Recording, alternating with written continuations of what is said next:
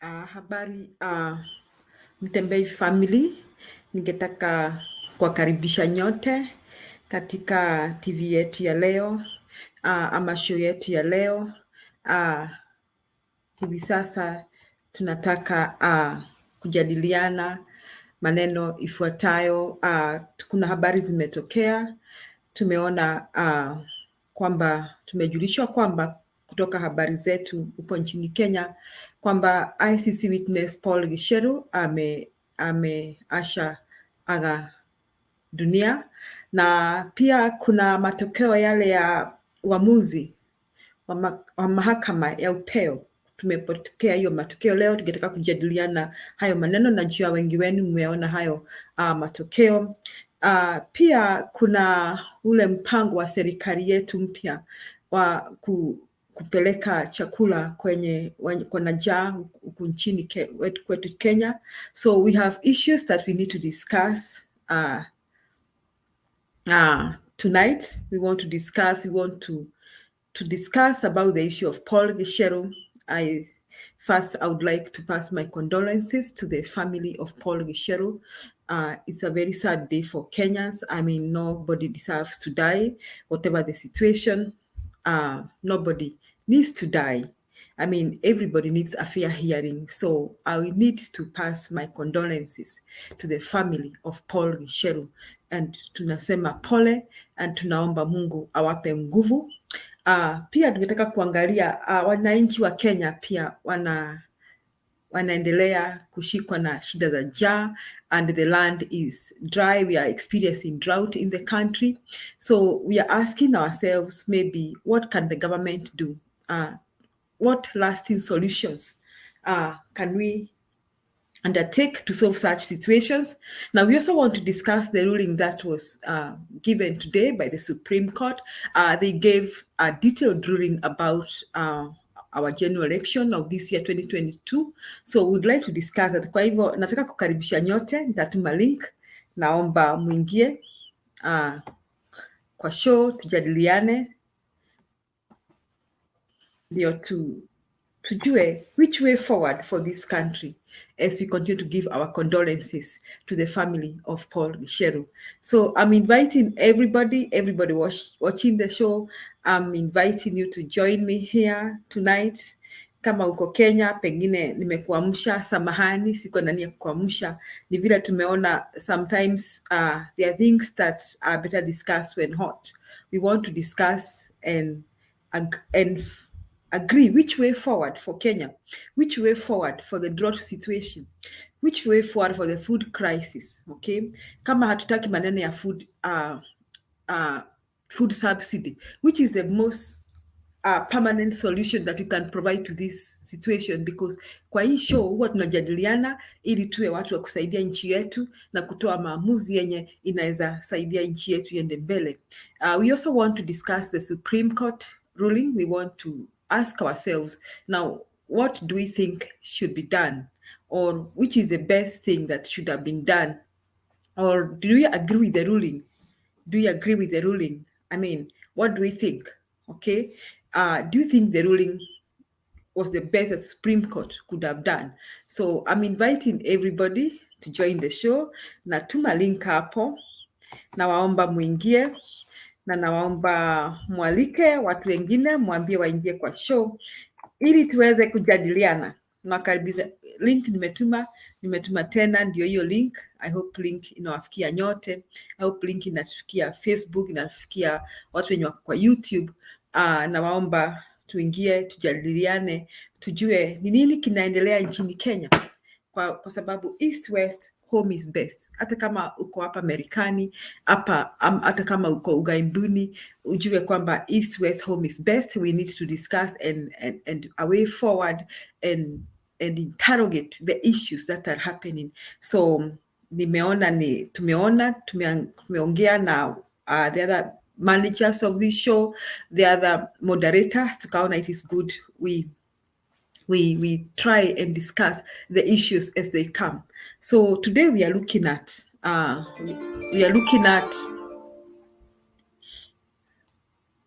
Today we are looking at the issue of Paul Gicheru. We learned reliable sources say that Paul Gicheru passed away about 3 hours ago, and he was found dead in his home. That is what Citizen TV has reported. Even KTN has also reported the same, that he was found dead earlier today in his house. It is also reported that his son was taken to the hospital. It is suspected that that Paul Gicheru may have died of food poisoning. I'm using the word suspected. It is suspected that Paul Gicheru may have died of food poisoning. Keep na kuomba ukiingia kwa show na kuomba uvae yale mavazi yenye ni rasmi, kwamba tutaki kuja kwa show ina vest, tunataka kuja kwa show kama tumevaa vizuri. Asante Kip, nashukuru. Karibu Bwana Ambiso, karibu kwa show. So hivi leo tutaki kusema ni fulani ameua Bwana Gicheru, lakini tutataka tu tujadiliane kwa sababu tungetaka kuachia polisi kazi yao wafanye, tungetaka ku make conclusions, lakini tungekata kusema kwamba maybe how can we avoid such issues. Paul Gicheru, kumbukeni nyote, Paul Gicheru alikuwa lawyer wa our president William Samuel Ruto when they had gone to the Hague with Kenyatta. Kenyatta agwa lawyer wa Kenyatta. Nafikiri I stand to be correct, lakini alikuwa lawyer wa our president Bwana Gicheru, Bwana William Samuel Ruto. And I think 2 years ago, Paul Gicheru was taken to court, or summoned in court. In fact, there was a warrant of arrest that because it is reported by the ICC court that Paul Gicheru was interfering with the witnesses, or had interfered with the witnesses. It is alleged, I won't use the word alleged, it is alleged that Paul Gicheru had bribed the witnesses to withdraw their cases. And I think the case ya Paul Gicheru, kulingana na Citizen TV, kesi ya Paul Gicheru bado ilikuwa inaendelea, na ilikuwa inaendelea na akaruhusiwa arudi nyumbani with some restrictions. Akaruhusiwa arudi nyumbani with some restrictions. So he was at home, and today it was reported that he was found dead in his house. The reporters are claiming that it is suspected that maybe he was poisoned. His son was also taken to the hospital. So that is very sad. It's a sad day for Kenya. It's like I said, nobody deserves to die, or whatever the circumstances, whoever he is. I think everybody needs a fair hearing. And we are not saying that it's the police who have killed him. We are not saying that ISIS is behind this. We are not saying anything. We need to leave to the police to investigate what exactly happened.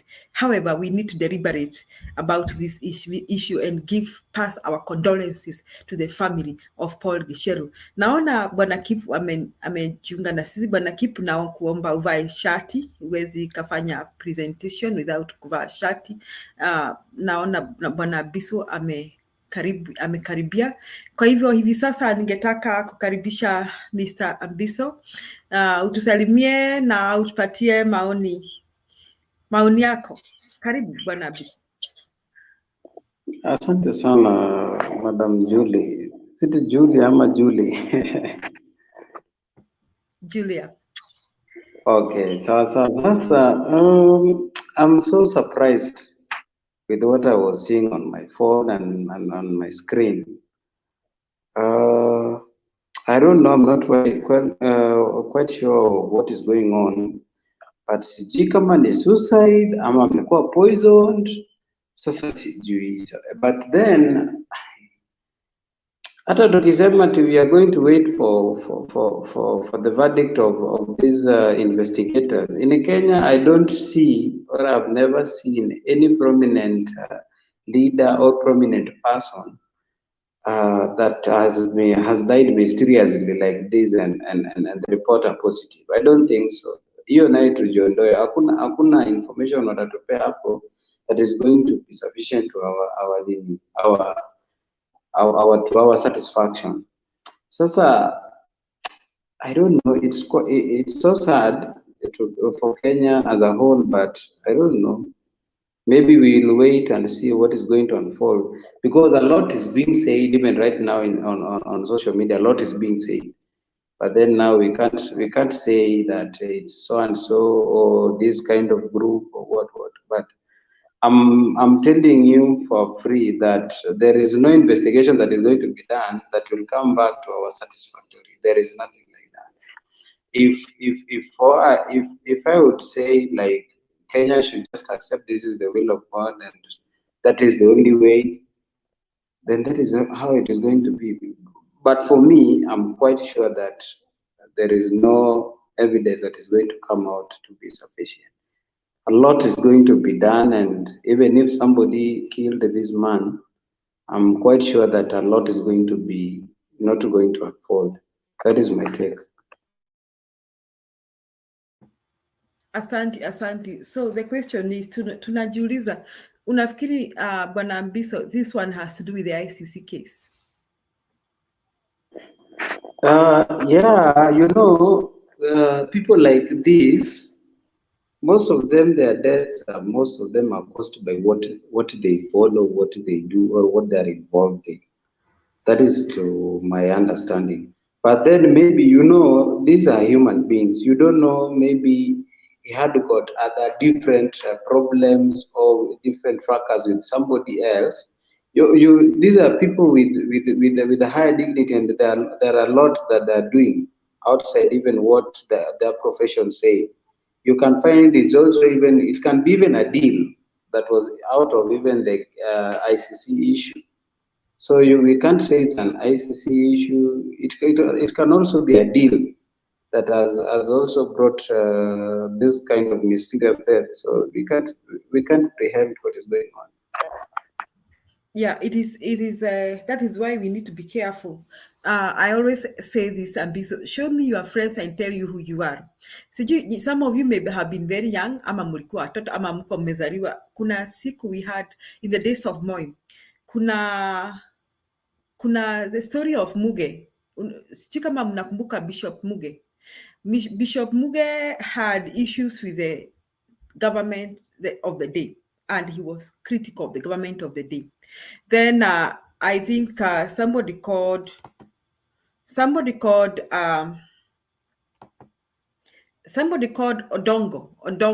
Odongo akamwambia kwamba ukikanyamba hapa kwetu taona. And for sure, when Bishop Muge traveled, he died in a road accident. So Odongo paid dearly because we used to call Odongo Lustang. Sasa unaona, Odongo is one who spoke of what was being planned against Bishop Muge, and Bishop Muge was killed. So I think in Kenya we are learning that who are your friends, whom are you working with? Because if something happens to you, we cannot know what exactly happened to you. If something happens to you, hatuwezi kajua ni nini kilifanyikia huyu Gicheru. But it is sad that it is not explained. I mean, as per now, we are waiting to hear what exactly happened to him, especially in the event that kesi yake bado inaendelea Hague. Because in 2020, he was summoned. 2021, I think he was released, but with conditions to the government of Kenya. And he's been a witness at The Hague because he was charged with witness interference, and he surrendered himself. He was charged with witness interference. And some of the witnesses claim that they had been bribed of millions of Kenya shillings to keep quiet. So if he had presented himself as a witness, and then he comes back to Kenya, and then today we hear he's dead. And sad still is the issue that mtoto wake pia leo amepelekwa hospitali, and it was the same case. They were said to have eaten food, him and the father, the son and the father, na baba yake akafa na mtoto akapelekwa hospitali. Kwa hivyo hayo maneno I don't want to give speculations, but just saying it's a very sad day for Kenya. Nobody deserves to die just like that. Everybody deserves fair hearing. So, Mr. Bishop, we also have another. Did you have a chance to look at the Supreme Court ruling that was given today? No, I didn't have a chance because I was at work. But I've just come across certain sentiments from people. Now I've not joined the dots to know what really happened, but I've just heard that CJ Bata Kohome said like kind of the foreigners thing was kind of truth. I don't know. Maybe if you come across such kind of points, you can explain something for me because I can't join the dots. I needed to take time. Maybe in the morning, I look at the verdict very well, then I will understand. But for now, maybe you can take me through so that I may know what is going on. Okay, the little I had ni kwamba yeah, the CJ had issues with the foreigners, and she gave implications that she believed there was interferences, and she didn't seem to approve of how the IBC chairman operated. I mean, she presented a lot of reservations. And then the questions are, if she had all those reservations, if she had questions about the process, then why then did she uphold that election? Why then, Ambiso, did she uphold? Let me ask you a question. If you are a doctor, wewe ni daktari na unatibu mgonjwa na uko na hisia kwamba huyo mgonjwa anaweza kuwa na huu ugonjwa pia huu ugonjwa, I mean, can you go ahead and prescribe any medicine unless you are sure and double sure of what you are doing, Mr. Ambiso? For me, I'm an Azimio guy. To be fact, to say the fact, I'm an Azimio guy. But then, what I can say is that this our CJ Martha Koome.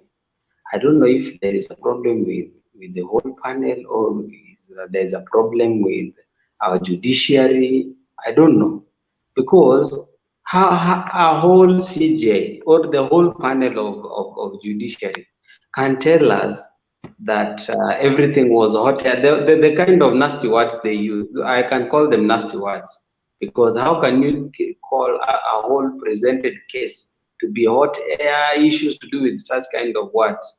Then at long last, when you're giving the full verdict, you are telling us that what these people presented was kind of tallying with what transpired. So it's like in the first. So is the judiciary telling us that they were bribed for them to give the verdict that they gave before, or what are they trying to tell us? Because when you are telling us different thing right now from what you said before, I think you are lying to Kenyans. And in Kenya right now, we can say that Kenyans are at stake, and we should be very careful with what is going on in Kenya, and especially when it comes to judiciary, executive, and etc. Those three pillars. I think that we have a problem with the current government. We have a problem with the current judiciary because if the whole judiciary panelist can say like different thing from what they gave us before, what do you mean? Yeah, if they don't believe in the process, if they have issues with even one thing, okay, if they have issues with one thing that Chebukati did, why then did they uphold the election? Because if they had issues, they believe the Venezuelans got into the system. How then do they go ahead and approve those elections? Those are questions that I think Mother Koome, we are going to hold her liable for the things that may be going on in the judicial system in Kenya, because I think most Kenyans feel so much let down. So, and in that case, maybe now I may agree with you that even when we talk about ICC witness Paul Gicheru, we may never know exactly what happened to him. We may never know exactly what happened to him.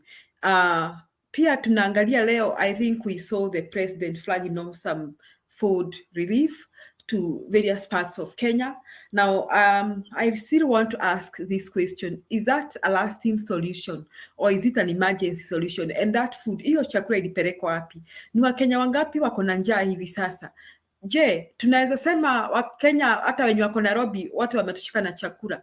I think we have Kenyans in Nairobi, even in the city, who are going hungry, leave alone those dry places. So I don't know what Mr. Mbiso you could say about the UDF flags of food relief. Hebu toa maoni yako. You know, Madam Julia, I think that's why I was telling you we have a problem with our government, we have a problem with the judiciary and all sort of, like today, I was so surprised. Like the government is saying, we don't have food, we don't have money, we don't have resources to finance our government so that it can run smoothly.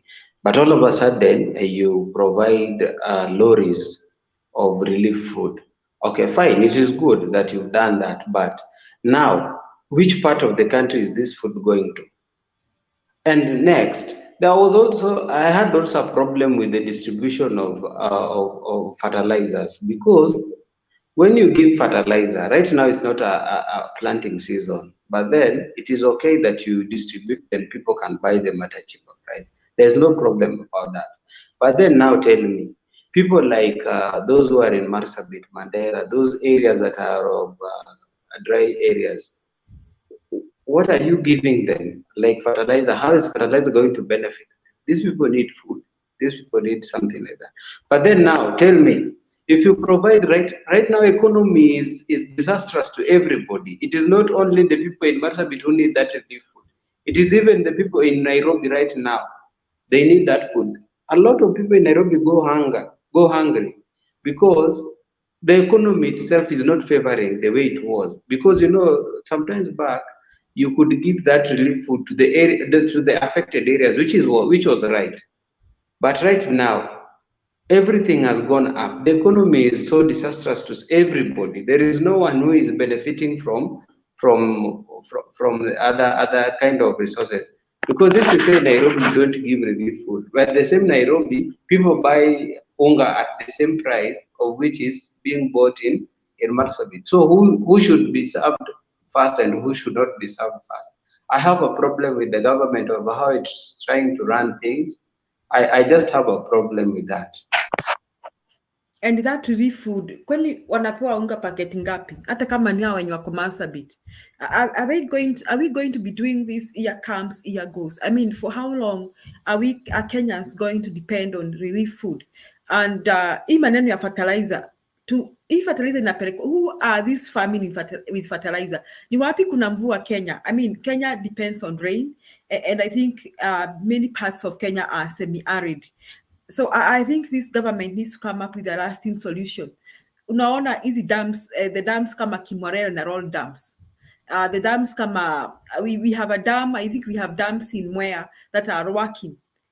Could these other dams like Kimorera and Roll dam work like those ones in Mwea Tabere? Because these people in Mwea now are really becoming major producers of rice.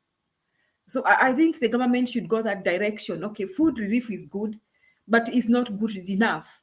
I think all Kenyans, I think more than half the population of Kenya then needs food relief. That's my view. Because we know more than half are living below the poverty line. So is the government going to afford to give food relief? And my question, there's a question that have not been answered by anybody. Bona serikali ilitoa food subsidy, which was more urgent. I mean, and is it the allegations that hii fertilizer yenye napewa subsidy serikali ilipewa bure? Those are allegations. At serikali ya Russia ilipeana hii fertilizer bure. Those, I can call them allegations. Do you think these allegations are true?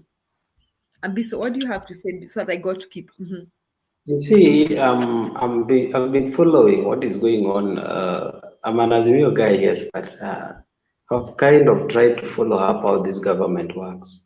I also heard the allegations that the the fertilizers were coming from Russia, for a certain company in Russia, that they were providing this fertilizer. In fact, it is alleged that these fertilizers were given to African countries for free. And Togo was the first country to receive this free fertilizer, Togo. But then now, okay, if it were free, why is it that when it comes to Kenya, it is there, yes, but it's being sold but they are trying to bring it on a cheaper price for us not to do a follow-up or for us not to complain about it.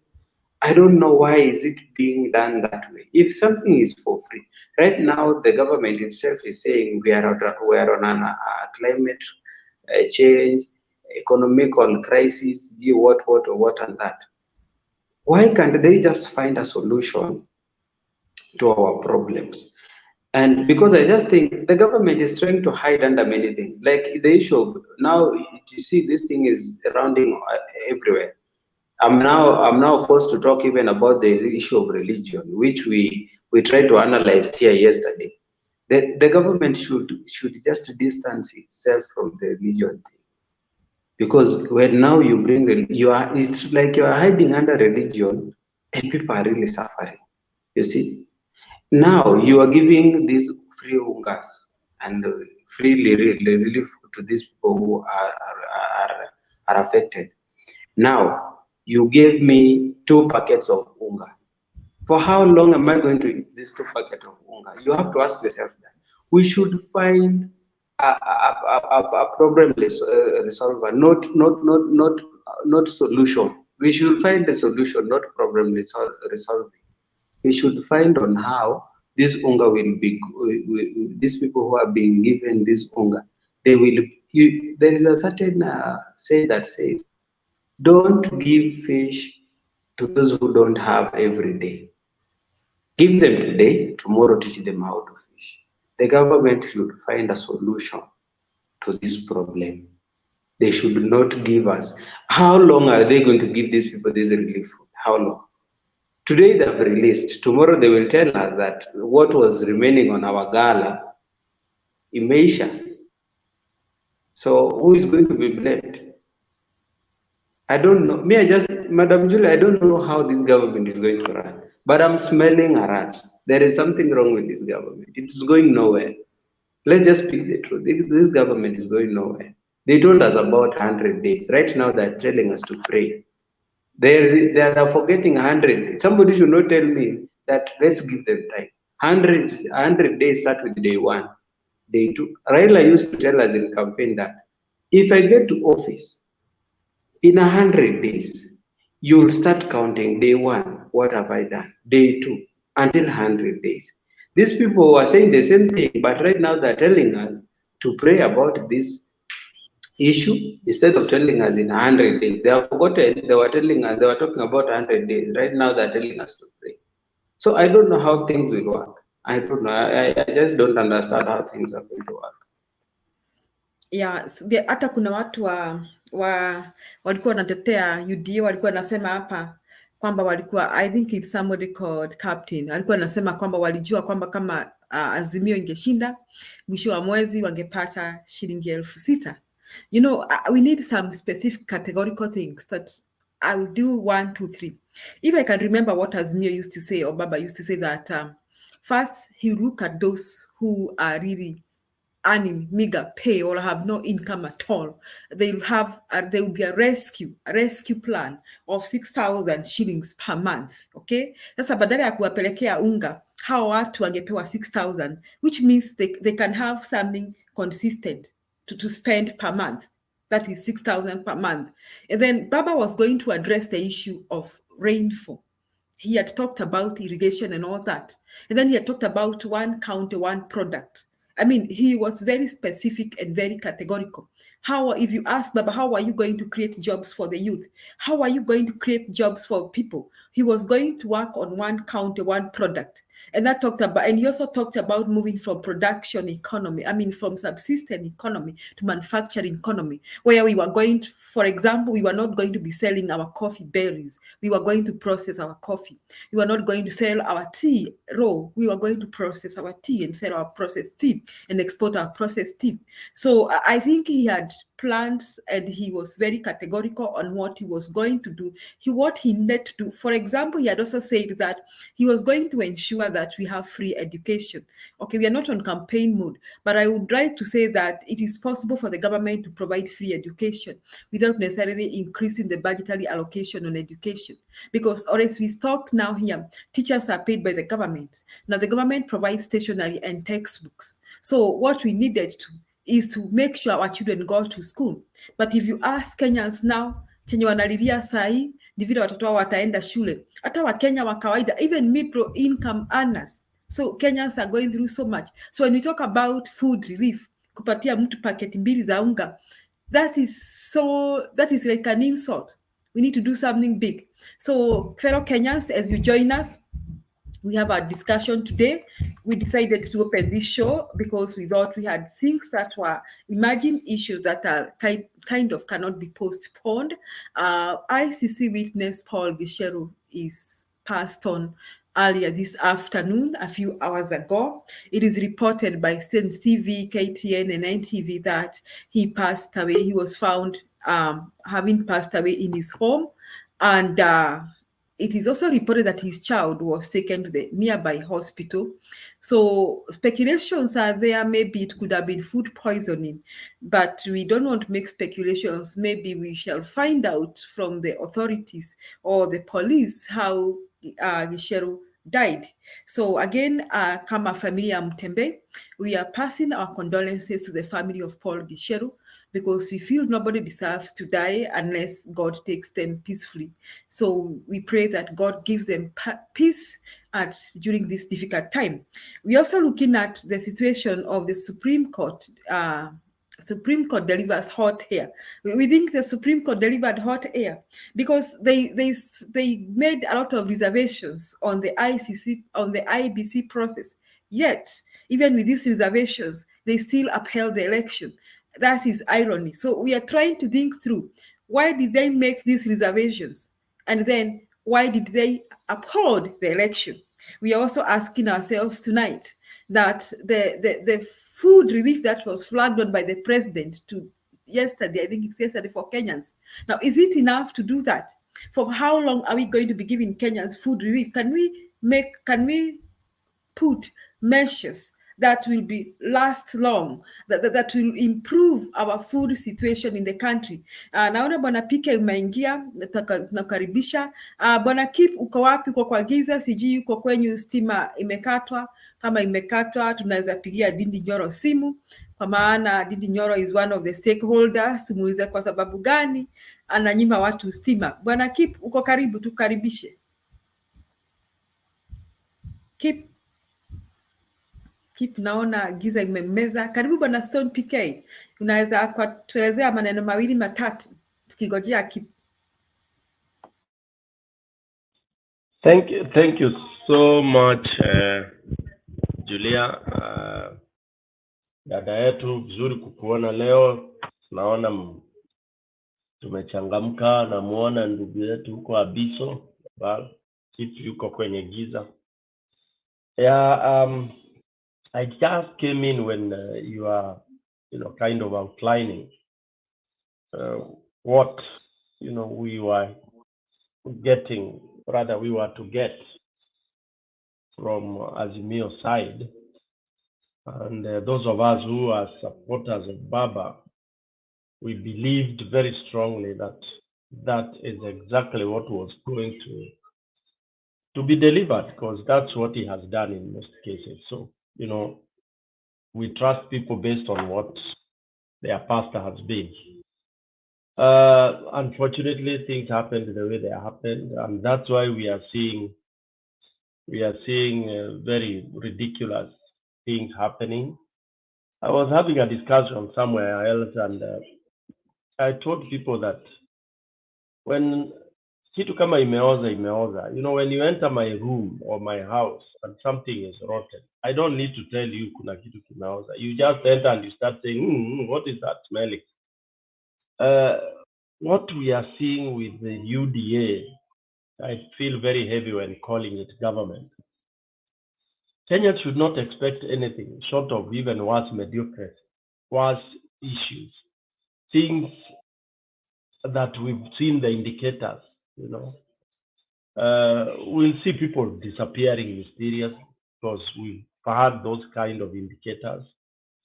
And I would say, before I proceed, that reminds me to pass my condolences to the family of Gicheru, and also wish the mtoto ama kijana ambaye also collapsed hospital, we wish him quick recovery. So, I mean, that, of course, again, you leave it. You leave it to God, but it's suspect, knowing what Gicheru has gone through, what he has been doing, and also what happened as a witness. So a lot of maswali mingi, questions, very many questions. We are talking of people, or others, people doing what we call knee-jerk reactions to issues. We are not seeing a master plan, because normally in project or program management, we have immediate action, the needs, how you address the immediate, then you have the intermediate, and then you have the long term, and then the long term. For Kenyans, when this government came in, and of course, because they came in the way they came in, they could not have,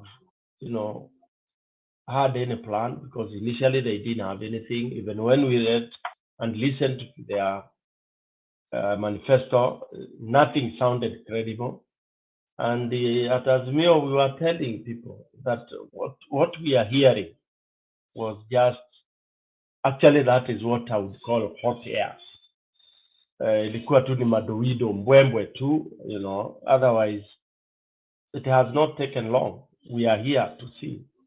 Yeah, you go and flag one lorry of relief. How many Kenyans are you going to feed with that? In the initial program, the initial plan, and I don't want to help them run the country, but when you have a nation that is hungry, people are dying of hunger, it is now, okay? People need to go to work today. That boda man you are told pesa mfukoni will come flying from the cloud into the pocket. Needs to fill his boda with fuel today. So the station at which we are is now. So you have to address now as you look for sustainable tomorrow. And the now here is the plan for people to have food in the next 2, 3, 4 days. If it's relief you are talking about, fine. Have a stimulus that will go to every village, irrespective of which part of this country. I don't know how that one would have been possible, but that is what you can. If it's petrol, have a plan to stop that kind of increase. Yeah. Start by immediately bringing back all the money you have stolen. All right. And also those of you, because those are the low hanging fruits, because maybe pesa ngapi imebaki ngapi uko nje. All right, wenzako, kina Rigiji, Rigiji, how much money he was even being asked initially. Let's have that. That would have been the immediate kind of first aid. Yeah, recoup all the stolen money. Alafu, you kind of bridge the gap of the starvation, the increase of fuel. And then, of course, that would make Kenyans wait for the next course of action. I have no confidence, honestly, that the situation will be any better, because wanasemanga ile njogoma mzuri ukiangalia ni Kikuyu inaonekananga pale unaingoa. Njogoma is the club. Normally, when you want to build a club, ile rungu unangoa, and once ukingoa unaiona tu from that, hata ikiwa imeshikwa na mamchanga.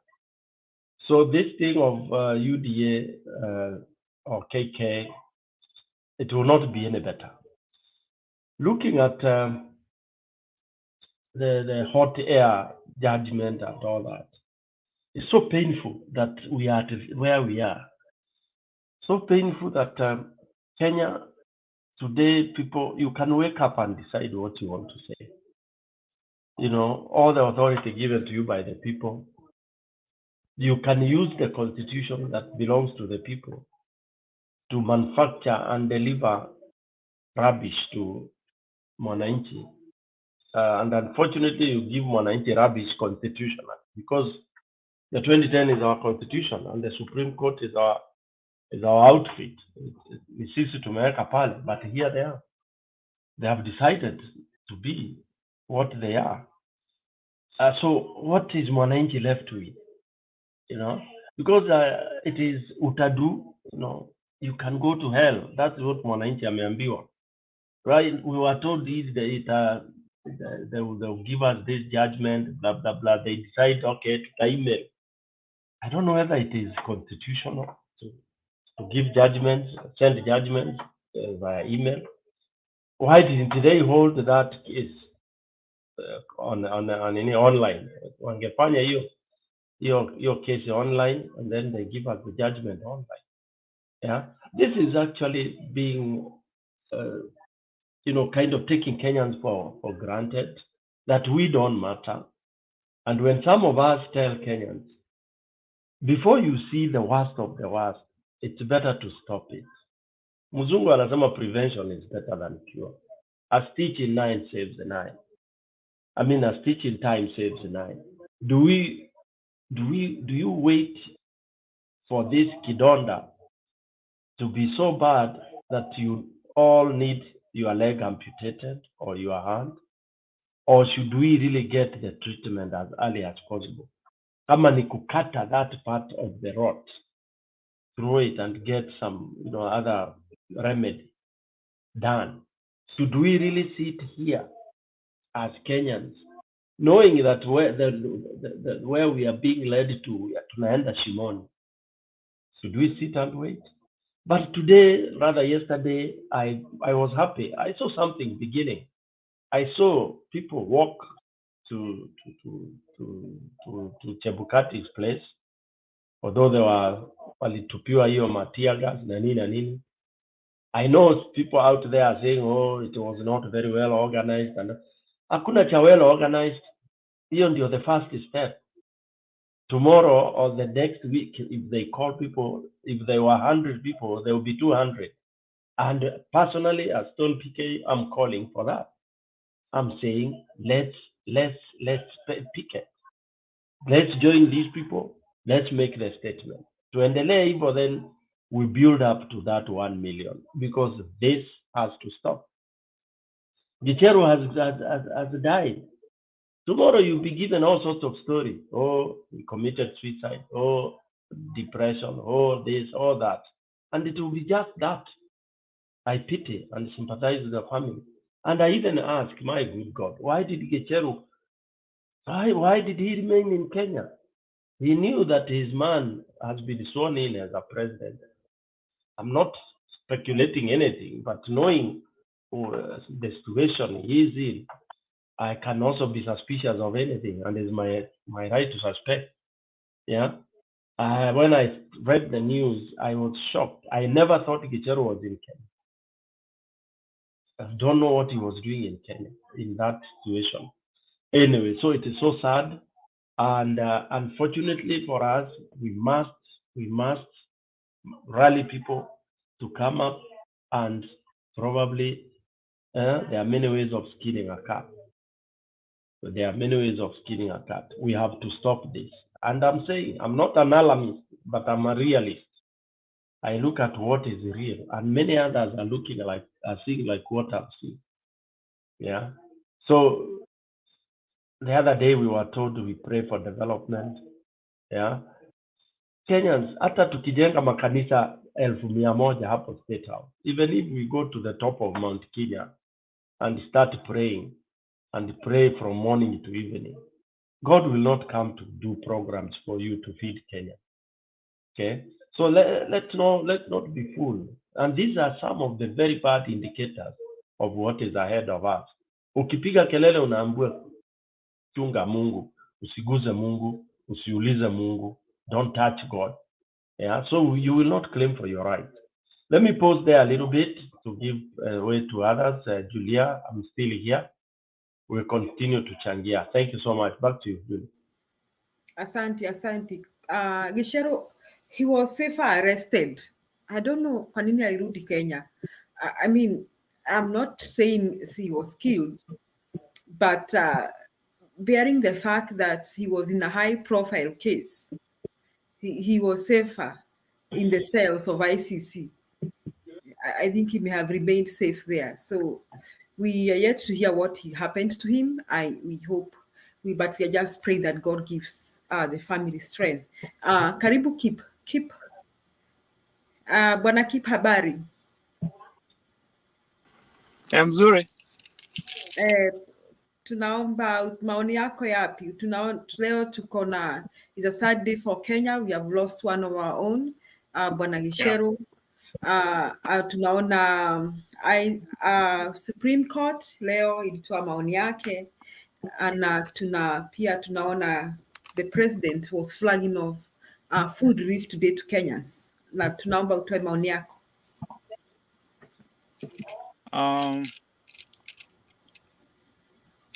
I think on the issue of food relief, since back I've seen it being done previous regime. They've been doing it several times. I don't think it's a bad idea, but there should be a system in a way that these people need to get jobs. We can't provide food for these people every day. There should be a way that they can get they can be able to buy those food, right? Hivyo ndo mimi nafikiria, because ukipea mtu leo unga, kesho atataka unga tena, and you find that hiyo unga watapeana tu leo until maybe next 6 months, so I think at some point it doesn't make any sense though, but they have nothing to do.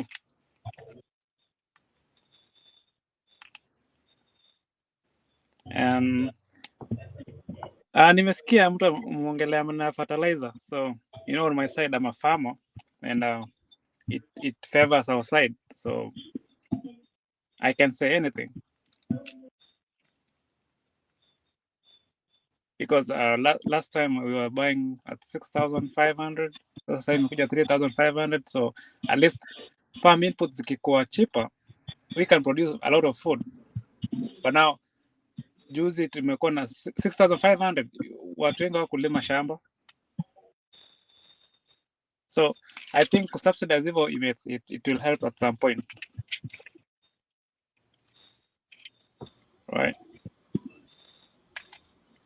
Yeah, hiyo naweza fikiria kuchangia, but the situation is bad, even here hapa US hizi everything is bad. I just bought like two gallons of milk, $3.65.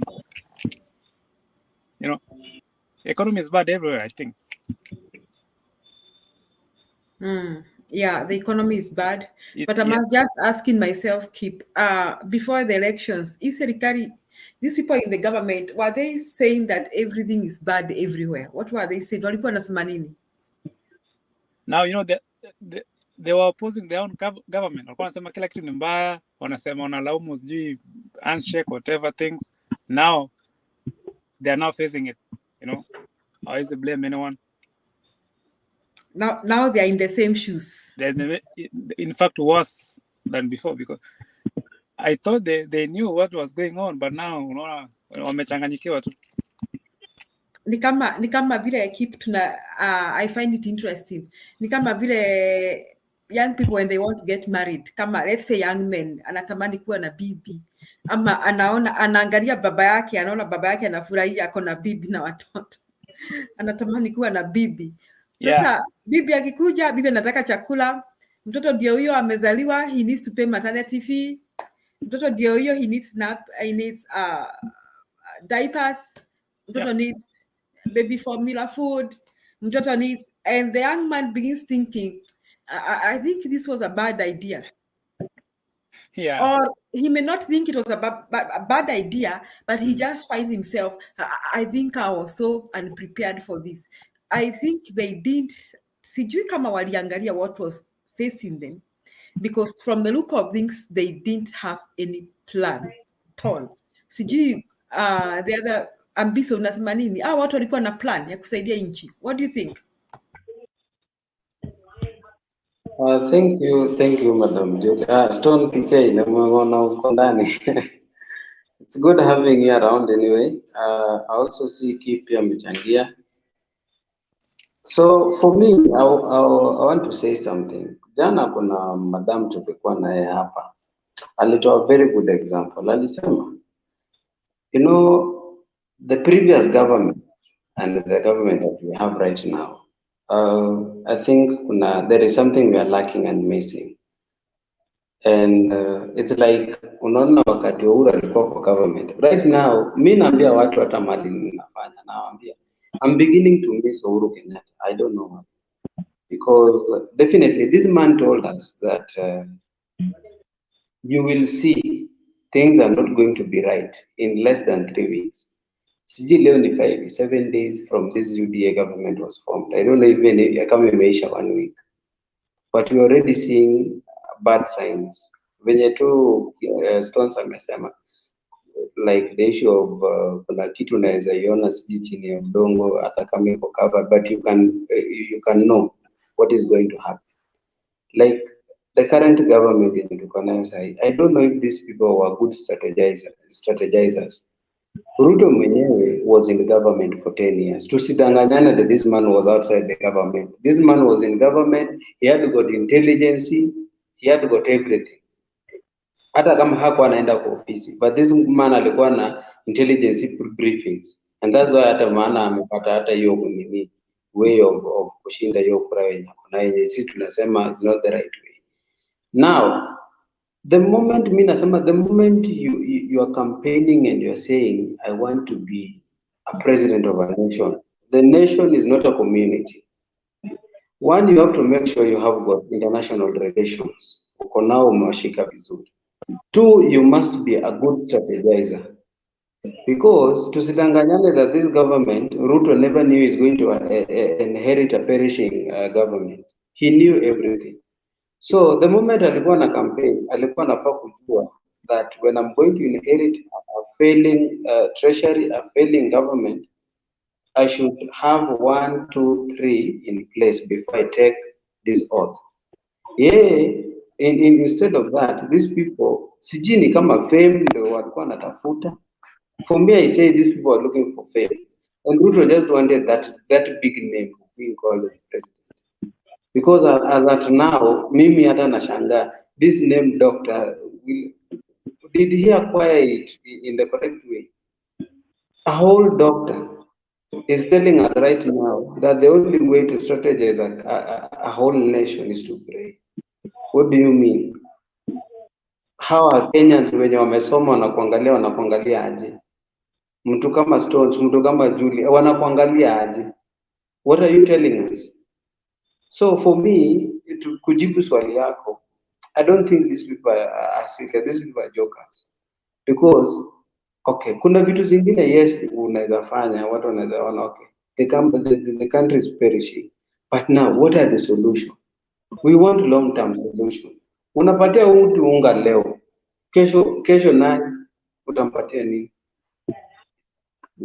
Ukimpea unga leo, kesho utampea nini? I think these people should have got long-term solutions. Like unaona hizo areas zenye ziko dry, huwezi niambia ati maji huwezi patikana huko. These people should look for money, waende wa drill boreholes huko, wapatie watu kama ni maji.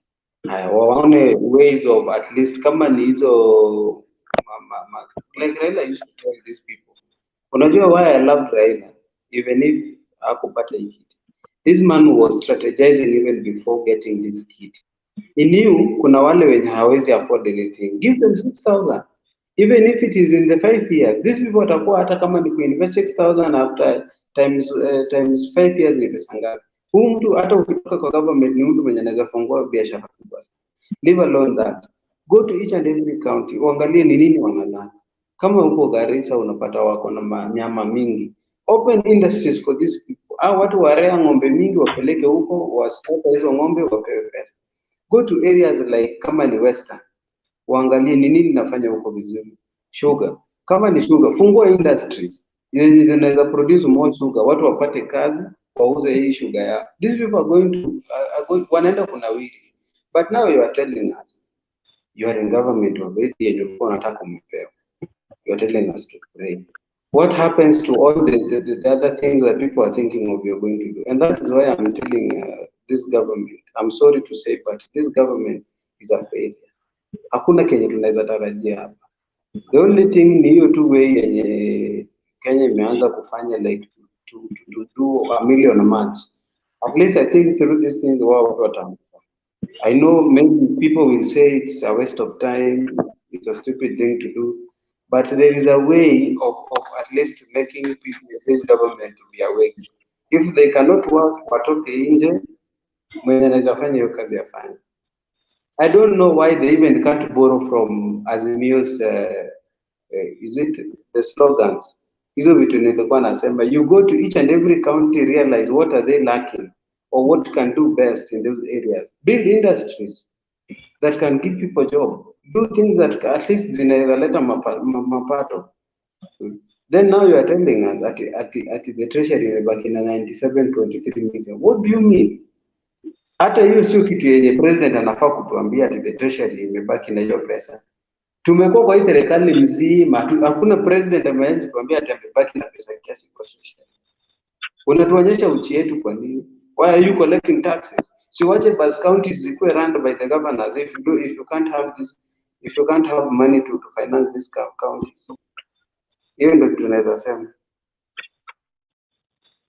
Asante, you have said something good. Pengine wangeomba they should have borrowed a leaf from Azimio. Wangesaidika. Kama let's say this. Supposing this government came in and the first thing they did is take the numbers, use the census, and find out the families that really have nothing to eat. Instead of buying hii unga wanapelekewa, tuseme mwisho wa mwezi, those 2 million families have 6,000 shillings in their pocket. Hao watu, they may not have steamer, they may not have nyumba mzuri, but at least watanunua unga for that. I mean, for some time, hawatalala njaa. Yeah, they may not eat a balanced food, they may not eat chapati na nyama, lakini watakuwa na unga ya ugali. They will eat some food for some time of the month. I mean, that will be emergency rescue. So I think you are right when you say they should have borrowed a leaf from Azimio. It wasn't going to cost them anything. And my view is that Ruto worked in the government. That is a fact. And these people with that government, Ruto government was full of scandals and numerous scandals. And some of the scandals, our president is mentioning those scandals. Unaona ni ile tu wanawake wengine, let me use wanawake, wamama wengine, because I'm a lady, so it won't look like I'm demeaning women. They work very hard to destroy their families. Even the Bible says that a good wife builds her family, but a foolish one anatumia mikono yake na mdomo yake kuharibu nyumba yake, expecting to live in the same home peacefully. So these people, some of them worked very hard to destroy this government. With that tenderpreneur thing, those scandals, those corruption scandals, not knowing it will be in their hands, and not knowing that each will be put in their hands and they will be required to provide food for the same country they had ruined down. So that is a task they had. That is what Kipi is saying. Hawa watu hawakujipanga, hawakujua ile shinda walikuwa naongelelea during the campaign period. Sasa those problems are in their hands and they got to solve them. So I think they are going to really have to sit and plan. Otherwise, ningetaka kukaribisha wenye Moses, naona Moses ameingia. Nafikiri PK may be having something before Moses talks. Moses, we have some news today, sad news today. We are passing, as Mutembei family, we are passing our condolences to Paul Gicheru. Paul Gicheru, those who don't know Paul Gicheru, was the lawyer of our president, William Samoei Ruto, during the ICC case. And in 2020, Paul Gicheru was summoned by ICC for witness interference. ICC alleges that Paul Gicheru paid witnesses millions of Kenyan shillings to make them quiet. Some of the witnesses gave their testimonies to ICC. You can, if you search, especially with NTV, you can see those testimonies. And Paul Gicheru was brought back to the country by ICC in 2021 with some conditions. So Paul Gicheru has been having a case in ICC for having bribed witnesses. He was a lawyer to President William Samoei Ruto. Yani alikuwa anasimamia William Samoei Ruto when he had a case in ICC for crimes against humanity, for murder and possible deportation. So Paul Gicheru has been charged for bribing the witnesses who stood against President William Samoei Ruto. So Paul Gicheru today was reported dead. He was said to have died a few hours ago in his house. He was found dead, and it is reported that his son is recuperating in some hospital in Nairobi. So we don't know what killed Paul Gicheru. We don't want to speculate. So, but we would like to say it's a sad day for Kenya, a sad day for that family, and we pass our condolences and we pray that God gives them strength. We also discussing about the food situation in Kenya. Today, the president flagged off some vehicles that dispatched of some food to rescue some families in Kenya. And today also the Supreme Court delivered its hot air. We're calling it hot air because they had reservations in their judgment, yet they upheld this election. So tunakaribisha nyote mtoe mjadala. Kuna there's somebody called, I think Davey somebody is asking, how do you join the show? There's a link in the chat. Click on that link and allow StreamYard to configure your gadget, and then it shall allow you to join the show. And make sure when you come, you're dressed appropriately and that your camera is on, that you have lights so that we can see you. Sasa nataka kukaribisha Bwana PK, maybe you have kona maoni kidogo, alafu then we can have Moses. Karibu PK. Thank you, Julia, once more. It is sad. I'm reading also the comments on the other side, and yeah, people have of mixed feeling. Yeah, it's allowed. You know, when death strikes, and it strikes one of our own, sometimes, yeah, we just say, okay, wacha Mungu alaze roho yake mahali pema peponi. Because in Kiluya we say Luere, you know, once you are dead now, it's over. To the end. With all the evil you may have done, all the good you may have done, it's gone. But for me, the key in my life principle, I pick lessons from whatever takes place. My principle in life, I don't have a tomorrow. My tomorrow is yesterday. I look at what happened yesterday is what makes me know, almost predict what will happen tomorrow, and it's what guides me what to avoid. Nikienda River Road, nipige kona fulani, nipigwe ngeta hapo. Hata ukiniambia sasa pako na polisi wanaman, I'll never go there. Mahali nimeshikiwa ngeta, sirudi. Hata ukiweka GSU hapo, because once bitten, twice shy. So that is what has guided me a little bit to up to now, that I don't trust you based on what I've seen you do currently. So ukiniua mtu leo, alafu after 3 days uniambie umeconfess wewe ni mtu wa Mungu, unatembeanga na Biblia 7. For me as a Stone PK, hiyo niliona. That's it. So for me, this government, whatever watafanya, hata walete marashi gani, knowing what each and every character, you know, because I've followed them for some time. I've watched the Kenya government since Kibaki time, so I've seen, you know, I can tell the trajectory. I know the characters of most of these guys in politics. I know who they are. I know who they are on stage. When they are talking, I know what they are saying, and I know what they are not saying. So out of that personal experience, one cannot stand or sit and try to give me all colors and manner of excuse. That's why when it comes to the judiciary, for example, even when we were saying we go to the judiciary, I almost knew what would happen. One, I knew that after Maraga, the guys who were left behind were not stable. I knew very well, even during Maraga time, they gave him hell, even for him to nullify that election, which had all the evidence. It was tough because there were people they were not going by the facts. They were just going by, what side are they inclined on. So you cannot trust such people. And for me, to Kenyans, I would appeal to them that we start getting rid of what we feel is not useful. We agitated. We fought for Section 2A. We removed Section 2A. We forced Moi to remove it. It's not that Kenya became multi-party ati tulieletoa hiyo kitu kwa tray. Na flowers, rose flowers, tukiimbiwa didi na cake. Then we were given multi-party. We removed Section 2A. We fought for it. People died for it. The enjoyers and everybody else. Okay? So when people look at the clips, because I know people look at the clips, Moi saying, oh, well, sasa manake inaonekana watu hiyo hivi, sasa mimi natoa hiyo Section 2A. It was pressure. Akutoa akipenda. Then we got the multi-party. Because that is what we wanted. Yeah. Then now we have Yamavingi. Then we agitated for the constitution. We fought for it also. We pushed it. And the head of this government did not vote for it. He opposed it vehemently. And he has never ever believed in it. This you can take to any little bank in Kenya.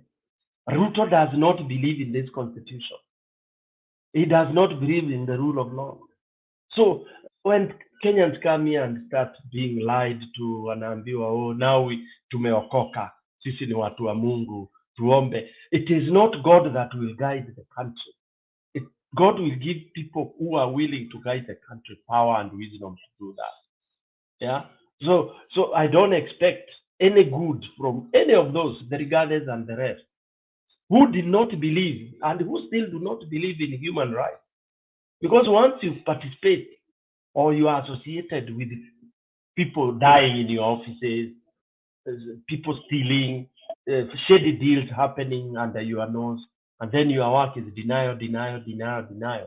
Surely, at what point do you become Angel Gabriel and be able to deliver for the same people that you are unawadhulumu? Because when you are, every scandal unatajwa 30 billion, 20 billion, whatever billion. How do you then turn again to be able to deliver? It is even an embarrassment to see somebody like Ruto flagging lori ya chakula iende. He's just laughing. For him ni drama, ni video, ni mchezo tu. So Kenyans, you are being duped. This is not a man you can trust even an iota of an inch that atakuokolea inchi. Yeah. So but Kenyans, again, I realize kuna kitu imepulizwa. There is I don't know what kind of smoke which has been pulizwa to Kenyans. Mpaka they are numb. They are numb. Even the thinking has stopped. Kenyans are not thinking right now. Yeah, because you saw people clapping when they were told to obey economy. That tells you something is utterly wrong. Something has gone wrong. Maybe it's the end days that the Bible says that watu watakuja, utakuwa, things will happen and you will not believe what is happening. Some of us who have some sober mind, we are just shaking head, shake. Yeah, you tell people, oh, this will not happen. They tell you, give them time. How do you give you've caught a thief red-handed in your house? Alafu unaambiwa mpe tu time akule hiyo nini alikuwa amenini, alafu baadaye ndio utaona kama really it's ridiculous. Let me pause there a little bit, Julia. Hiyo maneno ya kanisa mimi I'm based on a stone picker. Jana mlikuwa mnaongelea hiyo maneno. Mimi I didn't want to watch that because I'm thinking that Kenyans, did you know that you are now practicing cults? Unaona, nyinyi mjaona wanawake wanaenda kwa mapastors na wanatumbukizwa miba na wanarudi kwa bwana zao. I mean, you people, is that how godly those churches are? I mean, mimi sijui mnaomba Mungu gani. Mimi sikutaka comment kwa hiyo maneno ya State House na kanisa Juu mimi najua State House ni ofisi. Hata kama unaishi State House ni ofisi ya umma, because that is where we have even meetings being held. State House is a public office. Now I was thinking about that, and now I understand why Americans don't even bring religion into the schools. Maybe Americans maybe at one time behaved the way Kenyans are behaving. So they had to come up with some order and decide, wewe kaa na kanisa yako kwa kanisa yenyu na mchungaji wenyu na kwa nyumba yako na bibi yako na watoto. Usilete kanisa kazini, because State House is a place of work. Is a workplace. That is why we have meetings in State House. Otherwise, hatungekuwa tunasikia kuna mikutano ya serikali State House. So why the church was taken to State House, Mimi, I'm really wondering, and maybe the president knows better why he's doing that. Some people are saying we're having a godly president. I don't want to judge him and say he's ungodly or he's godly. Yeye na Mungu tu ndio wanajua who is godly, who is cheating who. But I can tell you, fellow Kenyans, that do not be deceived. The Bible says in the book of the Bible says that, I will find the verse, that do not be deceived. God cannot be deceived. God cannot be mocked. Whatever you sow is what you reap. Ukipanda dhambi, unalipa dhambi. Unalipa dhambi. That is what happens. So these things we see happening in Kenya, these evangelists that you people are having, these people who are walking around asking you to pray for the economy, we shall see the results of their actions. It's not long before we see that. Mtaona matokeo. So fellow Kenyans, mimi sitakaa hapa kujaji nani anapenda Mungu, nani hapendi Mungu. But I really think it is not right for what the president is doing with State House. That is my own view. I think you don't want to tell us that Uhuru was so ungodly, Kibaki was so ungodly, Moi was so ungodly. You people, I don't know what they were doing, those preachers were doing in State House. I even saw some preacher man that I respect so much. And I was very sad. I said, let me not comment about this preacher. Lakini Wakenya na waomba, seek your God first now and find out, are you not heading into cults, or are you not already practicing cults? That is why we refuse to reason, and we refuse to see the wrong thing. We can't pray for the economy. We're going to put down structures on the economy. We're going to decide what to do with the supply of goods and services. We're going to decide to do what we need to, how do we increase the supply of unga? How do we do what? We can't just sit and do nothing. So mimi PK, hiyo maneno ya kanisa nilipigwa na butwa na nikaona, I think now we are going to another direction. Nyinyi watu PK, haujai mwagiwa mafuta. Unajua kuna wanawake wanakuja na mafuta wanamwagia bwana yake usiku. Wanapaka bwana yake usiku, wanapaka bwana mafuta. Ukiamka umepakwa mafuta ya nguruwe na alipewa na mchungaji, ndio mapenzi yaongezeke. You people, we are heading there. You've not seen people wanauziwa mchanga, ati wanakuja wanamwaga kwa shamba so that the land can be productive. Badala ya kuweka manure in your shamba. Is that where fellow Kenyans, we are heading to? I think this is cultic. Naona someone called Moses was struggling. I want to allow him in. Moses, I think you are struggling with your internet. I want to allow you in. And then I'm good now. Good. Okay. Yeah. Thank you, Julia. I think for allowing me in. I think today I've managed to get in. Fast forward, I think if you look at Ruto and Church, for me, if I look at Ruto, is because if you look at the campaign, there were issues which were raised about their character. So these guys are not like, because they are doing those prayers because they love God, because they are Christians, but they want to portray an image. So these people are just inviting Kenyans that they are to show Kenyans that they are holy. I think that's why they are just using, these people are just using the name church for their personal gains. So it's not like they have nothing. They don't care about their faith or anything like that. It's only they want to clear. They are just creating an image for themselves for political. It's a political. They are looking. It's like a future for future investment, like in the coming elections, because they also know the Kenyan side. They know how majority of Kenyans think. So kuna wenye wakiambiwa ati huyu apendi Mungu, huyu yule ni mcha Mungu. So when I look at Ruto and Gachagua, what these people are trying to do, they are trying to make the next election question, which is not about service delivery. It's about who loves God and the other. So that is what they are doing right now. They want to create, they don't want people to ask them like umefanya nini. They know they cannot deliver. So what they are doing, they're creating a new election questions.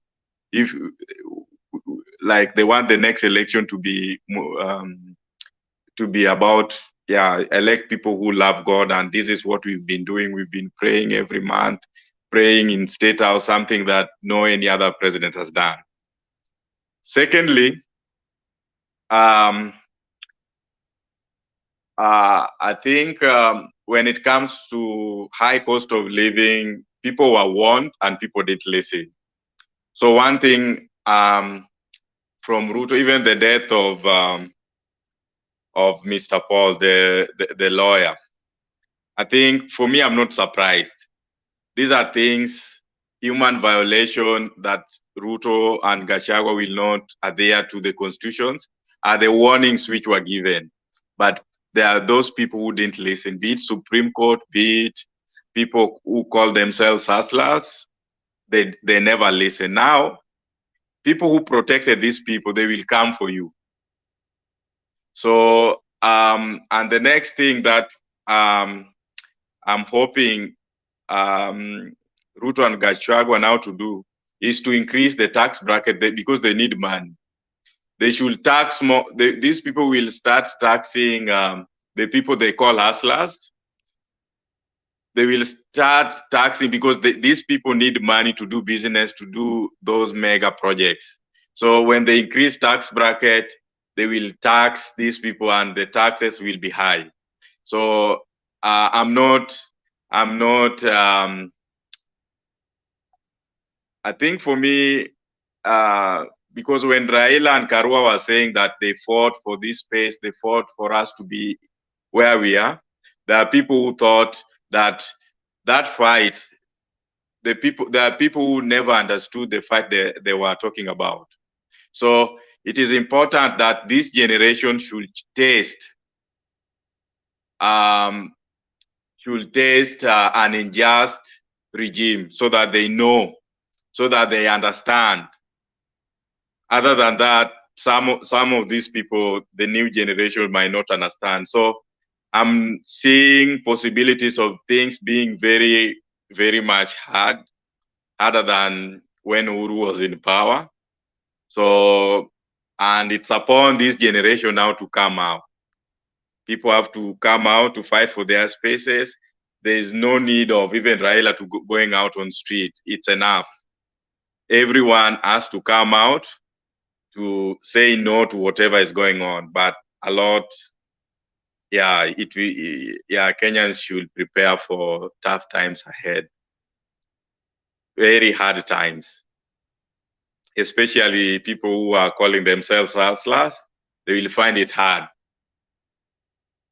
Yeah, they will find it because the inflation is up, and the same people who Ruto and Gachagua, before they said there was no way war in Ukraine or the international market were affecting lifestyle in Kenya, or the cost of living or inflation. That those things were not interrelated, and I wonder what the hustlers who agreed with them at that point, what they will say right now, or why Uhuru and Gachagua are not ready to do anything if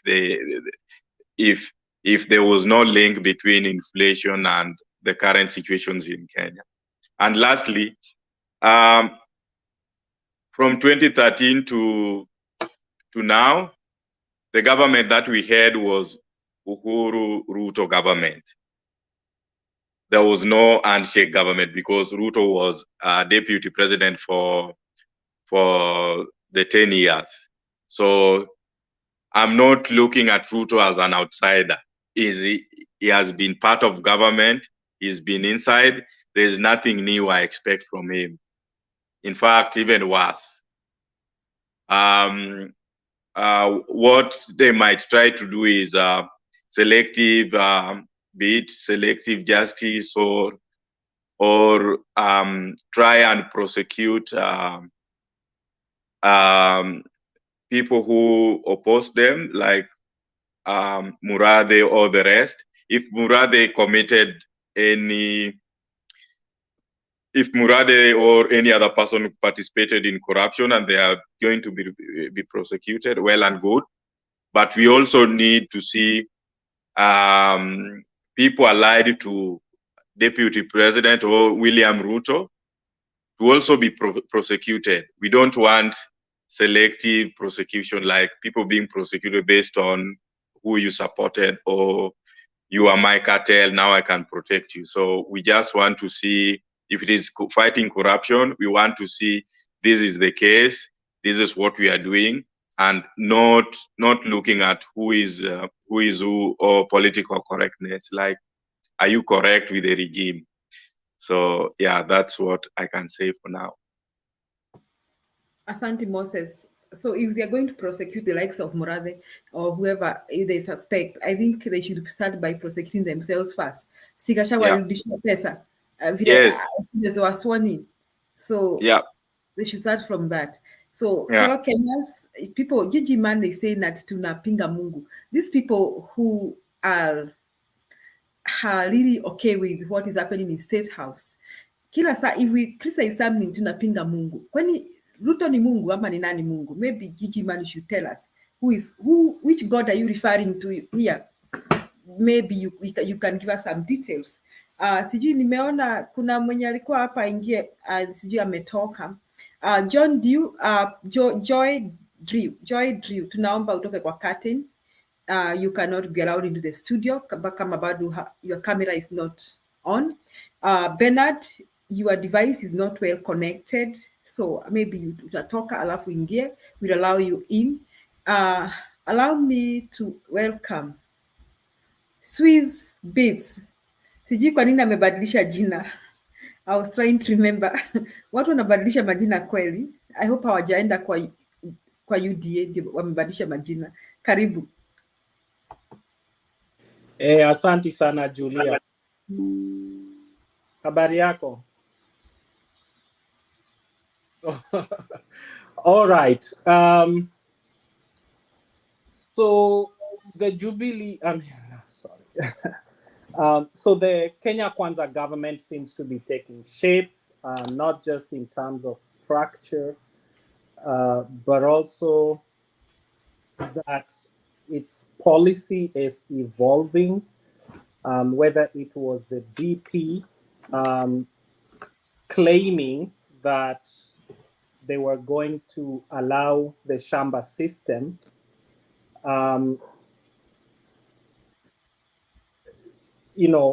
just a few days after Ruto claimed that, gave a talk or rather chaired a meeting about climate change in New York. So we are seeing the government unravel. The State House has changed into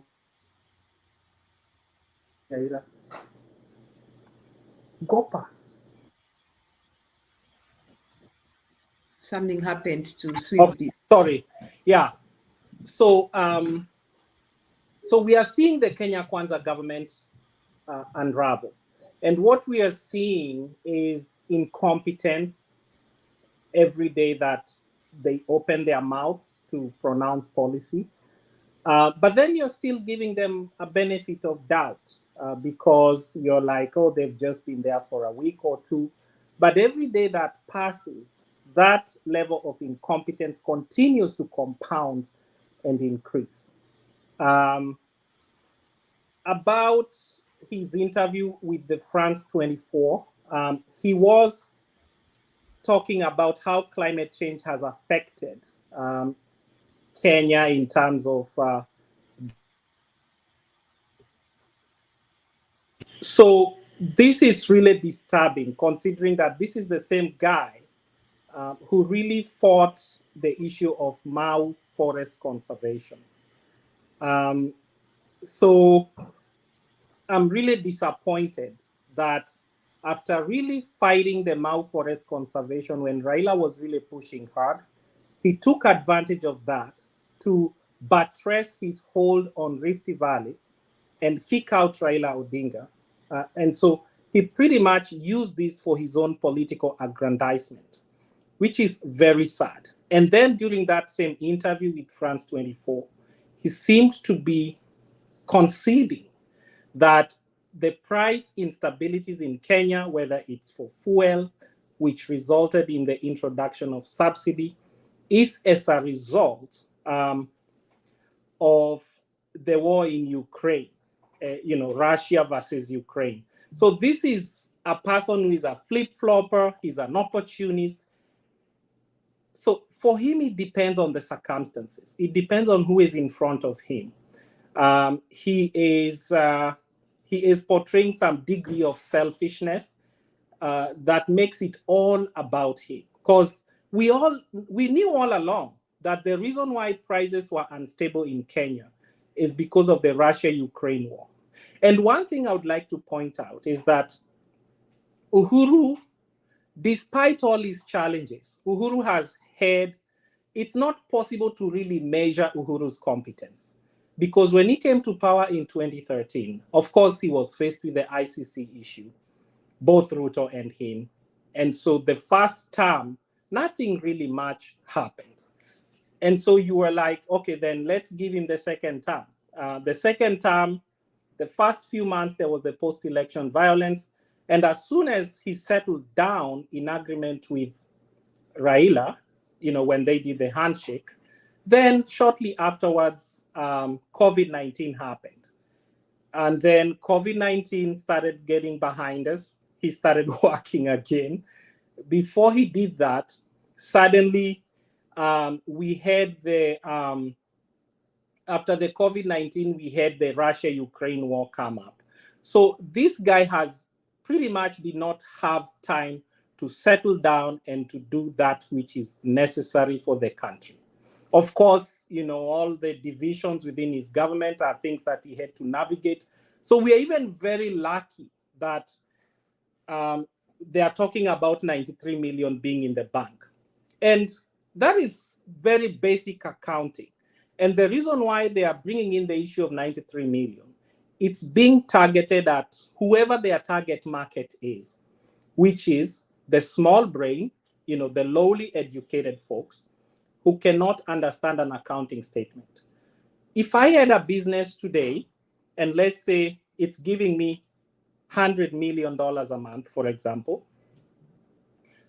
in 1 month, I'm bringing in that $100 million, but then also I'm spending like 95 million of that on stock.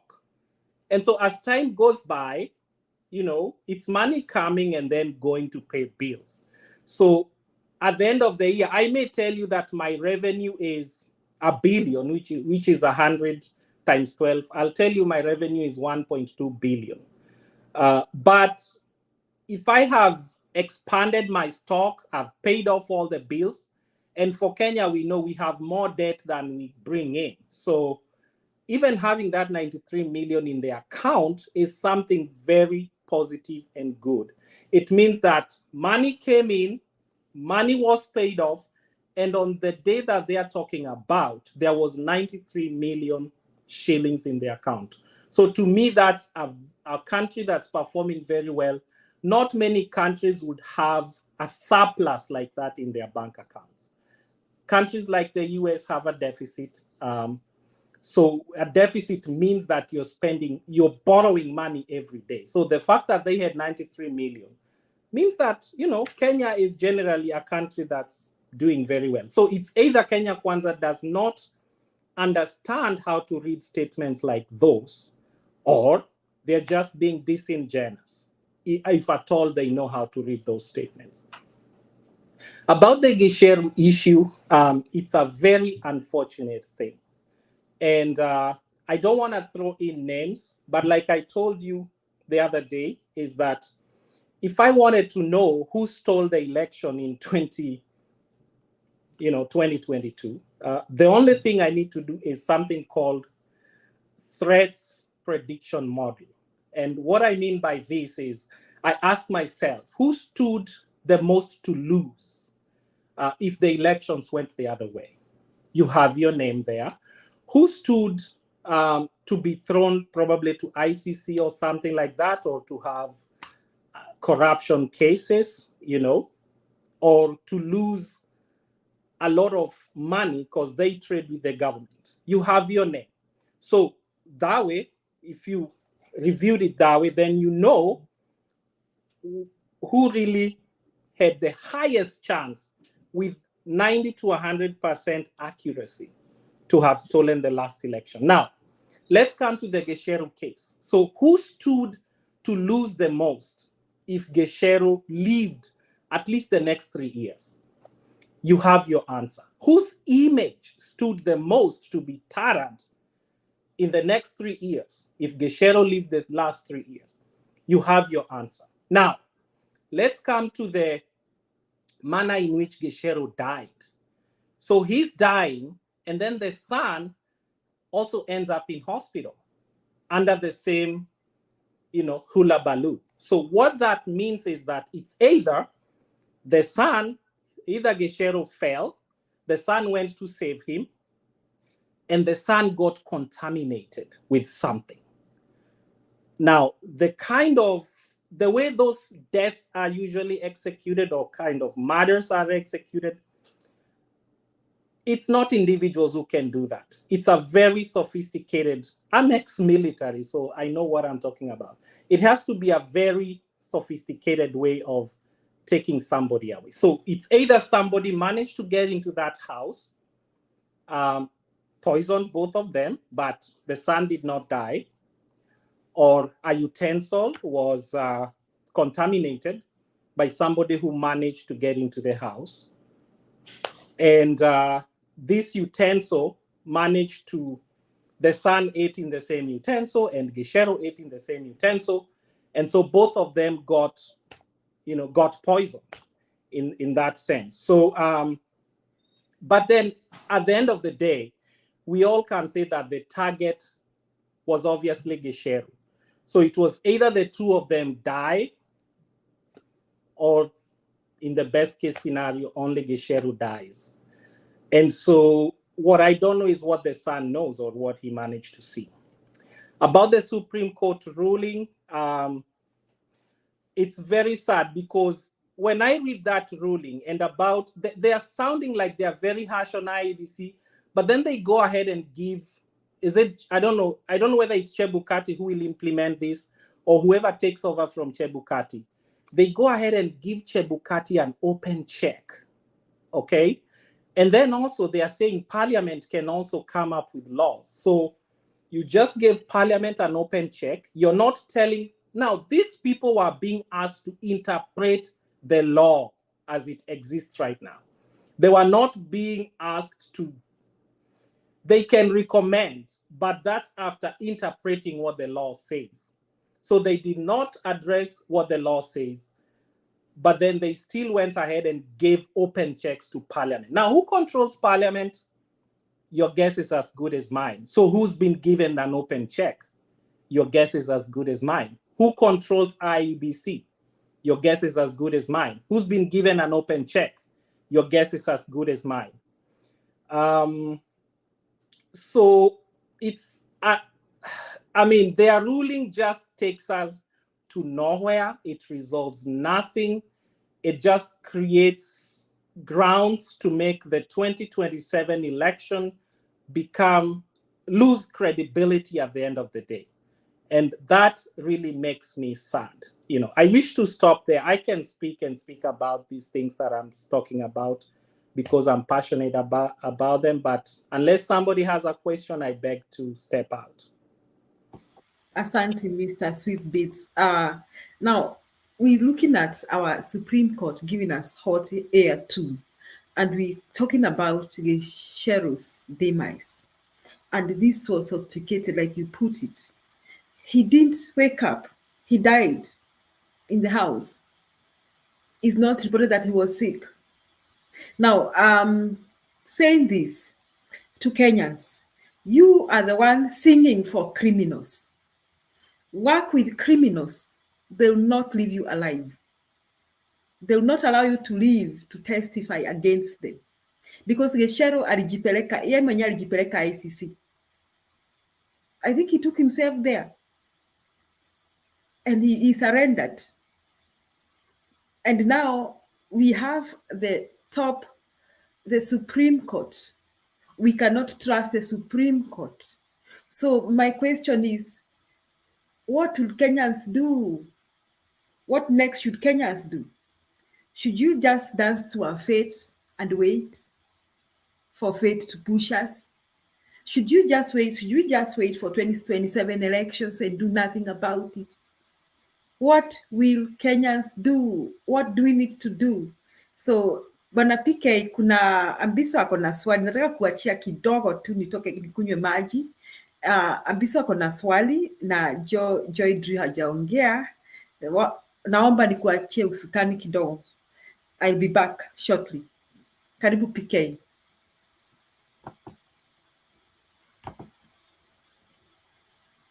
Okay, Bwana Ambiso, endelea. Swali kwa Swiss and to the rest of team members. I would just want to confirm the fuel prices in where you live. I live in Australia and currently it's about $2, $1.80. But yeah, I just wanted to confirm so that people in Kenya can know this thing is a global issue. Like, yeah, everywhere is affected. Just wanted to confirm, yeah, the price of fuel where you are.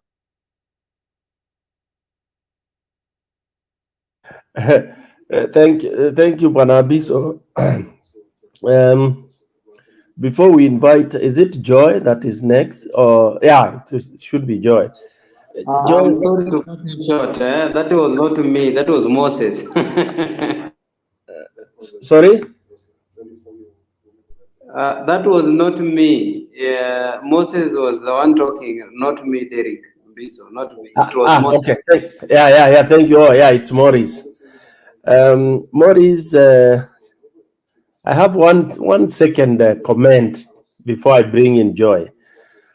You know, again, I look at things quite differently. You know, yes, there's a global problem, but I don't want us to say that because in the US it's this and other places it's this, then it's okay for what is happening.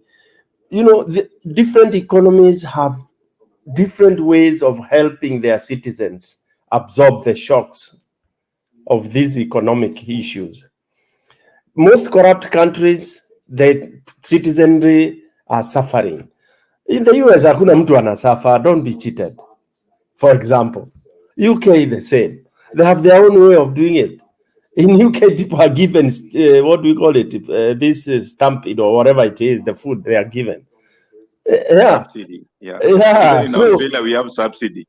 We also have subsidy now. Yeah, it's gone to 160 now. Yeah. So if you know, this thing is every man for himself. Uganda is not suffering. Our neighbor there, and we boast that we are better than them. Kenyans are crossing over to fill their cars in Uganda. Wale wanaishi Busia along the border. You cross the border, unajaza gari, unarudi. You know, really, we should be very ashamed of these things and never to say, so and so is also suffering, so I should also suffer. Kenya, we have just forgotten. That's why I've said Kenyans, we have very short memory. It is our economy that looting has been in terms of billions. We had every Monday you open, ukifungua tu gazeti asubuhi, billions have been stolen. Ndugu zangu, if all that money was not stolen, for us we will not care whether there is global issue or not. Our country is such a small, can you imagine losing 2 billion every day, as the president had indicated, and on top of that, the Kimwarer and the others really accumulate. And I want Mtembei to assign one of us to do that. We accumulate any money that we were told was stolen for the 10 years of Jubilee, TNA, and all that, up to where we are. You will see that Kenya, we could even make some people not work at all. Unakaa nyumbani, unapewa shilingi zako nyumbani. Every family would be taken care of. So I'd rather we hold people to account. Look at what we have done. We've given, Ruto has taken the government. So, and we sit there expecting things to improve. I'm seeing people commenting on the side there, saying, oh, wanaongea vitu za matope. Wait, ngoja watasikia tu. Joy, come in, please. It's your chance. Before Joy comes in, I had something to say. I'm going somewhere. Pole Joy, yeah? Sorry, I wanted to say something. For me, I'm quite sure of what people have been saying. We have got forefathers who said, like, when we joke around, we'll find it very hot. And as I said earlier, our former president, Uhuru Kenyatta, warned us about something. And people thought that it was a joke. He said it very clear. I'm very certain of what I'm saying. That this country, if we leave it to certain group of people, we will really perish. And it's not even yet the 3 weeks he was saying. Right now, we can see what is going on. We are not talking ill about the government, but we are talking of what we are seeing. The government is not going the right direction, and we have to say, if it is not going the right direction, we have to talk. We are not going to keep quiet and wait for things to get out of hands. As I said earlier, it is not all about when you get to government, you do what you think is best. This is a government. This is not a village, or this is not your house. You consult. People like, I see no shame. I see no shame if the government can borrow ideas from these other contestants. Like there's Emil, there was also a Jacoya there, there is also the other bishop one. So I see no shame if the government can borrow some ideas from these people, because somebody like Raila has just gone like that. And this man had got a lot of ideas that can be implemented in the current government that we have. It's not all about we don't have money. That is not the case. Swiss really talked about this thing. It's not all about the money. You can have the money and you don't know how to use it. You can also don't have the money, but you don't know what to do next. What Raila said in his manifesto, I think I was very quite sure, and it was clear that you go to each and every county, look at what those people need, or look at what can be done in certain each and every county or region. Do what those people demand. I think we will make this country move forward. If you go to somewhere like Mumias, you realize those people are sugarcane farmers. Create more industries that produce sugarcane, give those people job, give them the contract to supply sugar. I think this pesa itakuwa mfukoni. You don't tell us you want to bottom up, but these people don't have money. Pesa itatoka wapi ikienda huko juu na huko chini hakuna pesa? That is the question. Sasa unatuambia we should save more for you to find something so that you can do what we expect you to do. You save more from where? Mali mimi nakaa, maybe for example I get 50,000. 50,000 unaniambia ni save more and mahitaji yangu imepita hiyo 50,000. Mimi nitakupatia pesa wapi ndio uende utumie, urudi unisaidie nao unijengee barabara? It cannot work like that. You first give me the job, let me save, then come back and tell me, si nilikupatia kazi? Yes. Now, can you lend me something small so that I can do for you more of the other thing? That is how it works. You don't give me less and you expect more. There is nothing like that. I think nimemaliza.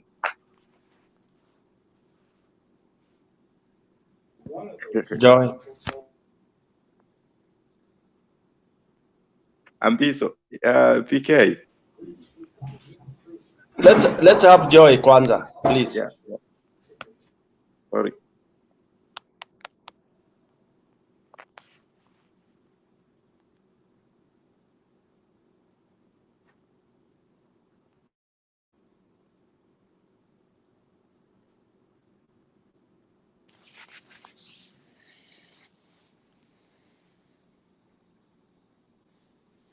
I can't hear anything. We can hear you. Can you guys hear me? Yes. Go ahead. I can't hear anything. Like I can't hear. Then get out and come I'm in. trying to figure out. I can't hear anything like at all. Let me just turn it off and then come back. Sure, Maybe that sure. will work. Okay. Moses. Yeah, Joy, we could hear you loud and clear. So there was what Ambiso was saying that Ruto Ruto was saying that he will add you some money after you've saved. These people are very clever. What Ruto is simply telling you, he wants you to declare your income. Once you declare how much you save, it means you are declaring your income and you will be taxed. Once you declare your income and then they say we add you something, they might add you like 5,000 and then they tax you based on the income you declared, because you cannot declare your saving minus declaring your income. So if you declare your income, people who are not within the tax bracket, that is how the guy will get most of these people calling themselves hustler into the tax bracket. Declare your income, you get into the tax bracket, then you will be taxed. Income tax. So that's the game they are playing there. You guys, you have to be very careful with with this regime. I want to record bad, but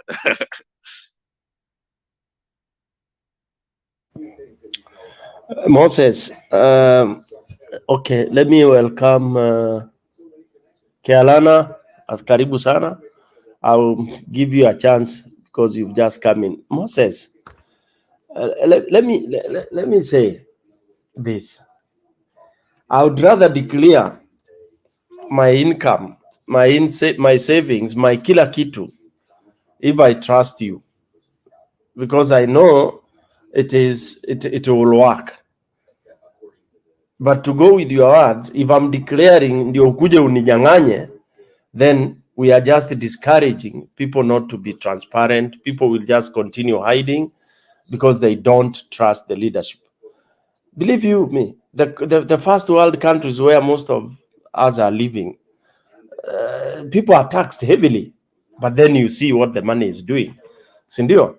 So ikiwa watu watataksiwa na tukose kusikia watu wanauliwa, barabara zinatengenezwa, hospitali, our mothers, our aunts can walk into hospitals, dispensaries, health centers, the way it used to be. You know, the saddest thing is that those people who are a little bit older, they know how ilikuwa raha kuishi Kenya.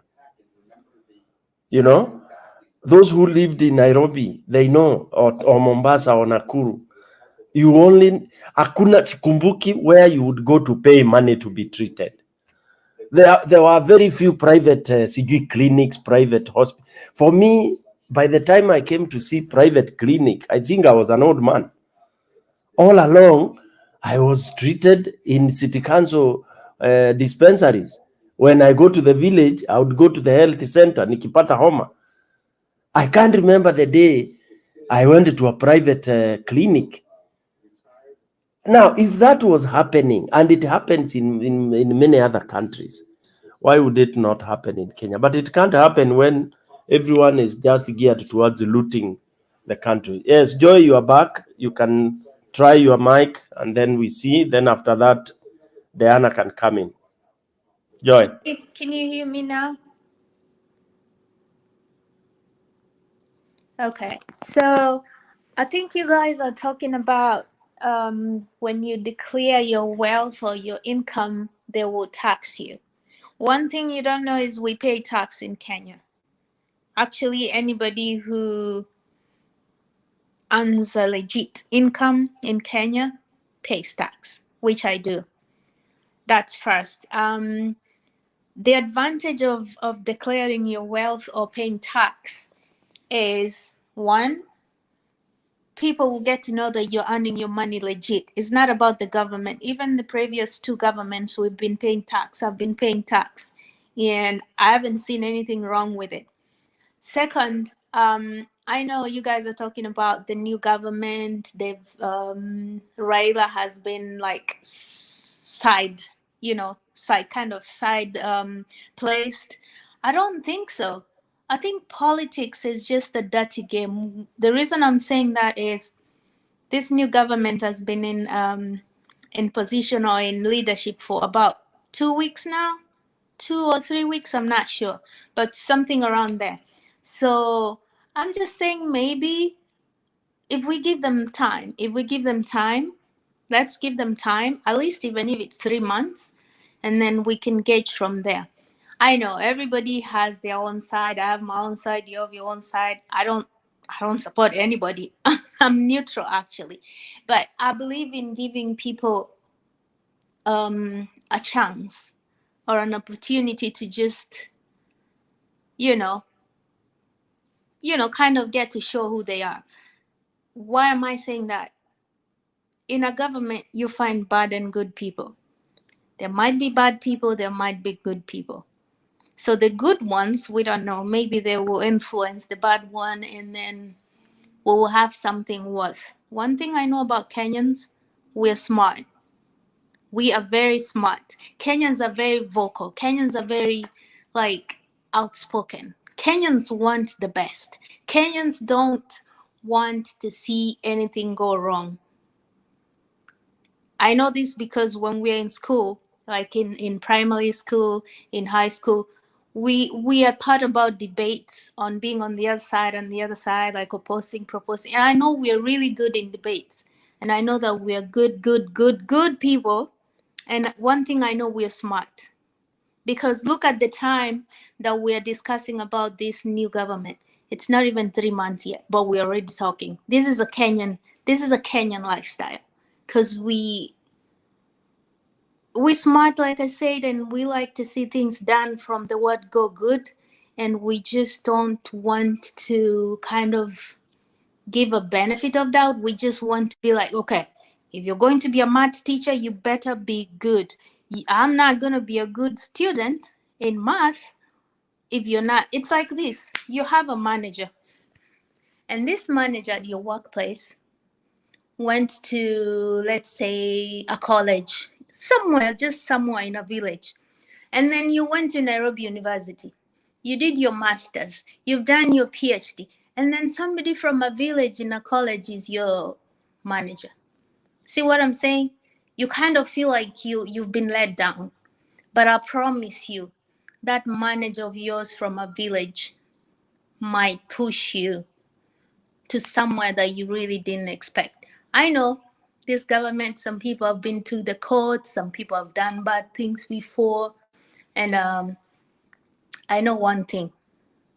If you have ever come or been against the law in any country, and you've been put in a bench whereby you have to defend yourself, I promise you, you will be tactically working. Tactically. Why do I say so? Because you know the benefits and the advantages and the disadvantages of being on the other side of the bench. You do not want to be there. If any of you here have been arrested by a police, I'm talking about Kenya, and then you've been taken to a cell, just a cell, I'm not talking about prison, a cell in Kenya. You stayed there overnight, and you watched how the police didn't even care if you did it or not. And then you went the following day and the judge didn't even care. You were thrown into jail. I promise you, you will never even want to answer police rude, or you would never even want to be arrested. That's just a scenario. I'm not saying that somebody was arrested, but you guys know where I'm going. I promise you, people are going to work tactically. People are going to be smart. Even if they're going to do things that are going to jeopardize anything, they're going to be tactically smart. So for me, my point of view, it's only 2 weeks. We're just being Kenyans. We're talking, we're discussing, which is good. We have rights. We can say what we want to say. We can agree to disagree. That's fine. But I just have a feeling that, like I said, politics is a dirty game. Don't be shocked. Don't be shocked next month to hear that Raila went to talk to Ruto. Don't be shocked, because these things happen.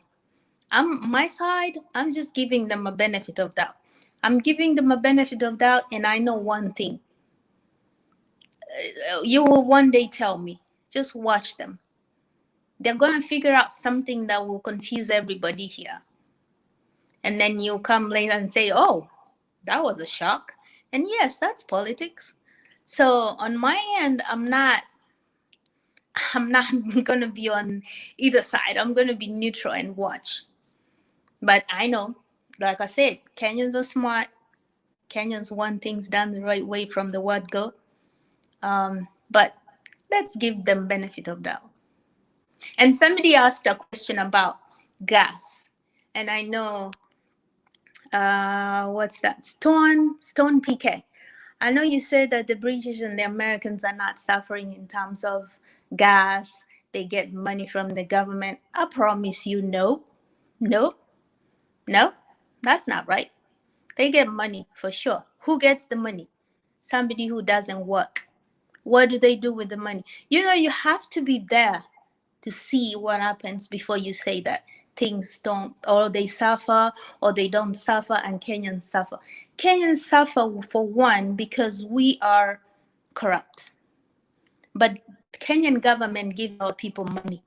I know that because my grandma gets money back in the village from the Kenyan government. My sister's kids are in the university, Nairobi and Kenyatta, and they get grants from the government. They've never been asked to stay home. Never. The school fees is always paid by the government. So it's not about the government doesn't give money. The government gives money, but when the money gets into the hands of the wrong people, do they even have the people who needs the money get the money? Out here, I know people think, oh, Kenyans don't give those grants. Kenyans don't give poor. No, widows, old ladies back home in the village, they get that money. Even if it's 20 or 30,000, they can buy sugar and milk and bread. And of course, in the village, people don't pay rent. And then, like I said, school fees. School fees is paid by the government. The grants, yes, they pay back. Same as to the US government. Anybody who gets loan, you have to pay back. Prove me wrong. Unless you're getting a grant, just money that you don't pay back. The same government in Kenya does this. I'm not talking about the current, but previous two governments do the same thing. The only thing that I can say here is difference is they only give maybe to universities and they forget about the small colleges. Then that's the right way to put it. Because small colleges don't get the grants, only like if you passed and you went to like Nairobi or big universities. But they give money. The government gives money. I know my siblings have to pay back some money quite in the future, maybe. I don't know. Yeah, that's my take. I'm not gonna talk too much, but that's my take. You can agree, you can disagree, you can, like I said, we're all Kenyans. Thank you, Ja. For your information, I'm seated in the US, so I know when I talk about the US, I know what is happening. Thank you. Let me call Moses. You have a question? Yeah. Yes, sorry? I have a question to Joy. She's talking about government giving grants to uni students in Kenya. To my information, I only know that government give help loans and not grants. Okay. So can she clarify that they are not Yes. loans and Yes, they are I grants? can. Yeah. Yes, I can clarify that. The government gives. You call it bursary. Do you call them bursaries? You call them bursaries, right? But bursary cannot take one to university. No one can go. Yeah, because That's bursaries are always about 5 to 10,000. So I wonder how someone can Moses. go through Moses. university with bursary. Yeah. Moses. Moses. You're talking about 10 to 15,000. I'm talking about reality here. My sister's daughter gets 50,000, not 20, not 15 or 10. They get 50. It depends. Like I said, that's why I said now they forget about small colleges. That's why I say that. That's why I say that. That's why I say that they probably forget about small colleges, but they get grants, and that's what your bursary is. Is that bursary from the constituency? Is it from the constituency or is it a national fund like HELP? They get a national fund. So from which department? No. Now we are having, let's have order. Minister of Health. Joy, 1 minute. Let's have order. Kenyans are smart, Joy has said, and sometimes you are smart and you debate on the obvious things. Exactly. The smartness of Kenyans tends to be sometimes foolishness. Kenyans are smart. One day. Because Correct. let's not debate about what we really know. You know, Kenya, we know what are bursaries, we know what grants are like. Right. We know everything. I think all of us know how it works. Your MP comes, he says he has envelopes, he's giving grants out of CDF and all that. All mediocrity anyway. Right from many other governments, not even this one. Then lastly, also before I bring in, after Joy, it was going to be Diana. When we talk of kind of analyzing Ruto, we are not looking at Ruto from a government of 4 weeks or 2 weeks or 3 weeks. Ruto has been a deputy president for this country. He's been a minister for long. He's been a senior government politician since 1992. So, and he's a Kenyan. We are Kenyans. We know him. You know, you know Stone PK as a thief. He has millions of cases, and then you say you give him time. Smart Kenyans, you really get smarter. Diana, come in.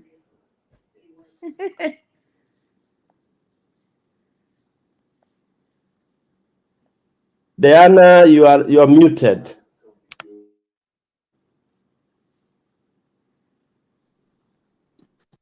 Okay. Good morning, everyone. It's nice to see you, Stone PK. We are back here. It's nice to see you.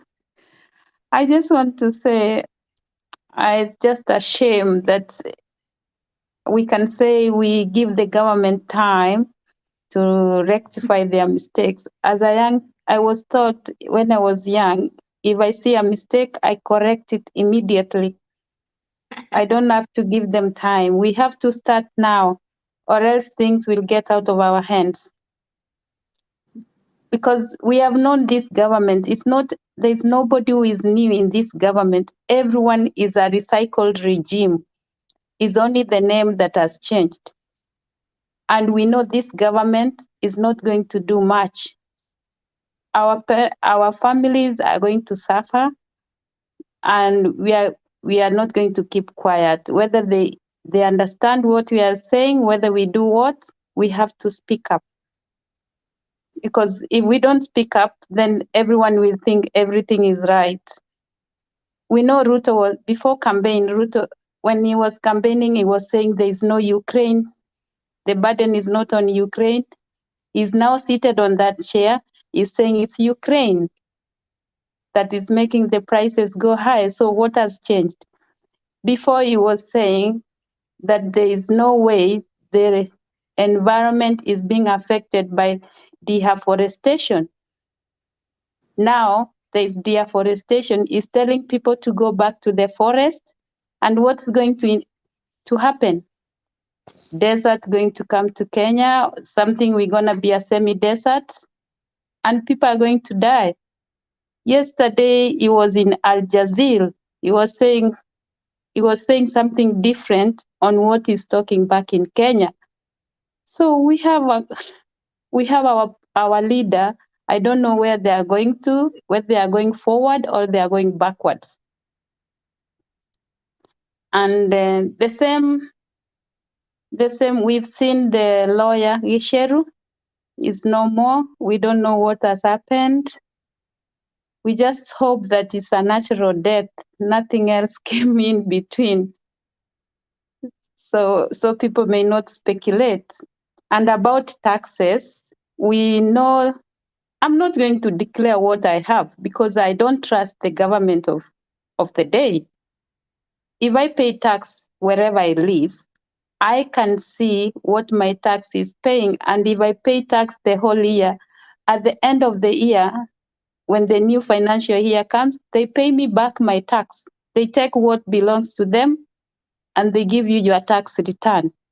Does Kenya do that? Everything goes into people's hands. So that's why if I'm going to get my tax return, I'm very quick to go and declare what I earned the whole year so that I get back what belongs to me.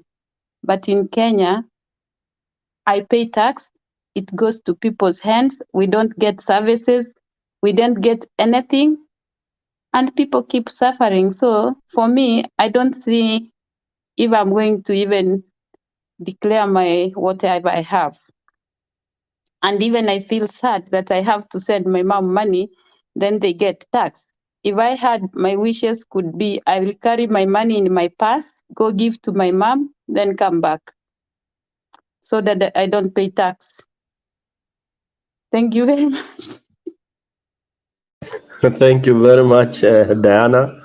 Let me welcome Mary. Mary Wainaina, karibu sana. You are... Oh, Benson Budia, you've not said something. Benson and then Mary. Sorry, Benson. Karibu Benson and then followed by Mary. Thank you, Stone PK. Good morning, good evening, everyone. It's good to be back.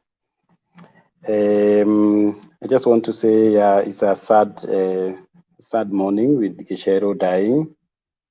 As Diana says, we hope it is it's not what everyone is thinking. He just finished his submission and he is waiting for the verdict from the. He was waiting for his verdict from the ICC. So we hope it is not the old games of the ICC cases. I wanted to help the lady who talked before Diana. I think she was who? Mary. She was Mary. No, she was Joy. Yeah, Joy. I wanted to help Joy, and on the cash transfer, and I agree with her. You know, there are 1,056,000 people who get social protection funds in the country.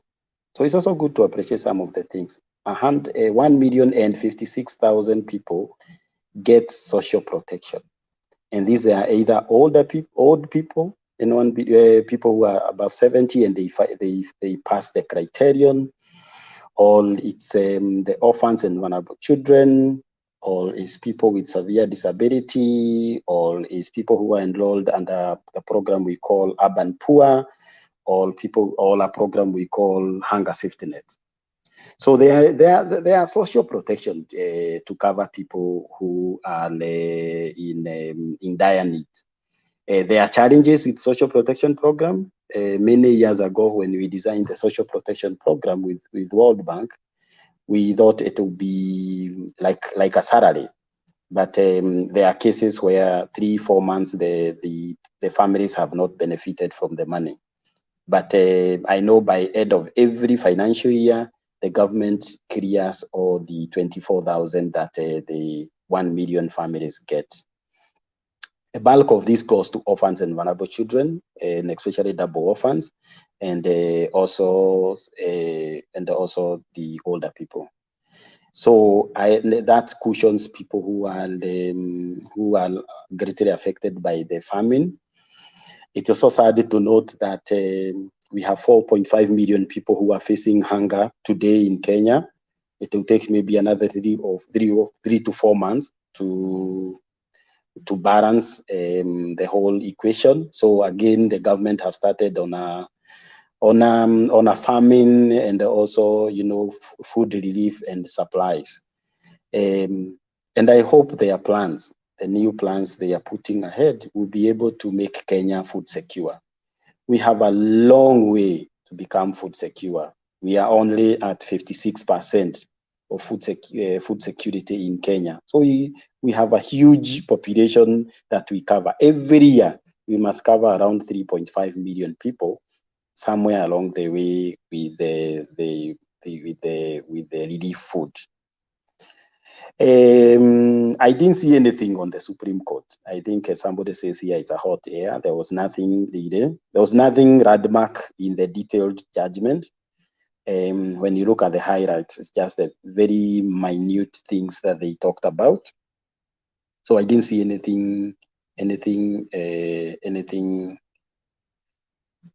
big to talk about the Supreme Court. Those are my opening remarks, Bwana PK. Thank you, Benson.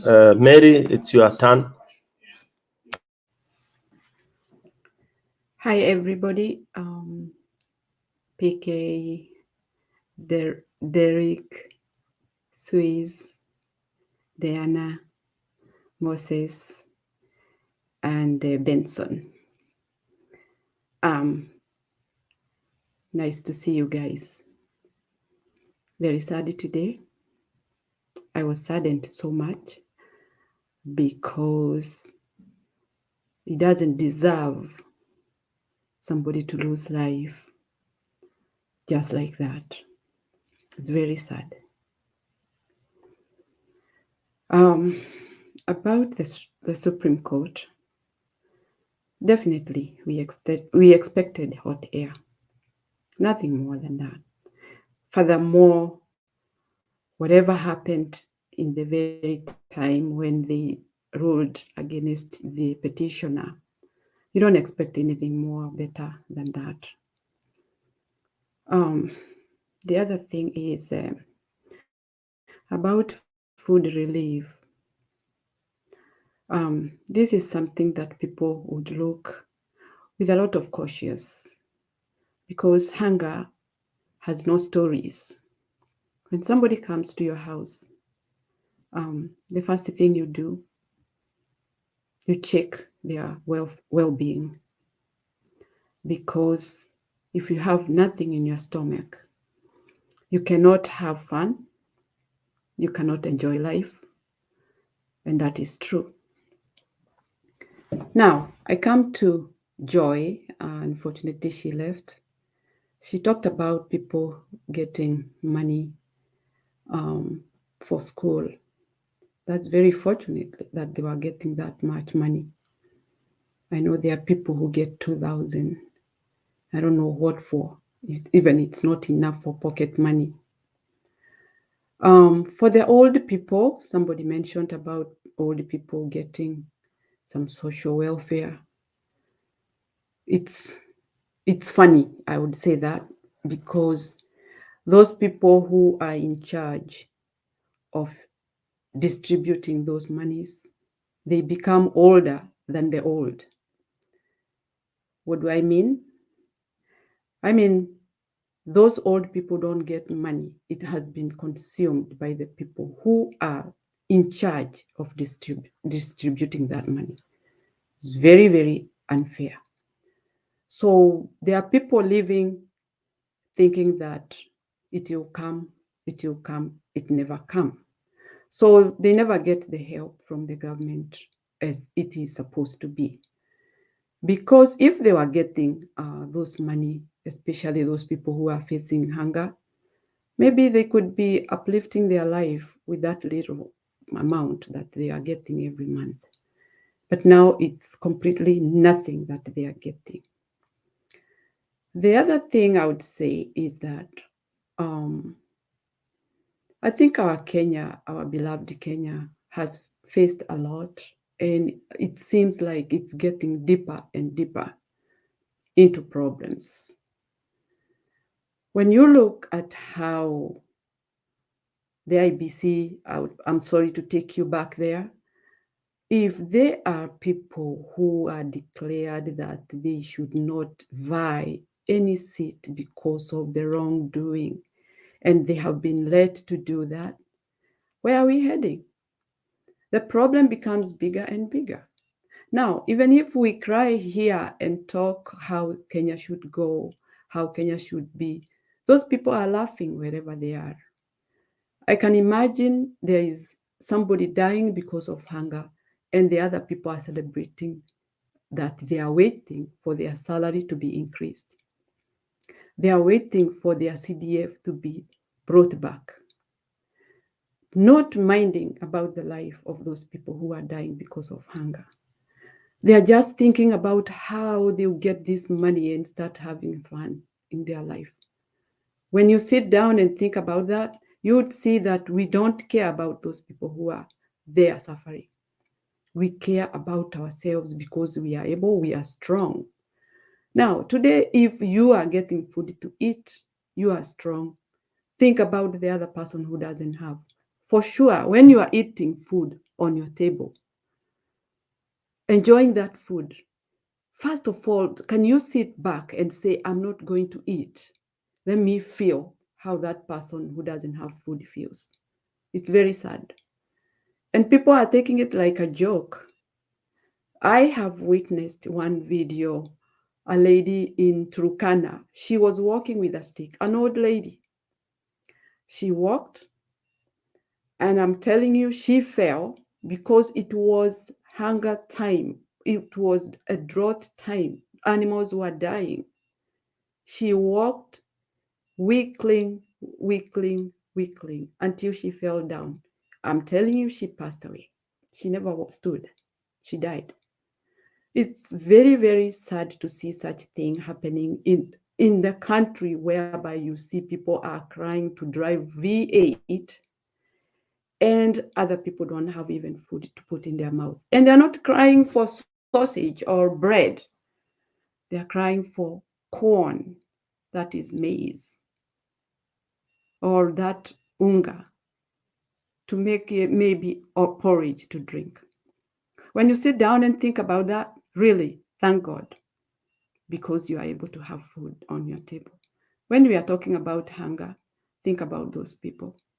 The government should not be like we are giving them time. How do you give time with people who are dying because of hunger? We have to think twice. This is something that should be taken care of as soon as possible before we do anything else, before we do CDF. And CDF, by the way, it was ruled null and void. So I don't see the reason why these people are doing whatever they are doing, like promising to do such kind of a thing. Otherwise, that's the information or my narration tonight. I stop there, and I wish you all the best. Thank you. Thank you, Mary. Thank you, Mary. It's really sad.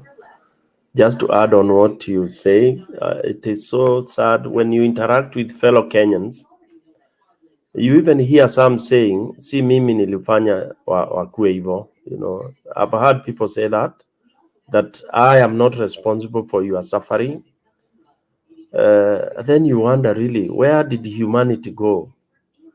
You know, those of us who grew up in both rural and urban, you know, when we went to the rural places, the first thing you would hear somebody asking you, umekula? As you go to see your granny, unapitia kwa wengine, unasalimiana, unaulizwa, umekula? When did that disappear? That you can sit and say, si mimi nafanya akose chakula. I'm not party to his disorganization. Hao ndio hawakujipanga. That is very prominent now in Kenya. We've gone towards evil. We are no longer sisters and brothers, families. We don't know that. And that's why look at the MPs, for example. Somebody who has not earned that salary already anajua itatosha. Really, it's ridiculous. It's your first time MP, but you know that that money will not be enough. These are guys who we should ban, I'm telling you. We should collect them and put them in the dustbin. You've never earned that salary. So one of them had only 500 shilling by the time alikuwa anakuwa sworn in. And then already anakuambia budget ya hiyo, the millions they get will not be enough. Yet we have whatever. If they were really patriotic, they should even say chop off our 50% of that salary. After all, I never earned it. So it is a new salary. Then I can even do 3 months with 50%. Then you give it back to me when they should be the first to lead. The first on the forefront to salvage. Then we really give relief, because I believe, for example, that 3,000 or whatever it is, if it could go directly to these people in form of food or cash, it will save. In the rural places, when you kifika mahali hivi, you are tired. Mtu unaulizangu kwanza kama umekunywa maji na chakula. That is it. That is humanity. We've lost that. How do we go dining and dancing and celebrating and claiming to be doing and making laws and doing expensive 250 million worth of inauguration of a stolen election? Yeah, and yet the following day you start saying hakuna pesa. Let me stop there and invite Diana, you want to say something before we bring in I think it will be Ambiso. Yes, Diana. I just want also to say, I heard the president saying our country need prayers. If I'm not wrong, prayers without action will not work, because we cannot be praying on something we don't have. We have to control the corruption, then prayers can work. You can't steal, then you pray God to add some money into your account or some things to work. You have to stop what is going wrong so that things can be right. And he also said he's going to take money forcefully from the civil servant so that he can achieve he can achieve whatever he wants to achieve.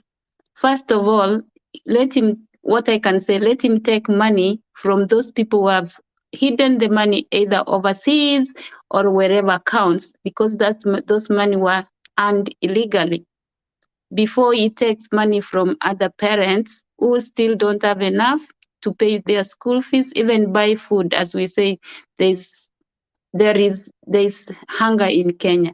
You are going to take away money, 2,000, from somebody who is earning 3,000 Kenya shillings. How do you expect that person to go to school or to take his kids to school and meet the basic needs of his kids? He should not now rule with an iron fist as well. He's not going to rule everyone by force. He should also be able to follow the law. I think in every way, everyone has privacy and confidentiality, whether it's a president, whether it's a civil servant or a civilian. We have privacy and confidentiality of our own things, not the president going into somebody's account or ordering that deduct this. I have to give consent wherever we live, even my own name. If I don't want to say about it, I keep quiet. Now in Kenya, we are going to see another regime where that you have no say whether somebody is taking something from your farm. So long as it's the president who has said, all the chiefs, they just come and take my mom's chicken. And that's all what my mom has. She has to spend on this chicken to maybe have eggs, then go and sell. That is not right. We should just follow the order. Unless it's going to behave like this, all the people behind, all the civil servants are also going to be unorderly. That's what I have to say. Thank you. So you can come in. Yes, as simple as I wanted to say this. The government we have right now is for everybody. be it a UDA fan, be it an Azimio fan, it's for everybody. Don't rejoice right now because your man is on the seat. You will cry. It is not a matter of rejoicing, it's a matter of finding a solution to each and every Kenyan's problem. Don't rejoice right now. There is no one who can go to the shop and wear a UDA cap and expect longer to be given to you at 70 shillings and an Azimio fan to go there and be given at 250. Everyone is going to get that longer at 250. Don't rejoice. Right now, we have many people who are also who are like diehards of UDA. But if you meet them, they say, help me this, help me this. Everybody is suffering. So don't rejoice that your man is on the seat and because other people are crying, don't feel that other people are going to cry because your man is on the seat. No. This thing is a problem that is facing the whole country and we should find a solution to it. As I said, like from yesterday, 100 days start from day one. Be it Ruto, be it Raila, be it Wajakoya, anyone who could have gotten that seat. Remember, we are counting 100 days from day one. It is not all about give us time. Even if you find that the government is, the treasury is looted, find a solution to this problem. That's why I was saying there are good ideas in these other people who are like number 2 and number 3. There were good ideas from these people that I don't feel the government can do any wrong or any harm in borrowing the strategic plans of these people. Just do the simple thing and this math will work. Don't tell us to pray. Prayer is a surplus. Prayer is always, even if you suffer, don't tell me God hates those people who suffer. Those people are praying, but God is still not with them at the time. Prayer just come when you're also working hard. Don't tell us to pray and you're not doing anything about it. That one I can tell you for a fact. And lastly, the issue of Joe Gicheru, I'm so certain about what is going on. I'm even looking at my screen right now. It's not a good thing. But now, death is death. We can say that. But be rest assured, there is nothing that we are going to get out of this. There's no investigation that's going to come up with good ideas that are going to make us be sure of what is going on. This has happened, and we have to move on. That is what I'm saying. I can say. Thank you, Ambiso. I recognize Audi. I'll give you some time. Let me bring in Mary. You have a burning question you can ask, and then we bring in Audi. Mary.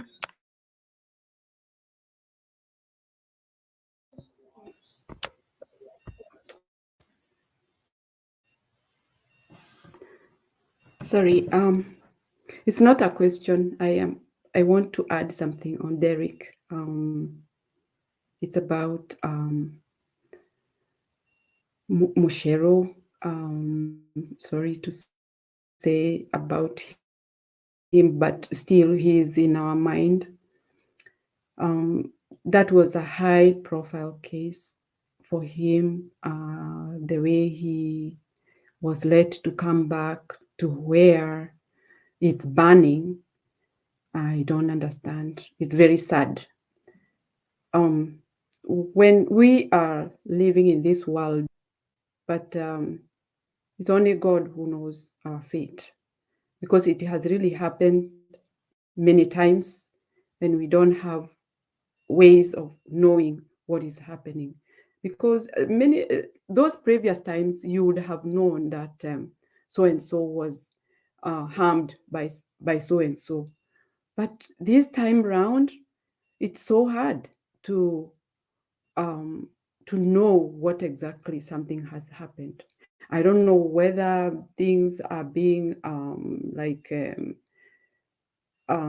people have been intimidated so much that they cannot talk, they cannot say what happened, because definitely if people are dying and later on they are found that they were killed, and really you can't tell who did that, it's very sad, because there is nobody who is coming from the moon or from just like lightning and then disappear.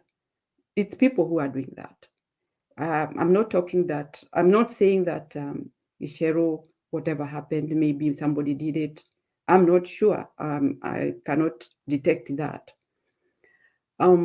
We have lived in this world thinking that you are safe wherever you are, but there are people who are not sleeping, looking to find how they can finish you. There are people who have no other business. The business is to take people's life.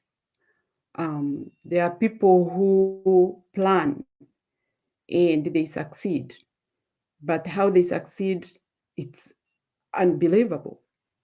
So we have to pray and hope that we become brother, sister keeper, so that God can bless us. We are not the one who brought ourselves in this world. God knows our fate everywhere we are. So for that reason, really, I'm really saddened because people who are there to take care of themselves, they have no problems, and then you find that they have disappeared. It's really sad. So I'm talking this on behalf of other Kenyans, not only about Gicheru. It's about even other Kenyans. Because if we are not able to know who is taking care of this, who is doing all this, even you yourself, you have to be alarmed. You become scared. You don't know where your life will end. It's not an accident. So it's sad. Our Kenya, it's really, really hard to live. Thank you. Well said, Mary. We are living in extremely difficult times. We are living in times where we tend to, we are seeing the evidence of evil reigning. It's evil reigning power, because gone are the days you would be told there will be investigations, this will happen. No, we are seeing things happening in the glaring daylight.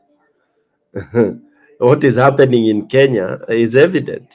What is happening, whether people say, oh, politics is dirty, I don't believe politics is dirty. It's not. It has never been dirty. It is people who come to play politics are the ones who are dirty. It's like, can you say if soccer is dirty? It becomes bad when you play rough. But if you play by the rules, it's a very entertaining game. So politics it's a way of life, and it should be played. If played clean, it's good. If we count the votes as they are, no one will, whatever. You count mine, they are less than yours, and we can see, we shake hands, na tunaendelea tunaambiana bro umenibit kesho, but it is human beings. Now in Kenya, what we saw at Bomas, we see somebody coming and declaring himself. Then what are we talking about? Audi coming.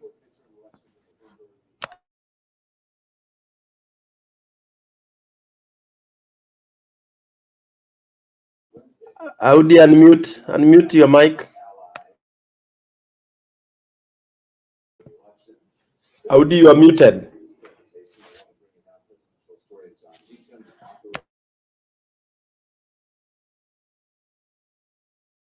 Yeah. Yeah, thank you, PK. I think I'm Moses, but I transferred to my laptop because my phone was running low on bat. So yeah. Thank you, Mary, Benson, Swiss, Dana, PK, and the rest of brothers and sisters. On the issue of Gicheru, I think it shows the regime we are in that a lot of bad things are going to happen, and the people who do bad, the following day they will cover it with prayers. So today lots of stuff will happen, People will lose their lives and they don't care. The following day, they use the prayers to show how good they are, to create an image. The prayers that we have currently by the state are just to create an image of we are good people. So gives them a leeway of doing whatever they want, and then after that they clear the air. Then yeah, I think the issue of prayer, the reasons why these people are doing the prayer, it's just appalling to see how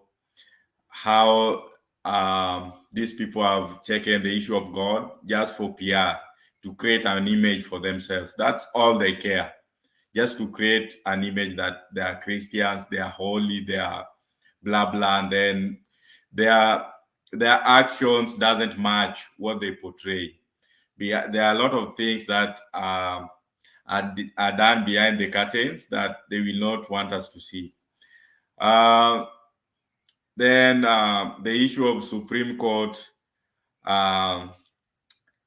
I think one day some of these judges who are making this kind of rulings, if at all, like if you go through it, one day some of these issues will come back to them.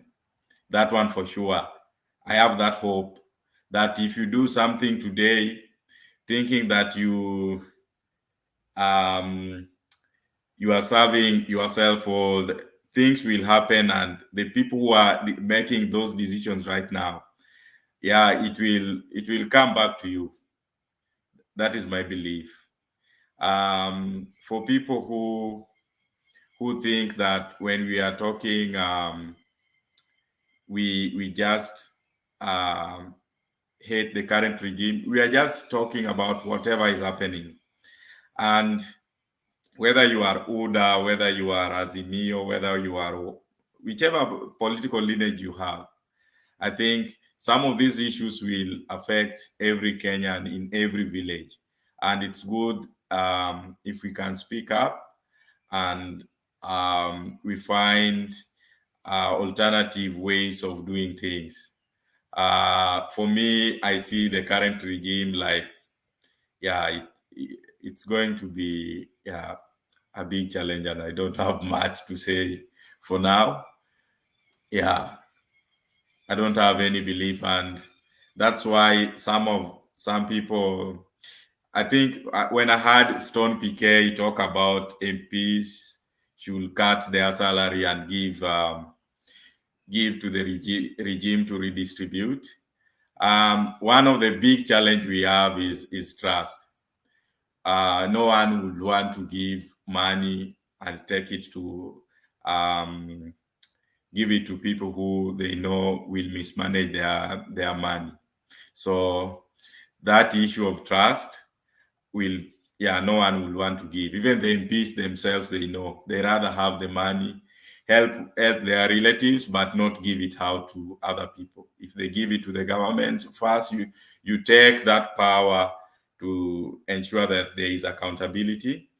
And once you lose that power, these people have the money, they can do anything. So yeah, so that's why I think that's why even most Kenyans don't have that faith, don't have that trust that the state will do whatever that the state will implement programs using their public money with accountability. So yeah, I think let me not repeat myself. PK, yeah, back to you because it seems you are busy. Yeah.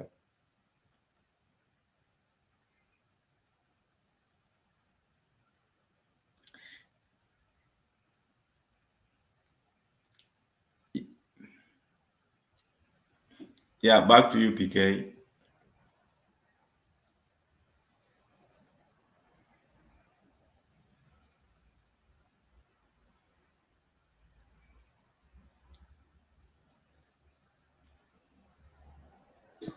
Oh, sorry. I was a bit. Is it Swiss? Yes, Swiss base, what's up? Yeah. Oh, you want me to do this? Okay. All right. So recently I was listening to CNN, and former a retired justice of the Supreme Court of the United States was advising his colleagues that they should be careful about the kind of rulings they're making because it may come back to bite you. Anybody who wants a legacy, anybody who wants to be remembered for all the good things, has to always endeavor to do the right thing. Because, I mean, integrity is choosing to do the right thing, you know, regardless of the reward, regardless of the consequences. We should always be ready to die for that which we believe in. I know in this world, not many people are ready to die for that which they believe in.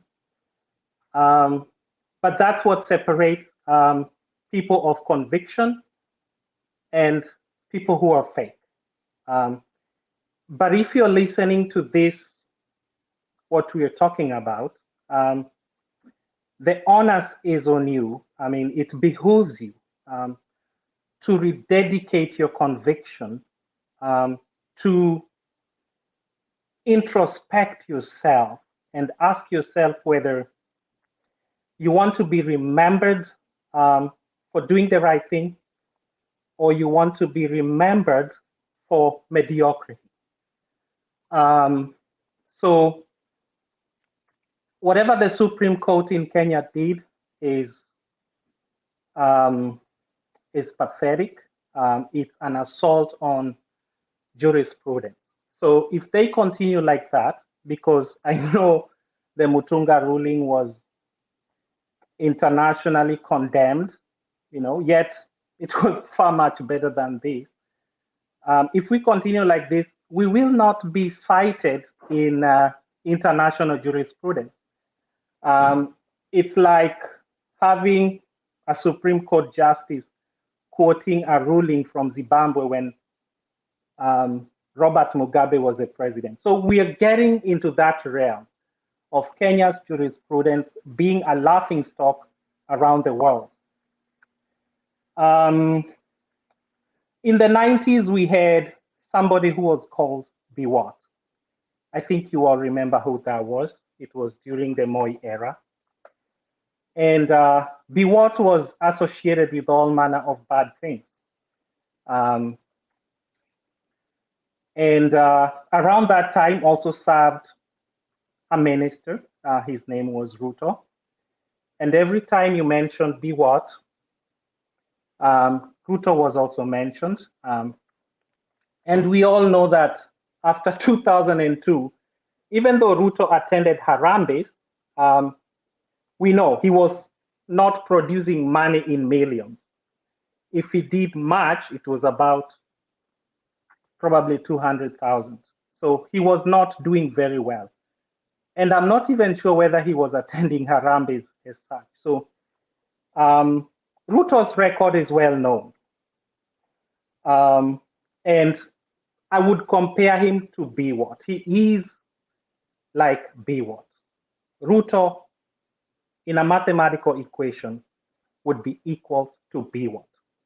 So if you're watching this show and you did not like Biwott, just know that in 2022, we had somebody equivalent of Biwott, not just in terms of record, but also in terms of conviction, character, and track record, very much like Biwott.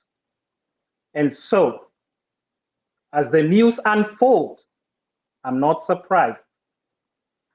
And if you're surprised, then you just did not listen to us. If you're above if you're younger than, if you were born in the 90s, or rather after the year 2000, I can forgive you. You know, I understand. You don't know what you were doing. You don't know the history of the country. You don't know where we are coming from as a country. And you don't know who Ruto is. We know who Ruto is. Whatever is happening now and whatever is going to happen over the next 5 years, we know what it's going to be like. We know. Okay? And whatever happens, just know if it's not good, blood is going to be in your hands. Okay? The history is very clear. And if you voted in that direction, just know you knowingly, and you know it, and you're my age mate, you read newspapers, you were just like me, most of you. You couldn't have voted for Ruto in the year 97, 2000, 2002. He is a representation of that which you did not want. And the guy has not changed. He has not changed. And so you knowingly, if you're my age mate, you have and you voted for Ruto, you have betrayed your generation. You have betrayed your generation. You should feel ashamed. I know it's democracy, but if you knowingly voted for him just because of anger, just because you want to punish somebody whose home is now right next to State House, then shame on you. Stone PK talked about something to do with patriotism. Yeah, we have to be patriotic. We have to love our country. We have to always make the right decision. And as this unfolds, just accept what happens to Kenya as time unfolds. It's gonna get bad. It's gonna get ugly. Brace yourself, guys. Brace yourself. But what I can say is that sometimes a nation self-sabotages itself. Time is the healer of everything. As time progresses, you know, the nation may realize itself. You know, the US was headed in that trajectory, and it reached a time when they got the chance to turn back the hands of time. So I'm hoping that Kenya will also get a similar opportunity. But those opportunities is not guaranteed. So for now, we'll just live with what we have. Just keep soldiering on, guys. Do your best. If you want to go to school, go to school. Work hard. Just know you are on your own. Okay? Thank you, guys. Thank you. Thank you, Swiss, for your advice. Those who have ears will hear. Those who have eyes will see. Let me, Mary, you have something, and then Diana.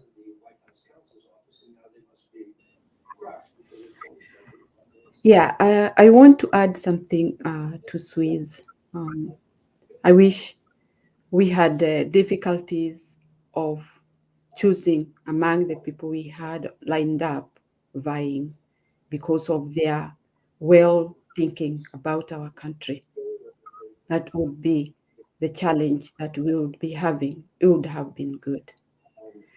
The other thing I would say is about the ruling of the Supreme Court. The example that they have set for the country. People have been saying that fools gone. I mean, Wakenya si wajinga.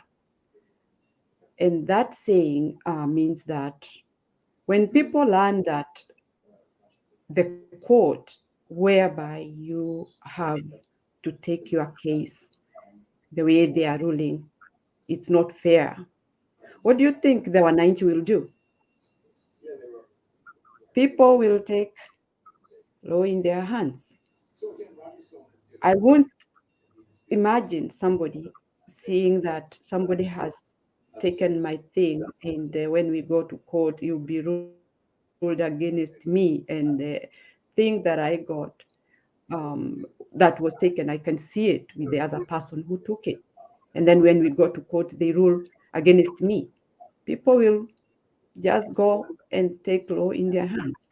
So the example they are setting is very, I would say it's dangerous, because people will start now moving on their own direction, and it will not be their fault. It's what they have seen the judgment being ruled against the right person.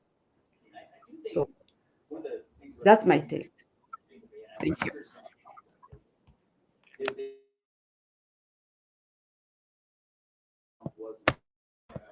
Thank you, Mary. Diana? Thank you once again. I'm just here to say another thing.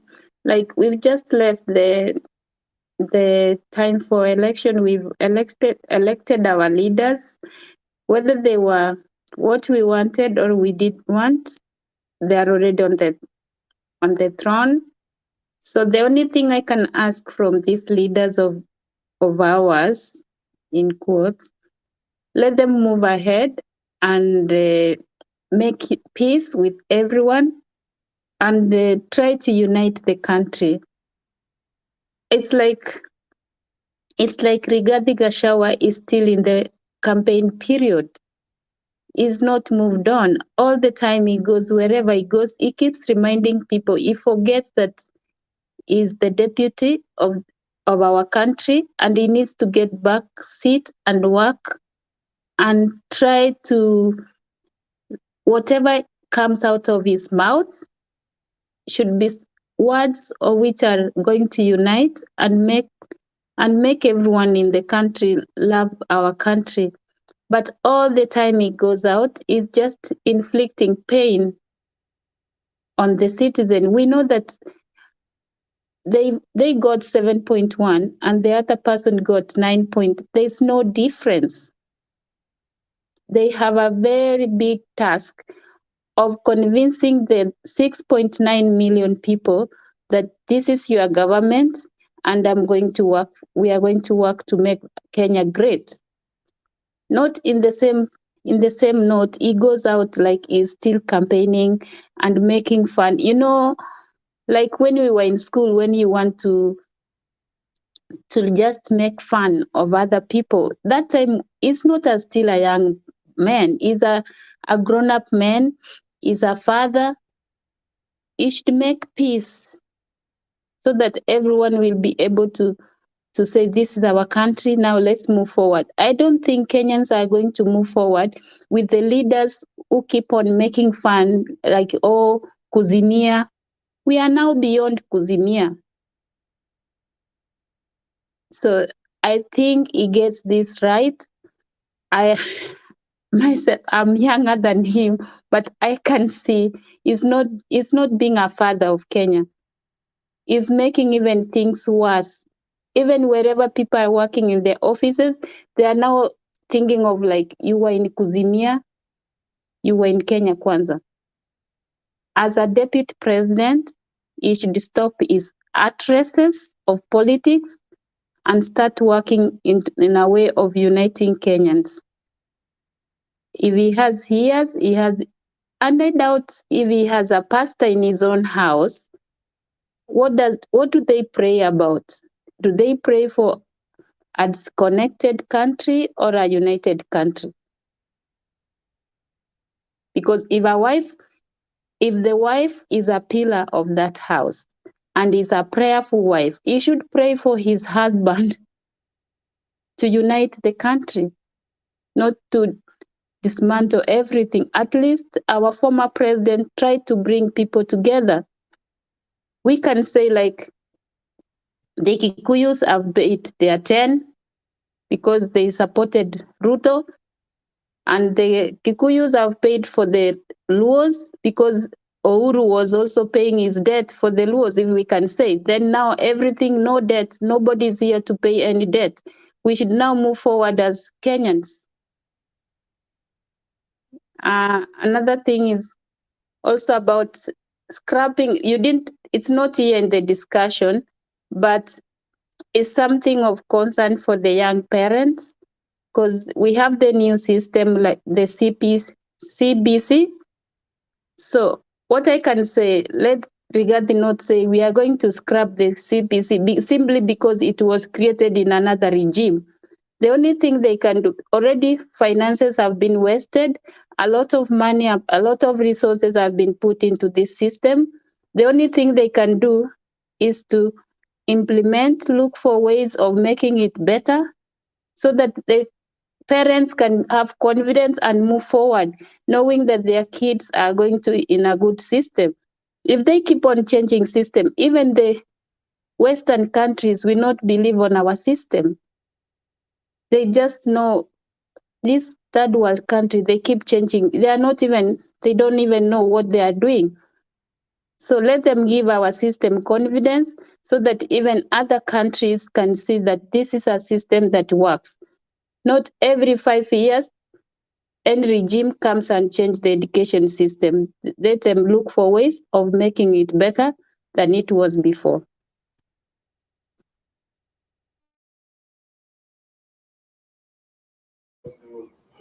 Thank you, Diana.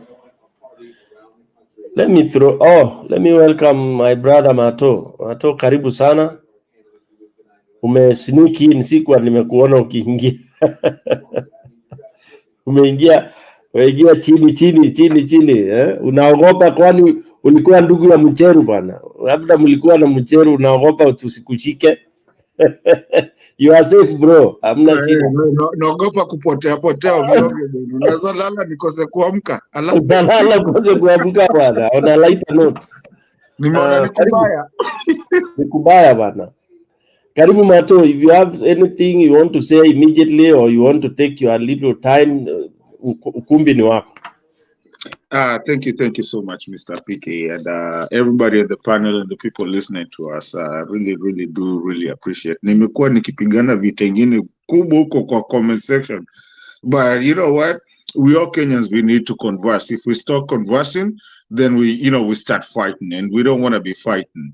But mimi niko na tu point kadhaa tu nimeandika tu hapo hivi kidogo.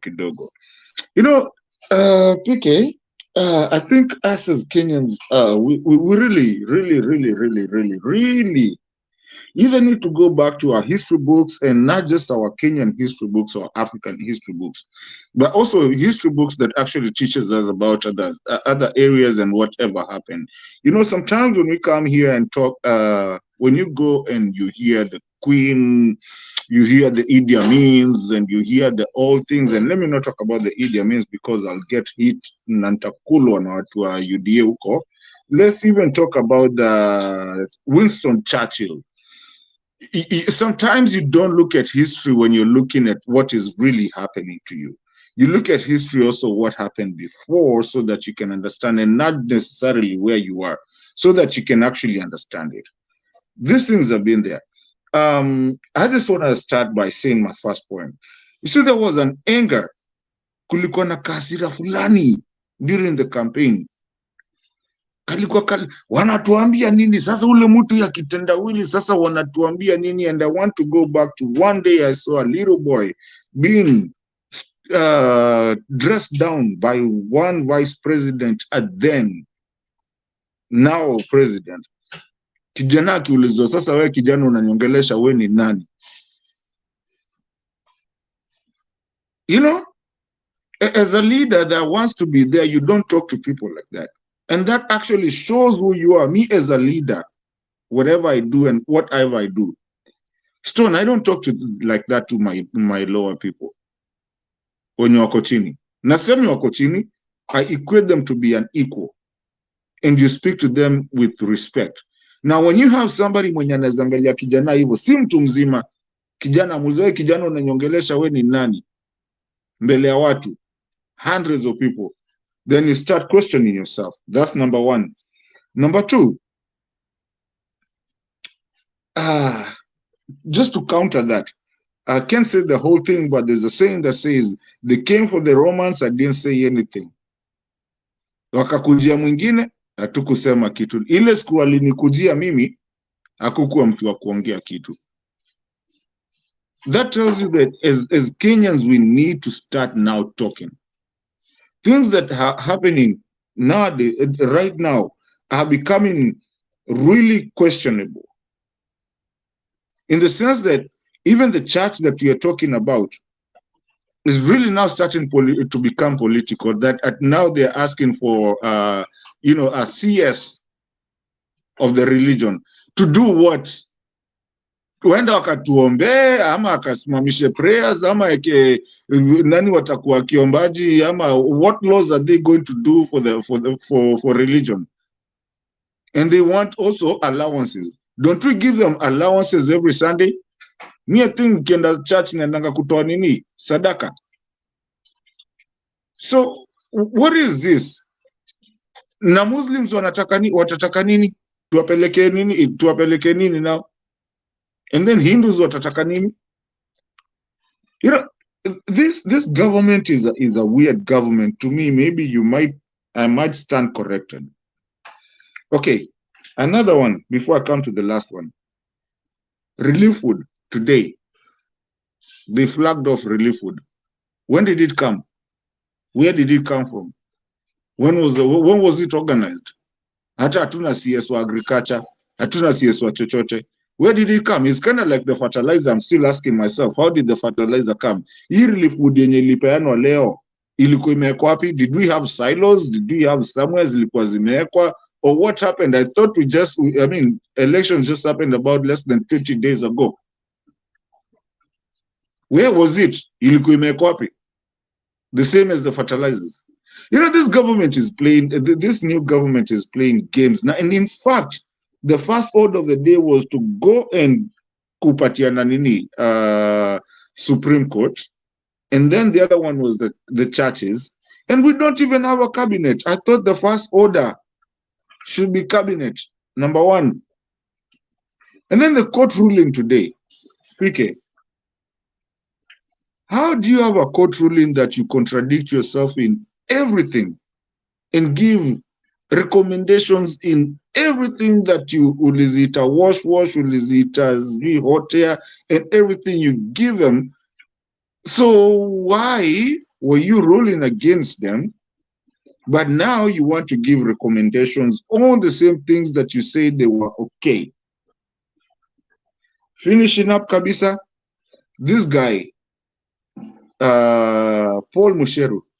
Paul Musheru had already accepted to be a witness. Not just whatever, he was, that's why he was let go, mainly because he had become a ICC witness. And when you have, unless mniambia walikula chakula ambayo walikuwa wamepimwa wote wawili, that the son ameponea, and I hope the son will live to tell us exactly what happened. Guys, we cannot live in a country. Tunakuwaga hapa tukisema the opposition leader of Russia amewekewa poison, amefanyiwa nini. We will not live in a country of killing people, getting rid of people, or mysterious things happening. And there's no reason why one person, unless tunamuoneaga, one person is always associated with all that. Kila time kwa ofisi yake tu, mara sijui ikitokea Chesa wamepatikana na gun deals kwa ofisi yake, mtu mmoja anapotelea mara daima. Mara sijui nani alitokea, bei anapotea. Mara sijui nani anafanyika, Musando anapotea na amesema nani atamuua. Mara kidogo I mean, for how long? Tuacheni kelele bwana. Me, Stone, I love life, and I hate to see someone die, because there's no reason in this world that you should even be associated, or even be thought of being associated with anybody's death. Thank you. Thank you, Bromato. It is true. If you don't give life, how can you take life? You are not the one who gives life, so you should not take or even be associated with that kind of a thing. Before now it is almost freestyle. Whoever has a point can bring it in, but I can give a comment on the ruling of the Supreme Court. I think it is good they have given us what they have given us, and I think also God. Now let me talk about God, because God is for all of us. Oh, Yeah, and you. Stone, sorry, at the risk of being sent out, do you know they distanced themselves from that ruling? They said it's not associated with them. This is just to address the media and to help the media. Really? Yes, Kwani, you haven't seen it? No, I haven't, one. Who disassociated? The Supreme Court, they say this is not to be associated with the Supreme Court or any of the judges on the Supreme Court. This is just to give to help the media for the story. I'll send the whole thing to you. No. No, I'm dead Anybody in serious. I'm not even joking. Ask anyone. Anybody Whoever. in the panelist who has Swiss have you? Is that what they say after releasing it? So I'm not really. I mean, they did say that for sure. I mean, it was part of a statement. I'm not sure whether it was to do with this statement or the very first one, or whether they were saying it's not. I'm not sure whether it was associated. I don't know whether they were saying that to say that they don't take legal responsibility for this communication. They did say, I mean, there was writing to that effect that I've seen online. I don't know in what context, but for sure, there's something like that going around. That, you know, from credible newspaper sources. But I would say that Mato is now clarifying what exactly it was. But Wow. I took it to mean that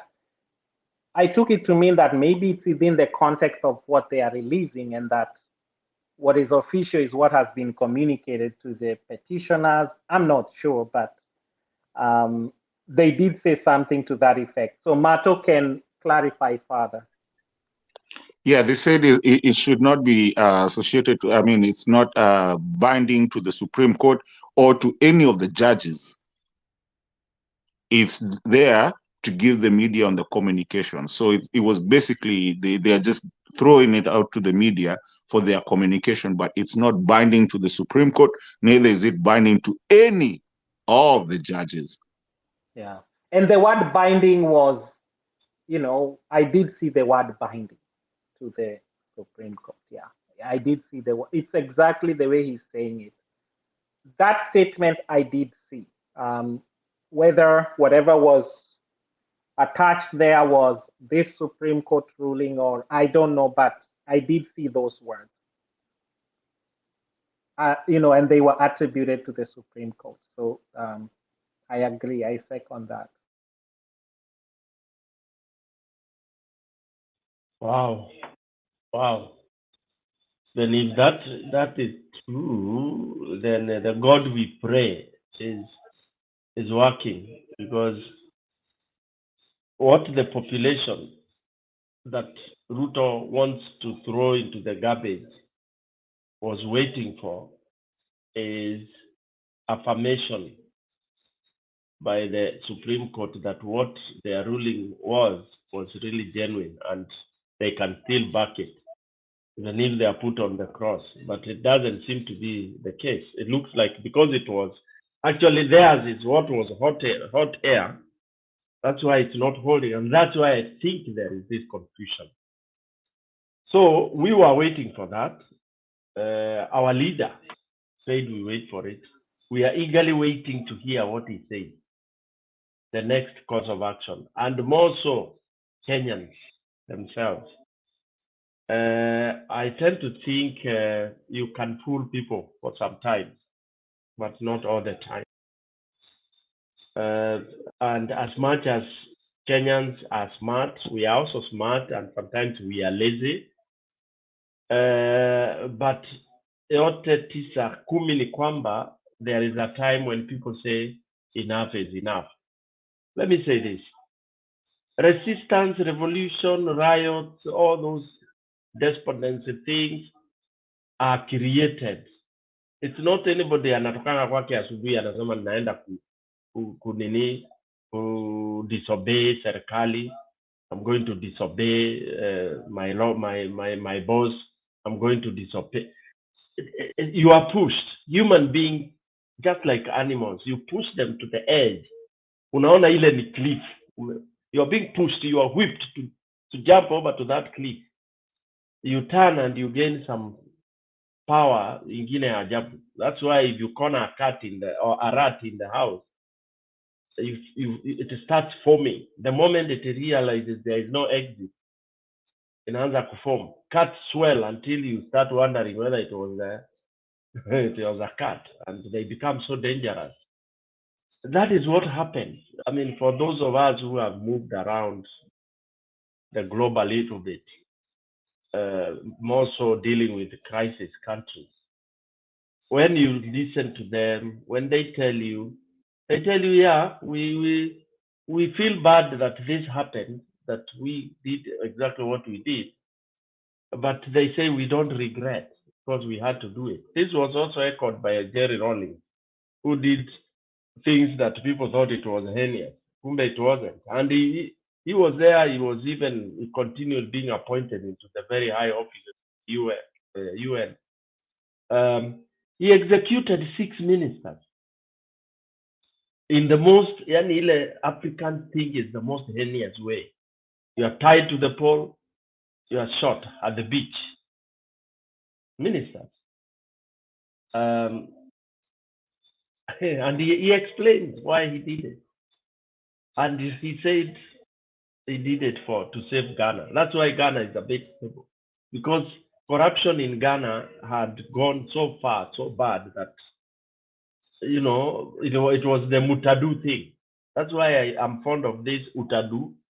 In Mutani, if anybody wanted to bully you, and if he knew ukimguza tu atakumaliza, he would come and take anything, even in front of your mom.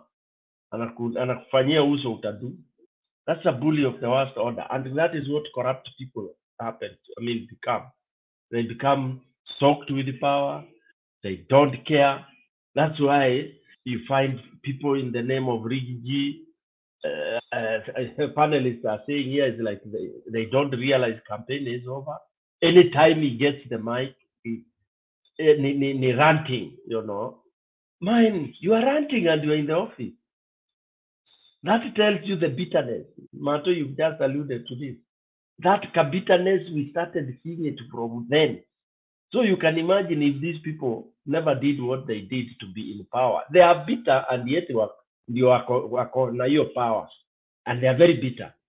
You can imagine if the votes were counted correctly and the 9-point-something million was given to Raila Amolo Odinga, these guys, I think, would have hanged themselves. Ile miti tulikuwa tumesema ndio angekuwa amebembea huko the following morning, because that's what they would have done.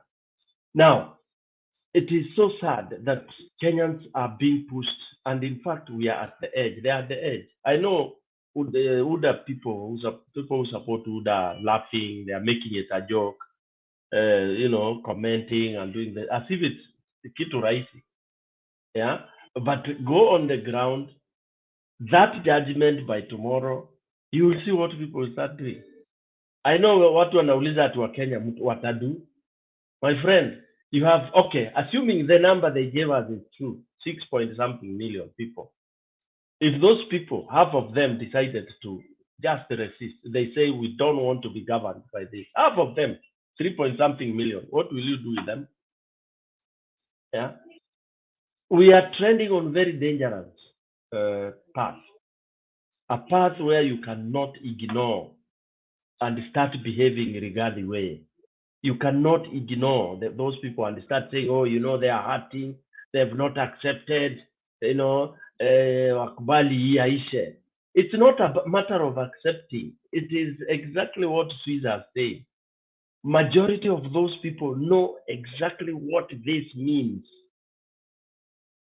Unaona, it's like if you are a parent, your child cannot tell you, oh, mom, dad, you don't know. You know what is good for this child. Hawezi kuambia tunajua mimi ni digital, sijui ni. There is no rubbish digital and all that. Life has to be, there is a path that if you take, you go to the ditch. If you take it this way, you go to the, you will somewhere become okay. Like you go to school. Unaambia mtoto, please soma tu, soma. Then anaanza kusema, no, you leave him alone. Masomo si ndio kitu. That is the basic kwanza. You read. You just push. Then from there, you figure out other things. When you have the basic, then mtoto anakuja anakuambia, no, me, I don't want to go to school. And a drop akiwa standard 2 or 3. Really, as a parent, you know that child will not go anywhere. In terms of maisha, the way things are. So what I'm saying is, as Kenyans who have seen Ruto and his cahoots, their way of doing things, people who believe in stealing money and then they tell you they are businessmen. You become the smartest businessman in the country. Yeah, you're making 200 million in less than a month because you are smart, very smart. When you uko smartika sana kuliko 50 million people, you are top of the range. Yeah, in terms of business whiz. Yeah. Then you have somebody saying, yes, this hotel, we bought it. It is ours. Yeah, we understand it was stolen, but but. So when we say we fear for the country where it's heading, it is true. We know we fear. It is confirmed fear. Yeah, it is not even long. Wengine wameanza kudisappear. Wengine wamezuiwa wa supply out. Why are you refusing people to leave the country at their own will? If you are, why would you stop Stone PK from going out of the country? Shida yako ni nini? Why would you, if you really think, if you believe you are good, Muradhi is a private citizen. Unamzuia kwenda aje unapatia mtoto wake aende peke yake. Exactly. Why are you bothered? By the way, why would you bother as a leader, legitimate leader, whether people come and they are citizens, and you're not worried about the Camagos? You're covering the Venezuelans. Venezuelans and you're on a field day.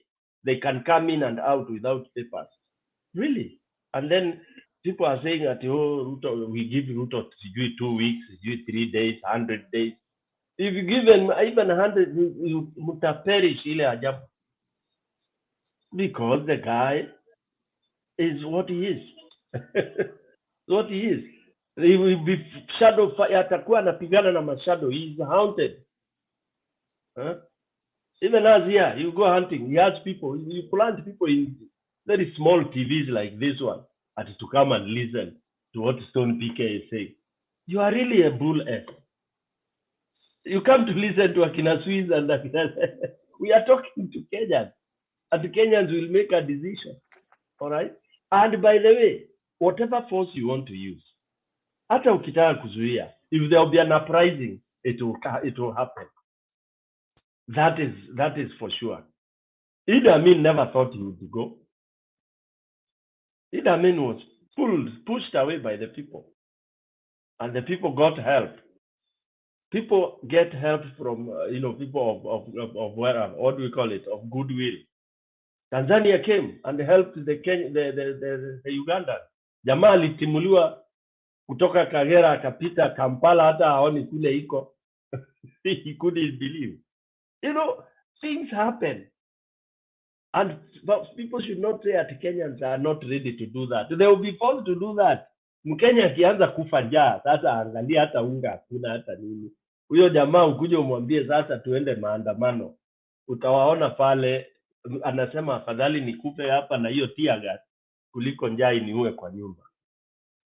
That is how we create resistance. That's how we force people to become bad.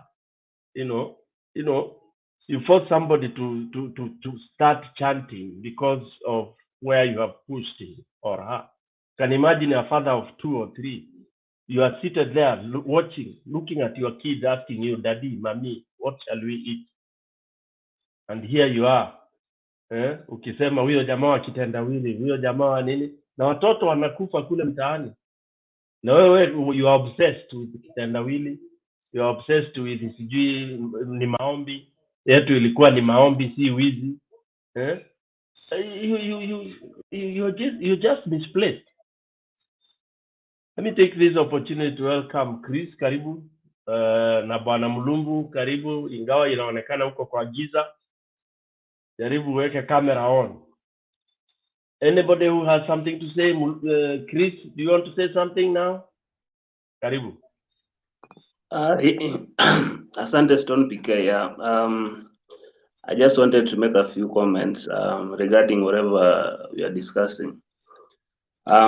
First, naweza taka kusema election happened, and since then we've moved on as people who supported a different coalition. But then it seems those who won the election are still in the campaign mood. Like Rigathi Gachagua still doesn't believe that he's still the deputy president of the country. He still thinks that he's an MP who is still campaigning, or they're still campaigning. Because even if you see the roadside declarations that he's making, they are not informed decisions. They are just decisions that are made beside the roadside to excite maybe the crowd. Like, for example, if you take example of the Shamba declaration that he made while in that burial, it was not informed. It was just out of nowhere. He came with a declaration that this is what maybe we want to undertake. And again, if you look at the close allies of now the President Ruto, most of them opposed the declaration. So that only shows that these are just declarations that are made beside the roadside. There are no much research that is done about it. They are just made to maybe to excite the crowd. And again, while they were campaigning, they were outright that they are not vengeful and they won't maybe go against those who are opposing them. But if you look at what happened maybe to the Jubilee deputy chair, what's the name, Murathe, he was blocked from traveling, like flying out. Now we are wondering, why will you block someone? And now again, you are saying that you are not vengeful, and there was no reason that was given for the blockage.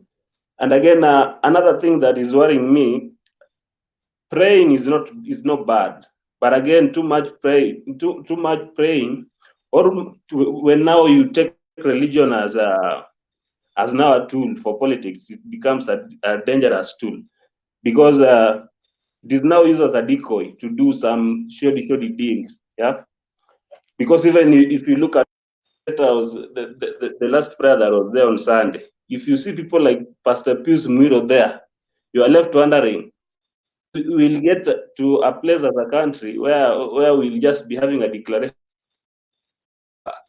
They say, like, let there be food, and there's food. We have to do something. Like, prayer should be a supplement. You cannot just say nothing we are doing. We must do something and then supplement it with prayers. But then if you now we'll be making a declaration that let there be food, and now we are a prayerful country and there's food, it won't happen. Or let there be security in the places like where we have the bandit attacks there. It won't happen.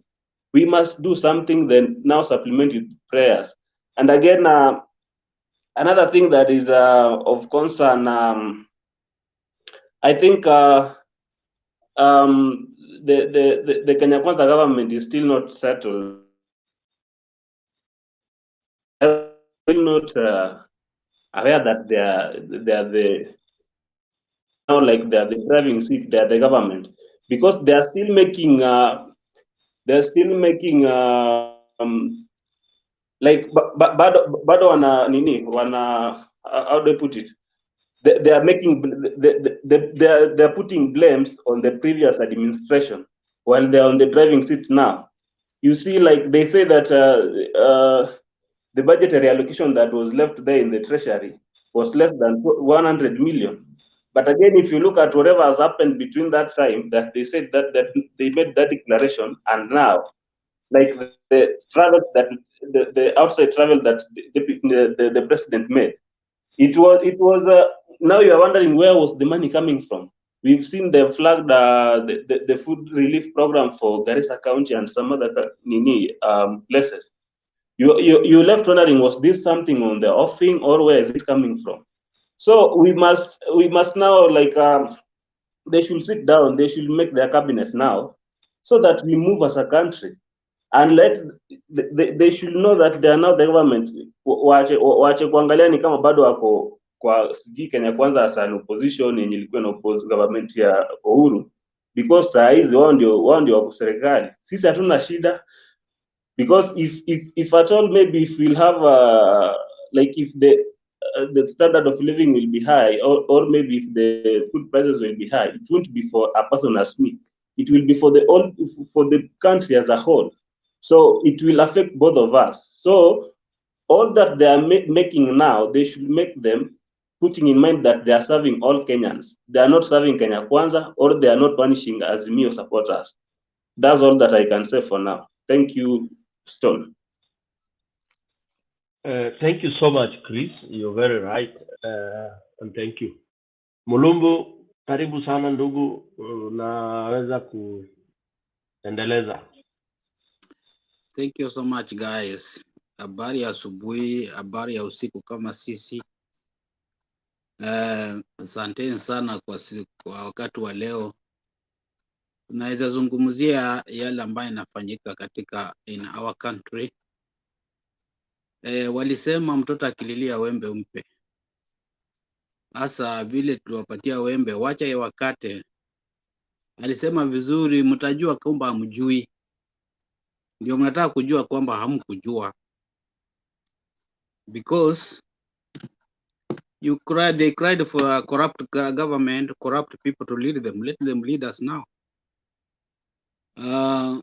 Nimeona relief, yeah.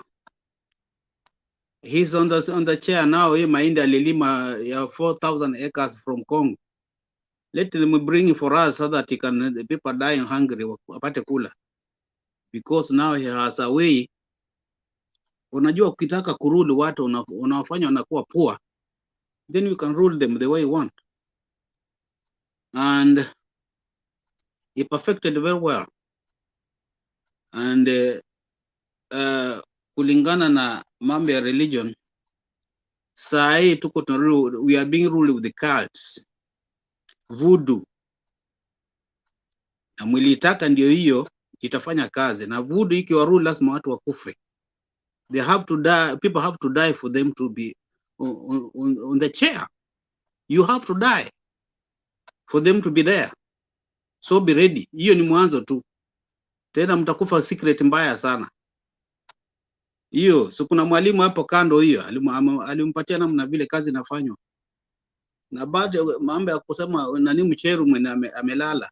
I knew, and I said that before here, that the guy was looking for power to fulfill what he has. Remember the other guy witness walikuwa amebaki kutoka Mumias, yule alikuwa mwalimu. He died before he was supposed to fly to ICC. Alikufa hivyo. Inawe hata ijulikani, akaenda hivyo. Sasa Gicheru ndiye alikuwa amebaki. Ata survive namna gani jamaa mwenyewe ndiko kwa kiti? How will he survive? Kama alimanage kuwamaliza wakati alikuwa baada kwa vice stupid, na sasa ameshika, hata inzi zitakufa. Zile zilikusikia unaonanga ile sumu, ukisikia tu harufu tu zitakufa. Kuna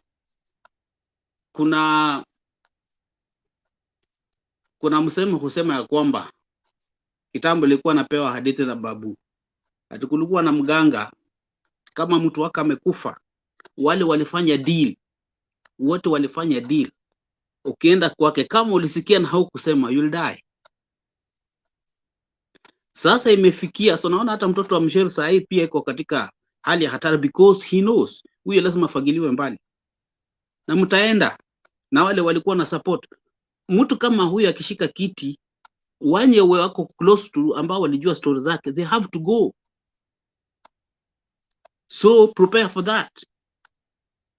Unajua mtego wa panya huwa waliomo na wasiokuwemo. Sasa wasiokuwemo na waliomo, nyinyi yote mtaenda for him to be free and rule the way he wants. Na atarule na fits. Msiposimama one day muamue kama ni kubaya ni kumaya kama Sri Lanka, mtafinywa and be ready. Waliuliza vizuri, whom hands are we safe?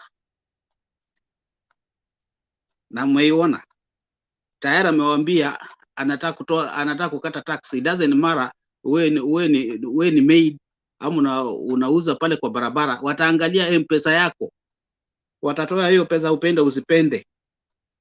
Utaenda wapi? Fungua mdomo utajiona. Usipouawa na sumu utatekwa na uende hivyo. Hivyo ndio kazi itakuwa sasa. So be ready for it.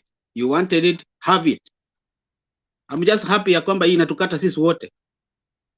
It doesn't matter waliosherekea na hawakusherekea. Tunalia sisi machozi sawa. Let it be. Tena aongeze zaidi.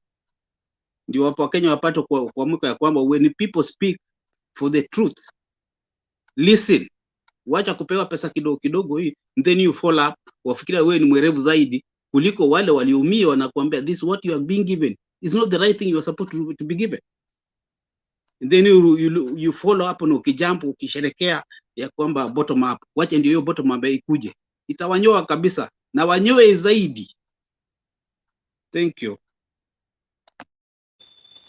Haya, habari ndio hiyo kutoka kwa Bwana Mulumbu.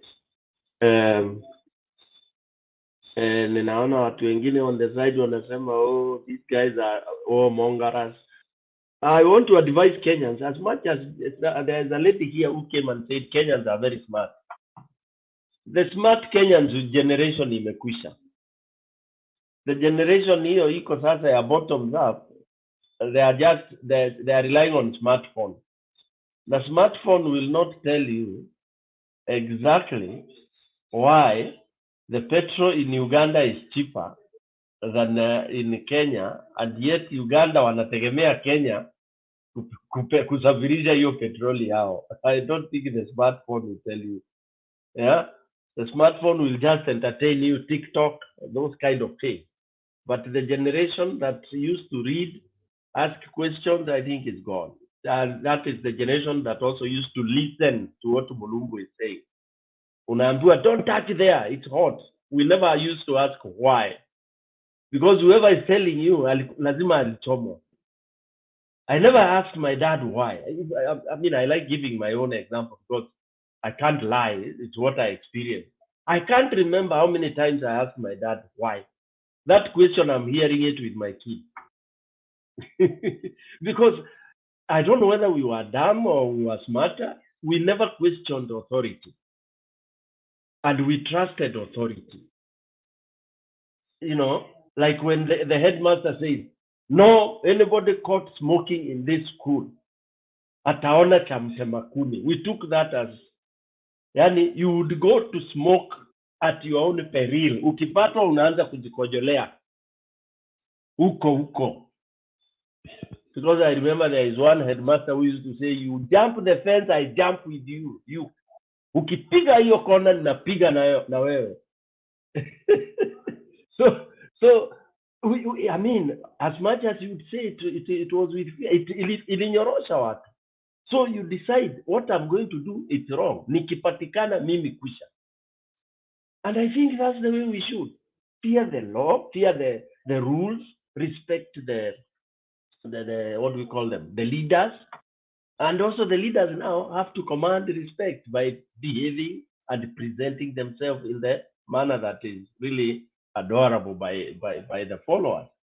So you can't convince some of us that we can really sit here and expect at Kenya itaenda vizuri na akina Rigathi Gachagua. It is very hard. It's a tall order. Hiyo itakuwa ni ngumu sana. I see Emmanuel Chombo, you've managed to come in. Paul, ulikuwa umeteseka sana. your time and say something. Karibu sana. Bwana Chombo. Wow. Chombo is still having issues with his camera, I think. Chombo, are you there? My God, he's frozen. Audi, you have something you want to say?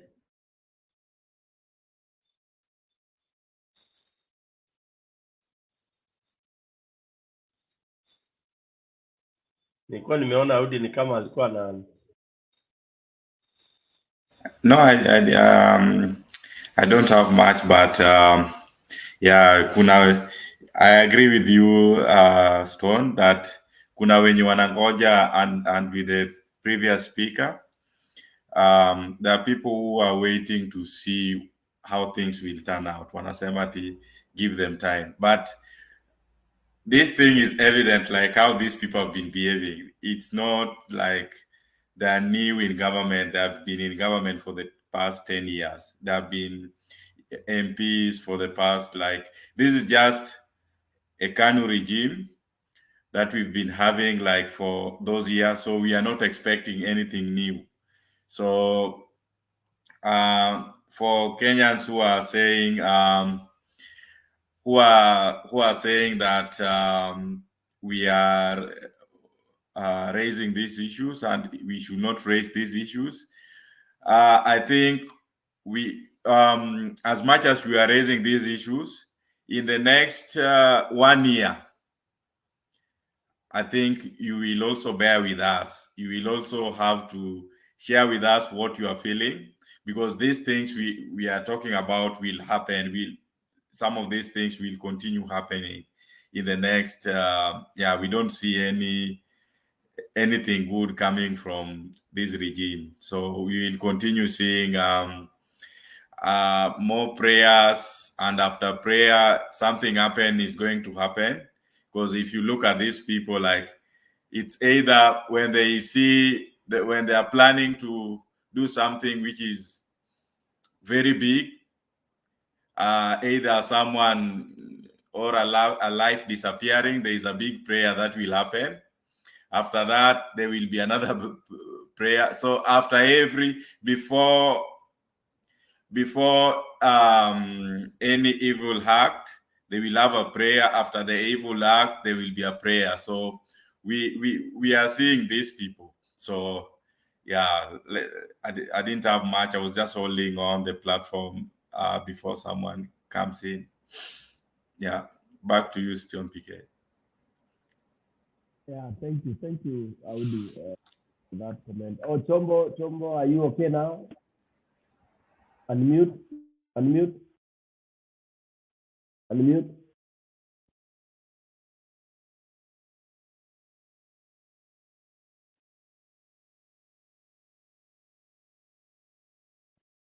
You are still muted.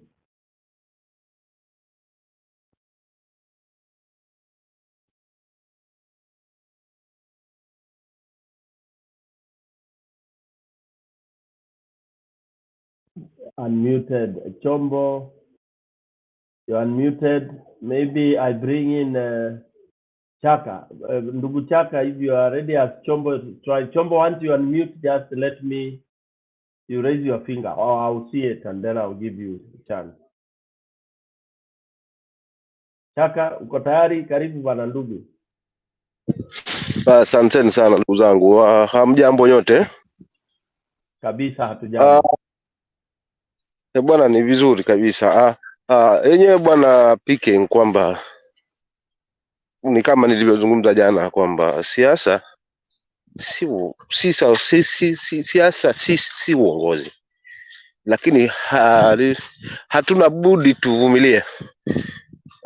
Lakini yakifika mahali kwamba tunaelekezwa siko ni tusite kwa pamoja tu as a country, tuseme hapana, tusipelekwe hivi, kwa sababu katiba yetu inaturuhusu, inatuambia sauti ya Kenya iko na Wakenya wenyewe.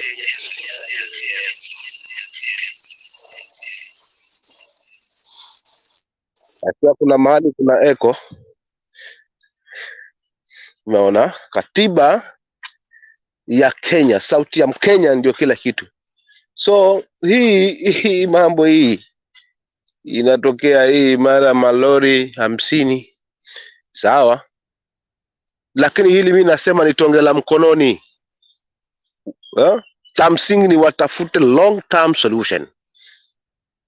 Siwezi nikalaumu kwa sababu bado ni mapema, lakini hii ilifanywa tu sasa tuna vile vile siasa yao venye ilifanywa hawa jamaa. Chochote ninataka kionekane public alikuwa wao ni akina nani, yani bado wako katika hali ya siasa. Sijaona seriousness ndani yao kwamba tunataka tuhakikishe kwamba hii Kenya imebadilika. Kama kweli Kenya wanataka ibadilike, let them fight corruption. Chana hizi mambo madogo hizi za kuaga watu hizi, wacha wafuati corruption. Hilo ndo dunda sugu. Pesa zetu zipo hapa Kenya, ziko mfukoni mwa watu. Wakozi niambia kwamba unalazimisha, tutakatishwa ushuru, utalipia na gharama ya maisha itapanda, hata walete mbolea kwa kila nyumba. Sili bado gharama ya maisha kwa sababu lazima ulipe ushuru. Hiyo ndo mandatory yao. Of which gharama ya maisha lazima itapanda. So the only healing solution is fight corruption, kuhakikisha kwamba masuala na madini, mining, nini ya kila sekta hapa tumedhibiti wa Kenya. Uone kama hakutakuwa na pesa hapa. Hiyo pesa mfukoni tutaipata endapo wataanza na corruption, endapo wataanza kujua na madini. Uchimbaji wa madini, mambo na tourism, mambo na blue economy. Waweke seriousness hapo, waachane hii siasa hivi vurugu mechi na vitimbi hivi tunaviona na Gachagua hivi. Watu hawajiamini mpaka leo bwana, kwamba mimi ni rais wala mimi ni makamu wa rais. Still bado huko kwa hali ya kucompete. Una compete na nani na serikali ni yako? Na the worst thing ambayo nitaizungumzia ni kuhusiana na hiyo mambo ya jana ya ruling. Wao walisema kwamba kila kitu kiko sawa, IBC walifanya kazi yao 100%. How comes tena baadaye mnarudi tena mnatuambia vitimbi vingine vyao? ABC ifanye mambo haya, ABC ilifanya huku pande wa Sava, ABC siyo ilifanya huku, na haya mambo si yalizungumzwa kwa petition na wakakataa, wakasema ni hot air. So Kenya hatuna bahati. Kenya mpaka tuondokane na udumbukeni wa kuweka pesa mbele. Hili ndio linatumaliza, maana si kwa mimi mpiga kura, si kwa sekta kama hivyo, kama idara kama hiyo ya mahakama. Pesa ndio kila kitu. Ukiwa na pesa Kenya hii, wewe ndio kusema. Unamuua mtu na kesho unakuwa nje. Unafanya lislofa, kesho uko nje. Lazima tuondokane na ulimbeko, na kuondokana na ulimbeko ni sisi wananchi. Tuna rais. Umemwachilia mahakama hii kuja tunamtia kibano. Tunamkamata, tunakuletea hapo. Whether you like it or not, huyu mtu hatumuhitaji kule kaua. Hatungekuwa na baraza sasa hivi akiwa na anatembea tu na ameua live.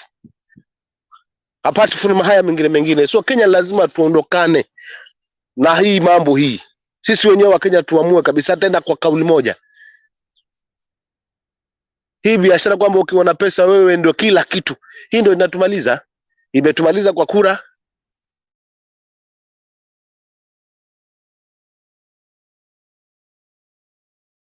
Mtu wao watamweka hata ukipiga kura miaka 100 ijayo. Lakini kama kuna watu wamepanga huyu ndio atakayekuwa rais ni yeye, bora hayo na pesa. So kweli huwa hatuhitaji. So what we need Kenyans ni ukweli na haki, na tufight corruption. Asanteni. Asante sana ndugu Chata kwa hayo mazuri, makali lakini matamu. Wakenya hawapendi mambo makali, lakini hayo ndio mazuri, ndio ukweli. Ikiendelea Kaka kidogo tu. Unajua ukisema ni makali lazima tuende na hapa, kwa sababu hata mkono wenyewe ukishateguka lakini wakati wa kutaka kukanda ili urudi sawa, leo huo mtoto mkogo umeteguka, unachukua maji ya moto unagusagusa, akisema mama, ushamwachilia mkono, utapona kweli kaka, lakini ukipona utakuwa umepinda, hautakuwa umenyoka. Kunyoka ni sisi wenyewe. Hizi sauti tunazisikia zinazunguzwa na watu kama kina Chaka. Hii ndio njia tunafuata tuifate. Ni lazima tuwe wakali sisi, si wao wawe wakali, na ukali wetu huambatana na maneno na vitendo na kweli. Lakini hii kwamba rais bwana ni wa kwetu, makamu ni wa kwetu, hii kitu kwetu hii, ndio maana hawa jamaa mimi niliwatilia kura. Kwa hiyo tu tutoe hii masuala ya ukabila, maana ndio maana naturegesha nyuma. Hawa brother Tanzania hapa wote ukikutana nao nakwambia, he kaka, ndugu, mjomba, yani waliondoa kabisa hii. Ndio wana mambo yao ya ndani, kwa sababu they are my close neighbors here, lakini kuna vitu vingine pia. Kuna ule mmoja, huwezi jua huu Makonde, huu ni Mnyamwezi, huu ni Mkushi, huu ni nani. Come to Kenya, njoo Kenya uone sasa vituko. Kaka tuondokene kwenye hapa kwenye msemo huo kwamba samaki mdogo amezwe na huu na samaki mdogo huliwa na samaki mkubwa. Ni sisi wa Kenya kwa kauli kama hizi kaka, kwa sio ukali, lakini lazima tuzungumze kwa hali kama hiyo. Asante.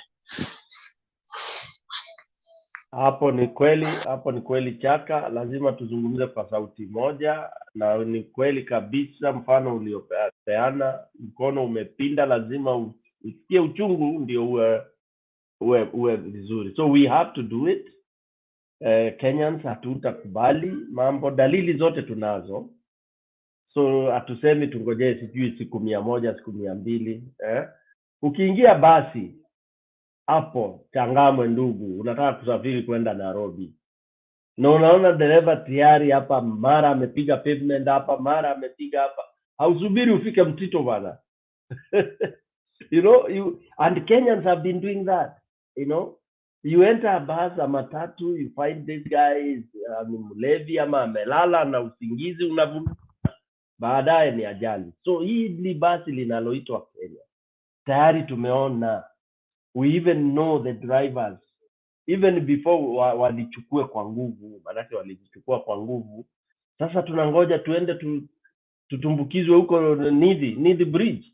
Hapana, we have to do something. We have to do something about it. Let me welcome Bwana Makiadi, karibu sana ndugu. Nani alikuwa hajabakia? Makiadi, tulikuwa tumezungumza wote, wewe unaweza pia ukatuelezea yale ulionayo, ama unataka kupiga tama la maji kwanza, sijui. Karibu Makiadi. Asante Stone PK, sijui kama nasikika vizuri. Mimi hata sina mambo mengi. Unajua siku hizi tunakuja hapa tukiwa tumeona mengi ambayo yanaendelea kwa nchi yetu, mengine ambayo tungependa kubadilisha lakini hatuwezi kwa sababu hatuna uwezo. La kwanza ningependa kusema rambirambi zangu kwa jamaa, ndugu na marafiki wa mwenda zake Paul Gicheru. Like they say, his demise raises a lot of issues and a lot of questions that would probably need to be answered moving forward. But I hope they find strength, the family finds strength and comfort in this difficult time. I am following keenly what is happening with the current government, and Stone PK have maintained here so many times that these guys were not ready to rule. They were not ready for the government. And as you can see right now, the story is that there's infighting between Rigathi Gachagua, Musalia Mudavadi, and Kithure Kindiki. It looks like these two other guys are being given positions that are, of much influence than the deputy president, and so the deputy president has to find his own space. That is why you are seeing these guys are taking a long time to name their cabinet, because, like we said, Raila Odinga was moving around campaigning, and he actually told us Oparanya is going to be my minister or my CS for finance. Peter Munya is going to be my CS for agriculture. I'm going to work with Matiangi. And most of us understood that, he had at least an idea of who he wants to work with. Unfortunately for these people, they were sworn in on 13th, if I'm not wrong. That's Tuesday. Tuesday last week, but one. Tomorrow, which is today, is another Tuesday. That's about 2 weeks after being sworn in. They have not presented any names, not even a single name of the people they want to work with. All we are seeing them doing is meetings in boardrooms, the likes of Moses Kuria, holding meetings with there's this guy who was a PS who was fired for the dam scandal. I can't remember his name very well, but I saw him in some meeting there with Moses Kuria and Ndindi Nyoro. So sometimes I ask myself, is Ndindi Nyoro an MP or is he part of the executive? The likes of Aden Duale, they're all of a sudden doing cabinet duties while they're still holding member of parliament positions. And you ask yourself, why can these guys just get down to work? Why can they name the people they want to nominate as cabinet secretary so that the names can be pushed to parliament? They were flagging off food and they said they hope this is the last time they are doing that. I want to assure them that this is not the last time they'll be doing that, because we thought of going to irrigation as a country, which would have saved us a lot of money and diversify our way of feeding the nation. Unfortunately, the deputy president is taking us back to the same old, going back to the forest to plant our maize there. So these people have no idea what they are doing. They have no idea whatsoever.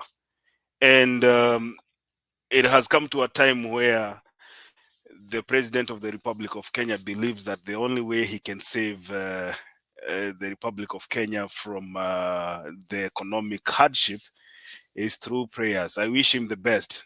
He should pray and also remember that policies are as much important to move the nation forward. So PK, mimi ninataka kusema namna hii, hawa watu hii ni wiki ya tatu, tumeambiwa mara mingi sana tuwapatie nafasi. Give them time, they are still new. I just heard the president, I didn't even believe that the president is considering buying fuel from Russia. I don't know, there's something called foreign policy. So William Ruto anasema the only way he can reduce the price of fuel in Kenya is buying fuel from Russia. Sijui nikauliza tumwambie kwa sababu ni kama hajui. Should we tell him or should we not? It looks like he does not understand what he's doing. But Kenyans have to learn the hard way. Uhuru Kenyatta right now, it's about 2 weeks, lakini hata mimi nimeanza kumiss Uhuru Kenyatta. I mean, he did not have a perfect government, so to say, but I miss him because at least you could see him somewhere. You could see him, even though he was not running around, flagging chakula cha msaada and all that every time wakipiga picha kwa meetings wakituma kwa social media. At least Kenyatta alisaidia watu na hizi subsidies. They were expensive to maintain, but tuliona bei ya unga ilikuwa chini. These guys have come in, they have cut off the subsidies in fuel, they've cut off the subsidies in maize. The prices are high. What they are telling us is tuwe na subra ya kwamba 3 months to come bei ya mafuta itakuwa imeshuka chini. But you remember, bei ya mafuta ya Kenya haiko juu kwa sababu tu ati ya subsidy. Kuna tax ambazo zimewekwa kwa mafuta. I mean, you buy a liter, lakini ile tax yenye iko juu ya hiyo mafuta ni mingi hata kushinda bei ya mafuta yenyewe. Ukienda kwa stima, the likes of Ndindi Nyoro ndio majority shareholders wa stima, KPLC, and you expect these people to agree with the common mwananchi ya kwamba bei ya stima ishukishwe chini. Kenyans, we are in for a rude shock, and it's going to take a long time so that we learn the hard way. This one is not going to be easy because the people that we were expecting to help us now have changed tune kabisa. Hakuna mtu anaongea mambo ya mboga, hakuna mtu anaongea mambo ya bottoms up. Mambo ya CBC walisema wata scrape, wamefika huko wamesema hapana, hii CBC sasa tutakaa chini tuongee tuone vile tunabadilisha. It's okay, but we are giving them time ya nini sasa, because these guys ni kama hawana haraka. Parliament is on, you should come up with names, take them to parliament, tell parliament pitches, so that we start seeing the government working for the people.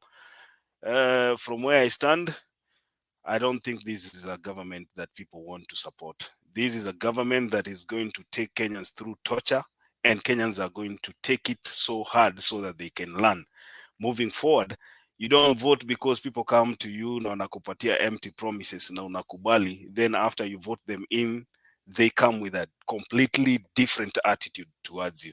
Now we are looking at a government that thinks that they can, redeem the economy of Kenya through prayer. Although we support prayer, but I don't think these guys are serious. Let me stop there, PK.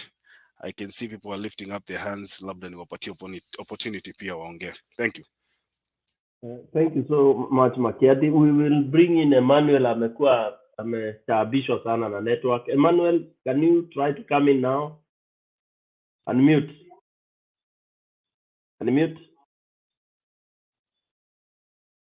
You had unmuted earlier, Emmanuel. Wanipata sasa. Kabisa. Okay, asante. Sawa, sasa najua hii serikali yetu ni kama ambaye walikuwa wameingia hapa wakiwa na malengo yao. Kuna jambo ambalo nilikuwa naomba kuliongea kwa sababu jambo ambalo linasikitisha, even if walituambia kwamba tuwape siku 100, hiyo ni miezi mitatu. Na mtu anakosa kujua kwamba mtu anayepoteza kwa miezi mitatu, hiyo miezi mitatu hataipata tena milele na milele. Na ukiangalia promises za president ni kwamba yeye mwenyewe alisema kwamba ametoa ushuru mafuta, so mafuta yatashuka bei, badala ya kushuka mafuta yamepanda. Haya, tuweka kando. Yeye mwenyewe akiongea anasema tuwaombee sijui nini. Badala ya kwenda shambani mnashinda mkilia ndani ya nyumba mkiomba, mtakula nini? Unajua mambo mengine yanasikitisha. Sikatai maombi ndiyo, lakini hata ukiomba nenda shambani ukalime, Mungu atakupatia unachokiomba. Sasa kama utakesha ukiomba, ushinde ukiomba, utakula nini? Haya, tuangalie. Tukienda kama sehemu hizi za Kinango huku, kuna maneno ya kusikitisha sana. Unakuta watu wanakula matunda ya porini kama ambaye ni wanyama wa porini, alafu mtu anatoa misaada kwa bajeti zake. Wanashinda hapo wakingangania, nani majority leader, nani minority leader, sijui wabunge waazimiwa na nini, sijui na nini. Sasa maneno mengi ambayo hayana faida tena kwa mwananchi. Tulipiga kura, tulimaliza, na kilichobakia ni kitu kimoja tu, kwamba tunahitaji maendeleo kutoka kwa serikali iliyo mamlakani. Hatuteti sisi, hata kama walifanya vile walivyofanya, lakini sisi hatuna haja na kuteta. Kitu ambacho tunahitaji ni maendeleo. So kama mwananchi wa kawaida ambaye yuko huku nyanjani, nimeamua uka nje makusudi ili kwamba muone hata minazi ambayo iko hapa. Ni kwa sababu mjue kwamba niko wapi, niko nyanjani huku.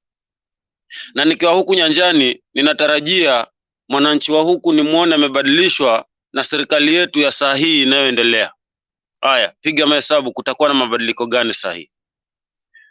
Ukiangalia Bwana Chaka ambaye ametoka hapo baada ya huyu ambaye alikuwa anafoka sana, yeye yuko kule mpakani karibu na Tanzania kule kabisa, anaona maendeleo ambayo wenzetu wanapata kule. Sisi huku kwetu maendeleo yetu ni kupiga kura, tupate kile kidogo ambacho wanatupea huku kama hongo, maana mimi huwa naita hongo, lakini mwisho itakuwa ni basi, hapo hakuna kitu tena. Tunaishilia kuhitaji maendeleo hadi milele. Tunaambiwa barabara ikitengenezwa maendeleo yatakuwa karibu na mwananchi. Haya, tuangalie barabara kilitengenezwa, that is kutoka mpakani up to sehemu inaitwa Mwangulu. Hiyo ni sehemu ya Lungalunga huko, lakini kuna mahali kama Kinango wanaimba lami milele na milele. Haya, kuna maendeleo yatatoka wapi? Mafuta watu wanang'ang'ana huku na huku, angalau mafuta yashuke, vyakula vishuke. Mtu ananunua kilo moja ya unga shilingi 100 na takataka juu. Natarajia watoto wataishi kivipi? Watasoma kivipi? Maneno ambayo yanasikitisha zaidi tena kwamba hii CBC inapotezea watoto muda. Walisema watakaa, mambo ya CBC watatoa. Hiyo wamerudi tena wamekaa, wanasema tutakaa tuangalie. Mpaka lini? Tangu lini mtoto wa darasa la 6 akaenda secondary? Kama si ujinga. Okay. Kuna maneno mengine yanasikitisha ndugu zangu. Mambo mengi sana yanavunja moyo. Wakati hata kuingia kwa serikali walifanya kugrab. Alafu hapo mligrab, basi tengenezeni mwananchi wa kawaida huku. Mwananchi anateseka, nyinyi mna watch, mnakula mkishiba, watoto wao hawasomi hapa. Watoto wao wanasoma ng'ambo. Sasa maneno mengine yanaudhi, lakini sasa tutafanya nini? Na kawaida mimi humalizia kwa kusema mbuzi hana haki kwa fisi. So hawa mafisi wetu hawa ni wetu ndio, lakini wanatumaliza kwa sababu ya kutaka sima mahali si kwake, lakini anainadi kuingia. Ndio maana alisema huyu mzee wa vitendawili tutamregesha nyumbani na wilbaro asubuhi. Haya sawa, walimregesha nyumbani asubuhi. Je, kuna faida gani yao ya kumregesha nyumbani asubuhi? Isipokuwa ni kule kukaa, kusherekea na kupora na kuharibu vyetu tena. Sasa mtu anasema nilipata kwa ofisi Ikulu serikali na shilingi milioni ngapi? Serikali ya Kenya ibaki na mamilioni ya pesa badala ya billions of money, trillions of money. We are not poor, but hao ndio wanatufanya kuwa maskini kwa sababu wao wenyewe akili zao ni maskini. Lakini wacha niseme hivi, sisi hatutakuwa maskini, na kama wataendelea hivi vilivyo, we will have a vote of no confidence with those people. Maana hata tukiangalia lineup ya mawaziri wao tangu walipoapishwa hadi saa hii hakuna waziri hata mmoja. Kila mtu anang'ang'ania wadhifa fulani, huyo anang'ang'ania wadhifa fulani, huyo vice president anang'ang'ana na hao stakeholders wengine. President limekaa kimya kama ambaye ni jibonzo. Otherwise goodbye. Asante ndugu Emmanuel. Ni kweli ni kusikitisha kwamba mbuzi hana haki kwenye fisi. Sasa hapo sisi ndio hao fisi, mbuzi sisi. Chaka na rejoinder. Sasa nifanye kuenjoy, utaenjoy kaka. You will enjoy the bitterness of shubiri whether you like it or not. Yani kwa sababu tulitaka kuenjoy hiyo shubiri by voting to a person who is not on our side. Tunalazimishwa kuwa na mtu ambaye hatumtaki. Ndio maana anasema wacha waonje shubiri wajue mimi ni fisi si mbuzi, and that is it.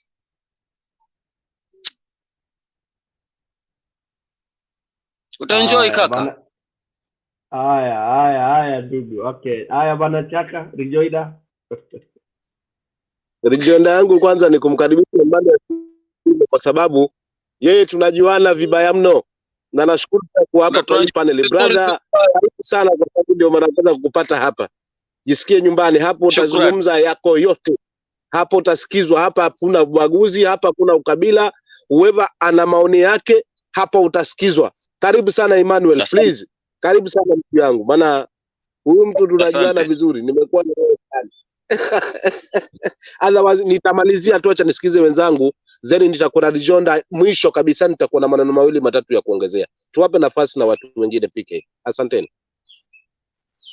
Asante Chaka, asante bwana Emmanuel. Tunataka hiyo spirit hiyo. Haya Diana, una jambo la kusema?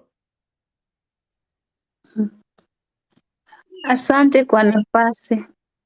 Ningetaka kusema kuwa tulipokuwa walikuwa hii government yenye ilipokuwa inapiga campaign, wananchi walikuwa wanasema tupigie maskini mwenzetu. Hawajuangi kuwa maskini akipata matako ulia bwata.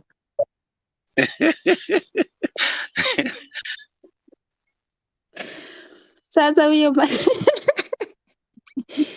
Sasa hiyo au maskini wao amesahau kwenye alikotoka. Hata afadhali wangeacha au matajiri wenye wameona pesa tangu wazaliwe, wamejua pesa si kitu.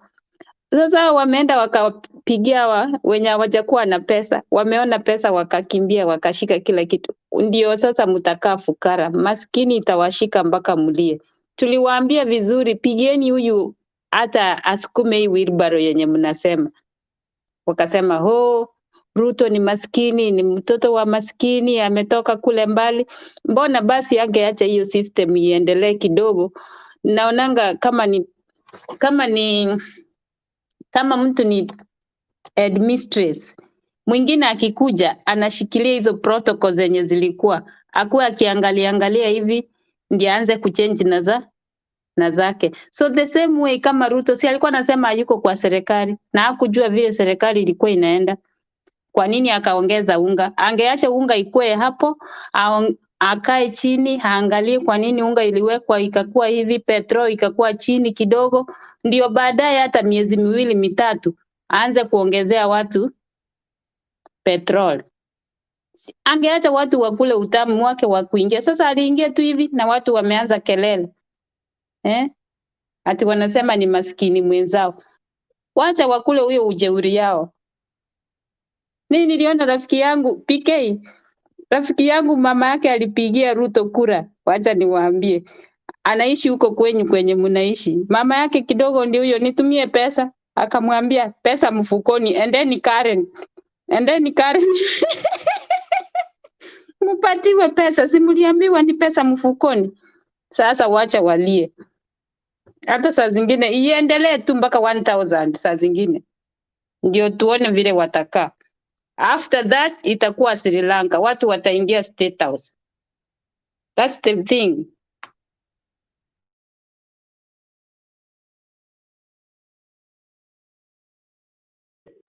Haya, asante sana Diana. Ni kweli mambo yanachacha na ni jambo la kusikitisha, lakini mi naomba Wakenya tusikubali kwamba tuingizwe mtoni. Tusikubali. Kuna namna. Tuanze kujitayarisha. PK, namna ni kuingia kama Sri Lanka. Wacha hizo vitu ziendelee kuongeza ndio hasira ipande. Haya basi, mimi hapo ndipo nipo. Hapo wale wananifahamu, hapo ndipo nipo. Manake mi sitaki kungoja fisi amalize mbuzi. Manake sasa tukingoja tutapata mizoga mbuzi watakuwa ni mizoga kwenye zizi bwana. Sasa tusituzuie bwana. Mato akabimoka otuko. Hiyo ndio tunasemanga upande ule, tunasema lazima uzuie. Na hao ni ukavi, wale wanajua vile lugha ninaongea. Tumepatia ukavi uongozi. Iko shida kubwa kabisa ndugu zangu. It's not a joke. Okay, then anybody who wants to say something? Emmanuel, nataka kusema kitu haya. Emmanuel. Naam. Bwana, hii serikali inanisikitisha, lakini itafika wakati tutawafanya kama alivyofanya Mugabe. Maana naona wana watch, wanataka kufanya Kenya kama Uganda. Kwamba maana nikiangalia malengo ya Ruto ni kwamba anataka kuwa kama Mugabe. Mugabe anasema alichaguliwa na Mungu, hakuchaguliwa na mtu. Ndio maana amekaa, ametulia na relax. Akijiita hustler. Who is a hustler? Hustler ni mtu anayeng'ang'ana, anakula kifua. Lakini is Ruto really a hustler?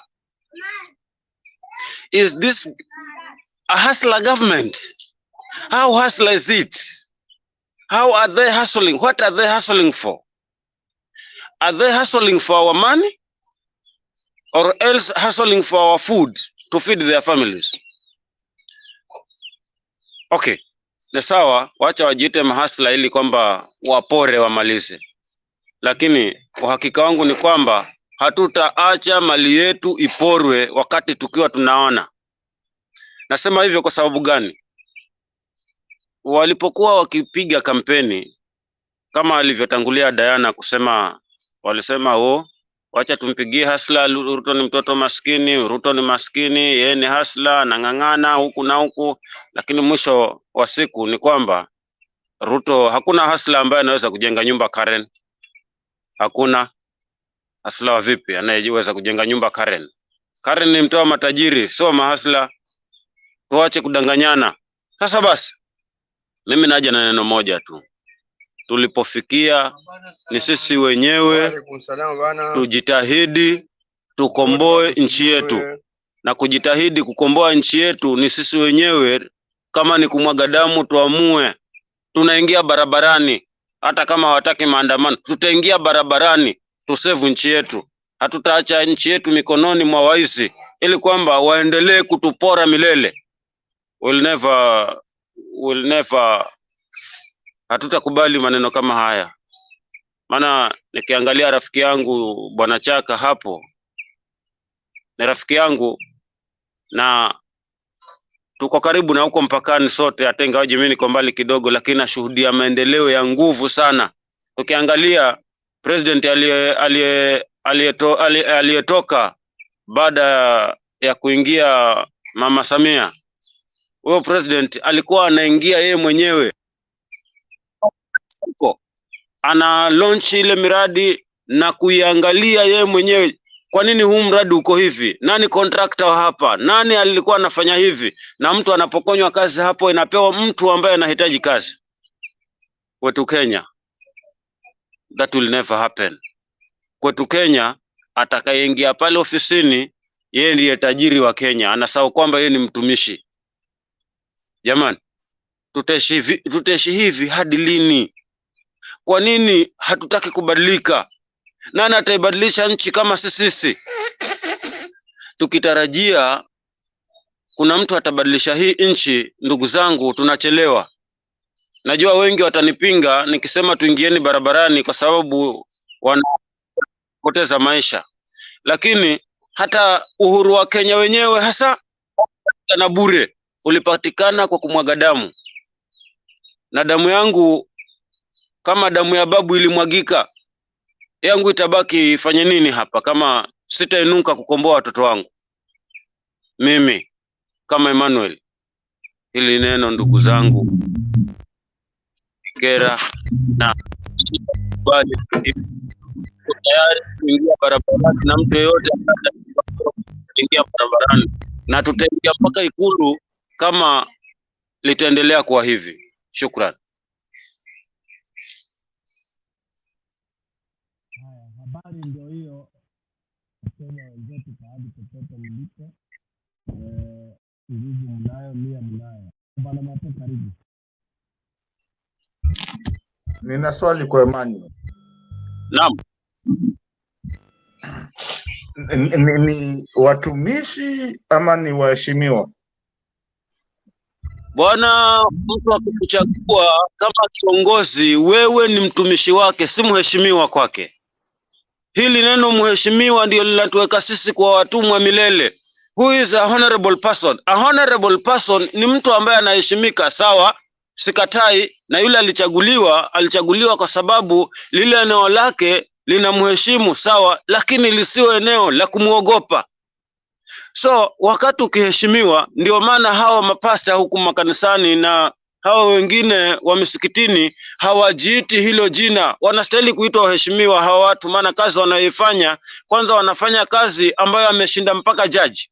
Anafanya kazi nzito sana ya kupatanisha watu ambao walitengana muda mrefu, wawalete mahali pamoja na wahakikishe kulingana na sheria za Mungu zinasema hivi na hivi na hivi. Watu hawastahili kutengana, watu wanaunganishwa pamoja. Umpe Ruto hilo kama ataliweza, atakuwa.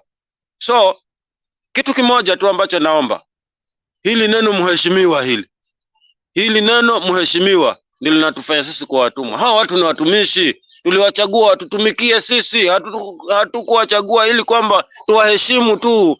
La, heshima zao tuwape, sawa, lakini tusiwaogope, watufanyie kazi. Nimekujibu?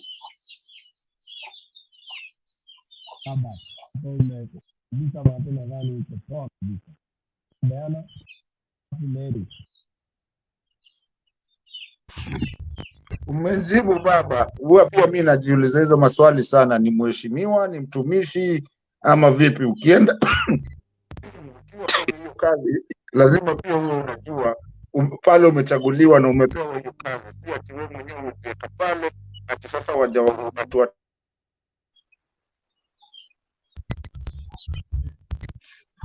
baba. Mheshimiwa wa nani? Wewe ni mtumishi, umechaguliwa na watu ili watumikie.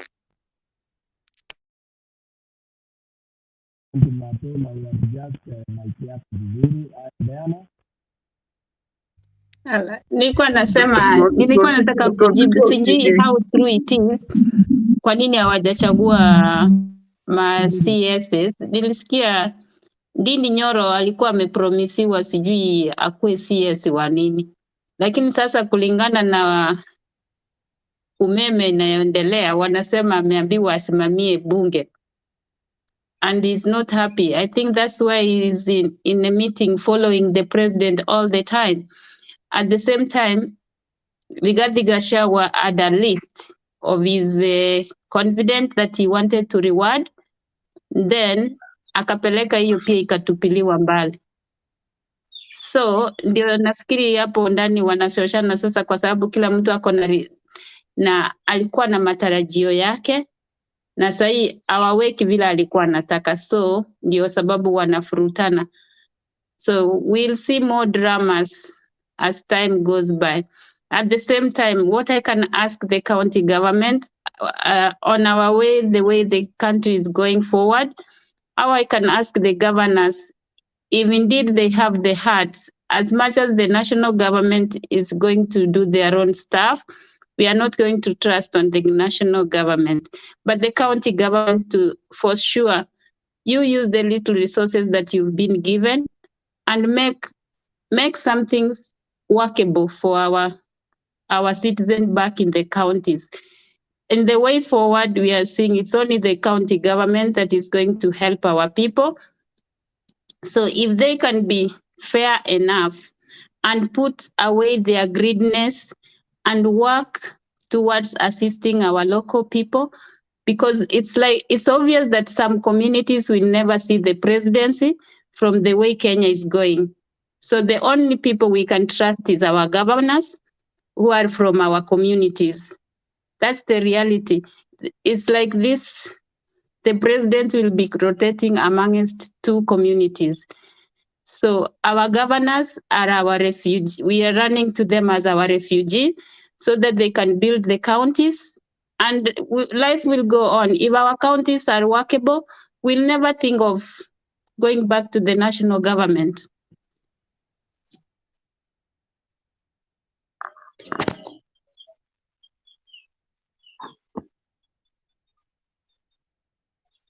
Thank you, Diana.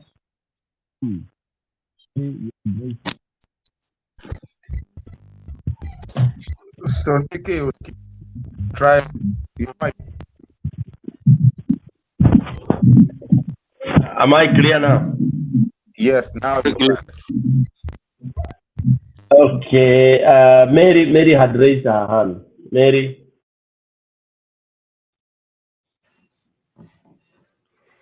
Okay, niko na swali kwa Wakenya wote. Kweli kabisa Wakenya, ninaweza kuwauliza, kwa roho zenu mliamini kabisa huyu mtu ni Mkristo? Hiyo ni swali la kwanza. Mliamini kabisa huyu mtu ni maskini? Mliona Uhuru vile alikuwa anaongea ni mambo ya uongo? So for those 3 questions, Mkenya anatakiwa akae chini ajiulize, kwa sababu hata wakati ule walikuwa wanafanya hiyo campaign, walisema wajinga waliisha Kenya. For heaven's sake, Mkenya ajiulize, ulikuwa mwerevu kweli na yale ulifanya? Ulijielewa ukienda kumchagua yoyote uliyemchagua ambaye sasa sahihi ndio ako na serikali ambayo sasa mtu anasikia kweli kabisa anaumia. So when you answer those 3 questions, you'll come to think what you did. Ile shida tuko nayo sahihi ni shida ambayo ililetwa na wachache. Watu walikataa kusikiza, wako na masikio, wako na macho na akili ambazo mtu amepewa na Mungu. Na hatukuweza kutatua ama kukaa chini ufikirie. In fact, ilikuwa ni kama mashindano, which is okay kushindana. Lakini saa ingine unashindana na mtu lakini unaangalia ni wapi nitatumbukia, so that you don't find yourself in trouble. So for that, Kenyan people, ask yourself those 3 questions and answer yourself whether you did the right thing. Na kwa hivyo, I wish you good night, good day. Mimi naondoka. Asanteni sana. Asante Mary. Maswali yako matatu wa Kenya watazidi kuyafikiria, ingawa watakujibu wakwambie ukweli wa mambo ni kwamba mtu aliingia, aliovertake, akaingia akanyakua when the trophy was being aligned pale, ambaye ipewe yule ambaye waliamini pale, results zilipoacha kupeperushwa mpaka mitandao ikazima siku ya pili, Wakenya watakwambia hapo ndipo basi walipigwa mwereka, na wakazidi kupigwa mwereka wakiambua hero ni Chebukati. Lakini wacha nisijibu niaba ya Wakenya, watakujibu tu pole pole. Asante sana Mary for that, and we wish you also a good day. Okay. You want to say something, Mary, again? Okay. Yes. Yeyote ambaye atanijibu atakuwa ananijibu in the right way, kwa sababu kama mtu alinyakua ile ushindi tulikuwa nao, that means there are still people arguing. There are still people saying they won. Those are the people I'm talking to. Thank you. Asante sana. Haya bana Chaka, alafu bana Mato.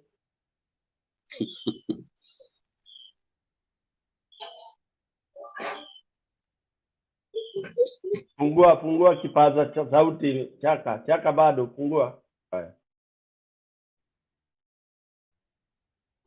Nitaenda tu direct kwa swali la Mary. Nashukuru madam ametoa maswali matatu mazuri sana tu, kwamba tunafaa tuulize. Ni kweli, lakini kitu kinachotukumiza si voting. Kuvote sisi tuna vote, but our vote does not count. Kura yetu haizungumzi ile sauti tumezungumza pale. The only election yenye ilikuwa nzuri zaidi ni ya 2002. The remaining hizo zingine zote, hata wakati wa enzi ya Moi watu walikuwa wanakimbia, hata kama nilikuwa mdogo, si kwa mdogo hivyo. Nili witness mimi mwenyewe haswa. Maboksi yameletwa porini, tunachunga huku na watu wanafanya mambo yao. Maboksi ya ballot, na wakati watu walikuwa wanapanga laini lolongo. So kwa kweli sauti ya Mkenya ndiyo ambayo sio inaochagua rais. Tukipigana na hili zimwi hili, kwamba sauti ya Mkenya ndio izungumze, ndio tushamalizana na huu mchezo. Na kupigana na hili zimwi ni kurudi tena hapo kwa hiyo maswali yako. Ni kuhakikisha hatukubaliani. Wakenya tusikubali. Sisi katiba imetupa mamlaka. Tutumie yale mamlaka yetu. Yale mamlaka, kwamba sauti ya Mkenya, that's the last. Maana ndio inatumiwa na hawa walikuwa wanasema ni honorable, na alima akawachangua vizuri. Kutudanganya tena sisi kwamba hiyo ndio sauti ya Mkenya, lakini ni kitu kimetengenezwa na wataturegesha tena kwa katiba. So by the time tunaona huu ni uchafu, hatungekubali Chebukati, hatungekubali Kome. Ni bora huo Martha Koome tungekupa wewe Madam Mary. At least mimi ningekuwa sasa hivi ningeambiwa nichague, sije ningekuweka tu na hayo maswali yenye umezungumza. You are true Kenyan, identity ndani ya moyo wako, hakuna tribalism, hakuna ukabila ndani yako. Lakini si kwamba sauti ya Mkenya ndiyo inaosikika ndani dada yangu kule. Hapana. Sisi we did our choice, lakini vitu vingine hutengenezwa pale. Kwa hivyo tukapewa rais na Chebukati, na ili lidhibitishwe hilo tukapewa na Martha Koome. Na ukweli ndio huo. Lazima tulalamikie hawa watu wawili. Hawa ndo walitumisiuzi. Hawa watu wanajua ni kwa nini wametumwekea huu rais ambaye hatukumchagua. Huo ndo kweli tu. Alafu turudi tena katika masuala la cabinet. Itakuwa ngumu. Kwa sababu ushindani hata wa kuchaguliwa Gachagua kama makamu wa rais wakati ule ilileta issue. Waliingia kwa mkutano na hiyo siku hiyo hawakutoa maamuzi. The following day wakatoa maamuzi. Mtu alikuwa asimame pale ni Kithure Kindiki. Gachagua akajajua kademand kama itakuwa hivi na mimi ni hivi. Lingine kutakuwa na tutegemea mzozo mkubwa, kwa sababu ya kwamba mtu akiingia katika uongozi, mtu anasema sisi utatufanyia katika hii 50-50 hii. Wewe uchukue wako 50 na mimi na 50 watu wangu. Hawa watu bado watazozana. But the right rais see the right choice of Kenyan, deputy wake ndio kwanza, that's the worst person, na tutabidi sisi tujitoe kidedea. Yani natamani kama haya mama angekuwa tukuzungumza anayaona kabisa. Gachagua anayaona, Ruto anazungumza akajua kwa nini hiyo jazba iko na Wakenya. Natamani angekuwa anaona kabisa yani haya ambayo tunazungumzia hapa. Lakini kwa swala ulizungumzia dada, Wakenya wanapiga kura kumchagua wampendaye, lakini our vote does not count. Hiyo ndo shida. Haya, asante bwana Chaka. Nani nimeona mkono wapi? Mato, karibu. Alafu bwana Makiadi nakuomba nikuachie nikapige tama la maji. Mato ndiye anazungumza. Makiadi, kama unanisikiza. Haya Mato, endelea.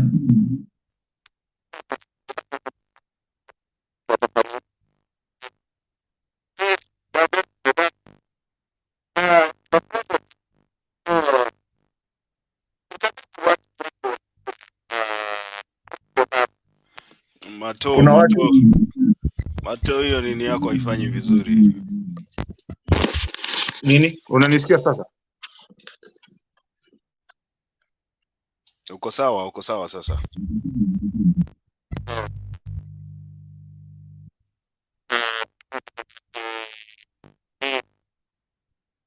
Umeharibu tena. Na size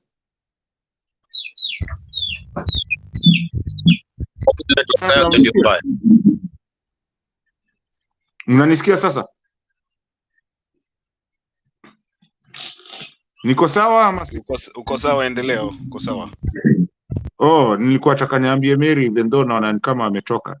Nilikuwa nataka nimwambie watu huyu jamaa kushinda in the first place. Zile namba tuko nazo tunajua kitu yenye ilifanyika, na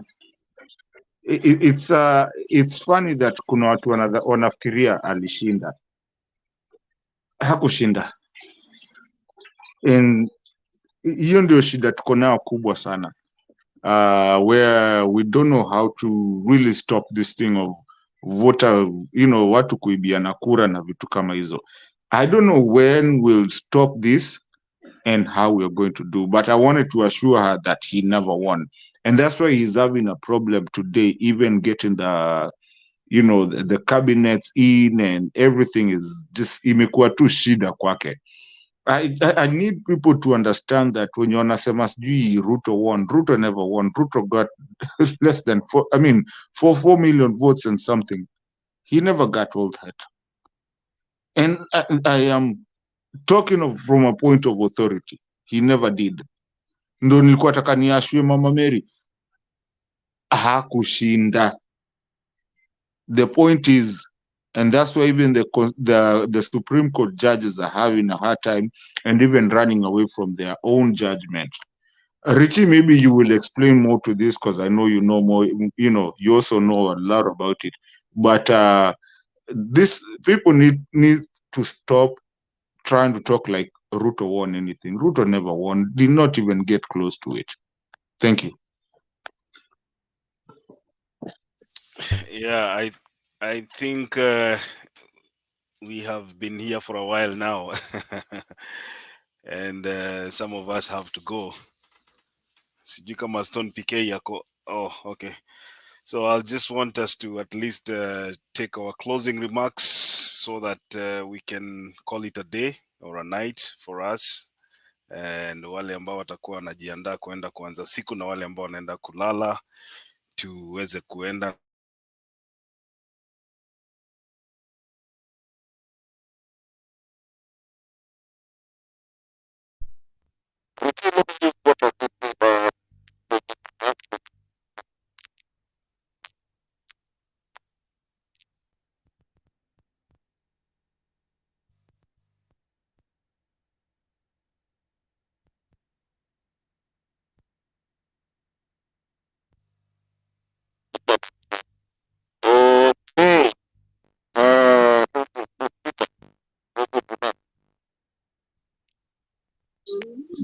Yes, sir. Unanisikia Mato? Kama unasemaje Mato? Nakusikia, fanya closing remarks.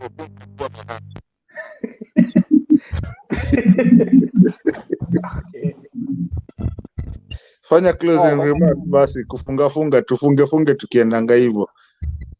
Oh, okay. Yeah. Okay. Okay, so what I would like to tell, what I would like to say is that Kenya Kwanza should not run away from its responsibility. They have to honor the promises they made, and we have to hold them because a promise if you run around central Kenya telling them that they are going to get votes commensurate with the percentage that they win, then you gotta live up to that expectation. And Ruto's win was so much vested, heavily vested, heavily leveraged on the Central Kenya vote. And we are talking about, Rigathi calls it 47%, and that's true. So that's the expectation. Ruto promised it. He has to give Central Kenya and Kikuyu diaspora 47% that is entitled to them. We want to hear a cabinet of 22. We don't care how he balances. I mean, and we want to see 11 women and 11 men. And then when we analyze the percentage of, Central Kenya, or rather Rigathi's constituency voters, we want to count and see that it is 47% of 22. So that comes to about 8, 9, or 10, that's the right count. So that's what it is expected of Ruto. Azimio-nated folks, don't despair. God is on your side. The truth always wins. And I have to believe that it's not by accident that God kept Gicheru alive until the beginning of the Kenya Kwanza term. So whatever happens, there are many reasons why people die, but whatever happens, what I know is that it will never be possible for it to be proven beyond a reasonable doubt that Gicheru died of natural causes or any other reason, as opposed to what we are thinking led to his death. So, and that's politically, that's a good thing, that there is no any other way. About the Murade issue, I know Kenya Kwanza came to power, and they are so obsessed with trying to prove that they won. They are so obsessed with trying to send messages, euphemistic messages. So there's something called euphemism, where you're trying to do something to show something. So they are trying to show that the government was looted, and that theirs was a revolution, and that they are trying to block ministers or former influential people from getting out of the country, trying to say things like freedom is coming, just to show like it's a revolution, it's a new government that has come into power, they've conquered, and now they're in power. So that's very disingenuous of them to do that. They're just trying to create a narrative. And I don't think they're even interested in blocking Murade per se. They're just interested to show that Murade might be running away, and he's running to go hide because he's done something funny, but there's really nothing. So folks like that will be pursued, and we know it's communication 101. Don't take the crying seriously, the crying that you're seeing on TV. It's not everybody, not all crying is genuine crying. And I'll tell you for sure that ever since the Al Jazeera interview that we watched on TV or online by Ruto, I mean, I wondered what was going on, because he looked very sad. He looked very disturbed. He had a flat affect. And then 24 hours later, he was crying at the church. To me, as a psychiatric professional, that means something, because then a few hours later, we hear Gicheru has died. So I don't know. Those might not be related events. But what I know is that when people are about to when something not so good is about to happen, it's usually preceded by a lot of emotions, a lot of sadness, a lot of fighting with your conscience. These things are very difficult to handle. Azimio folks, do not despair. Always know you're a special being, and God will not abandon you. Just know that it could be 5 years, it could be 10 years, but just know that that time is like, to God, that's like a millisecond. It's just like a flick of the eyelid. So don't worry, just stay hopeful. It's gonna run. You know, I'm in the US. Trump came, we were worried. He came, he went. Do not despair. And the Bible talks about, I don't know whether it's Psalms 123, that even though I walk through the shadow of death, I will not despair, for the Lord is my staff and my shepherd. I will not be afraid. Shadrach, Meshach, Abednego found themselves in a hole full of lions. They came out unscathed. The next 5 years might be your lion. It might be 10. It might be your den of lions. God will protect you, and you will come out of it unscathed. Some of us may die in that journey. Some of us may not see the other side, but the process of nation building is a painful process. There's a lot of casualties. But the end result will be a great nation, a more prosperous nation, a more peaceful nation, a nation that is a total contrast from what we have today. Thank you, guys. Yeah, I think before I got thrown out, we were taking our closing remarks. Poleni sana, I think my device inachemka. Yeah, you went off, so nani ndio hiyo yake ndio imekuwa the first closing remarks. We were gonna go clockwise, but take over. Me, I think my closing remarks. I had asked you before you upote, lakini maybe you didn't hear me. That what I had spoken, let it be my closing remark. Leaving, but yeah, so Spita tu ndo amefanya yake, so you can utajua venye utafanya hapo kutoka hapo. Thank you, but good to see you guys. Good night. Have a good day and mjienjoy. Okay, safi. Audi.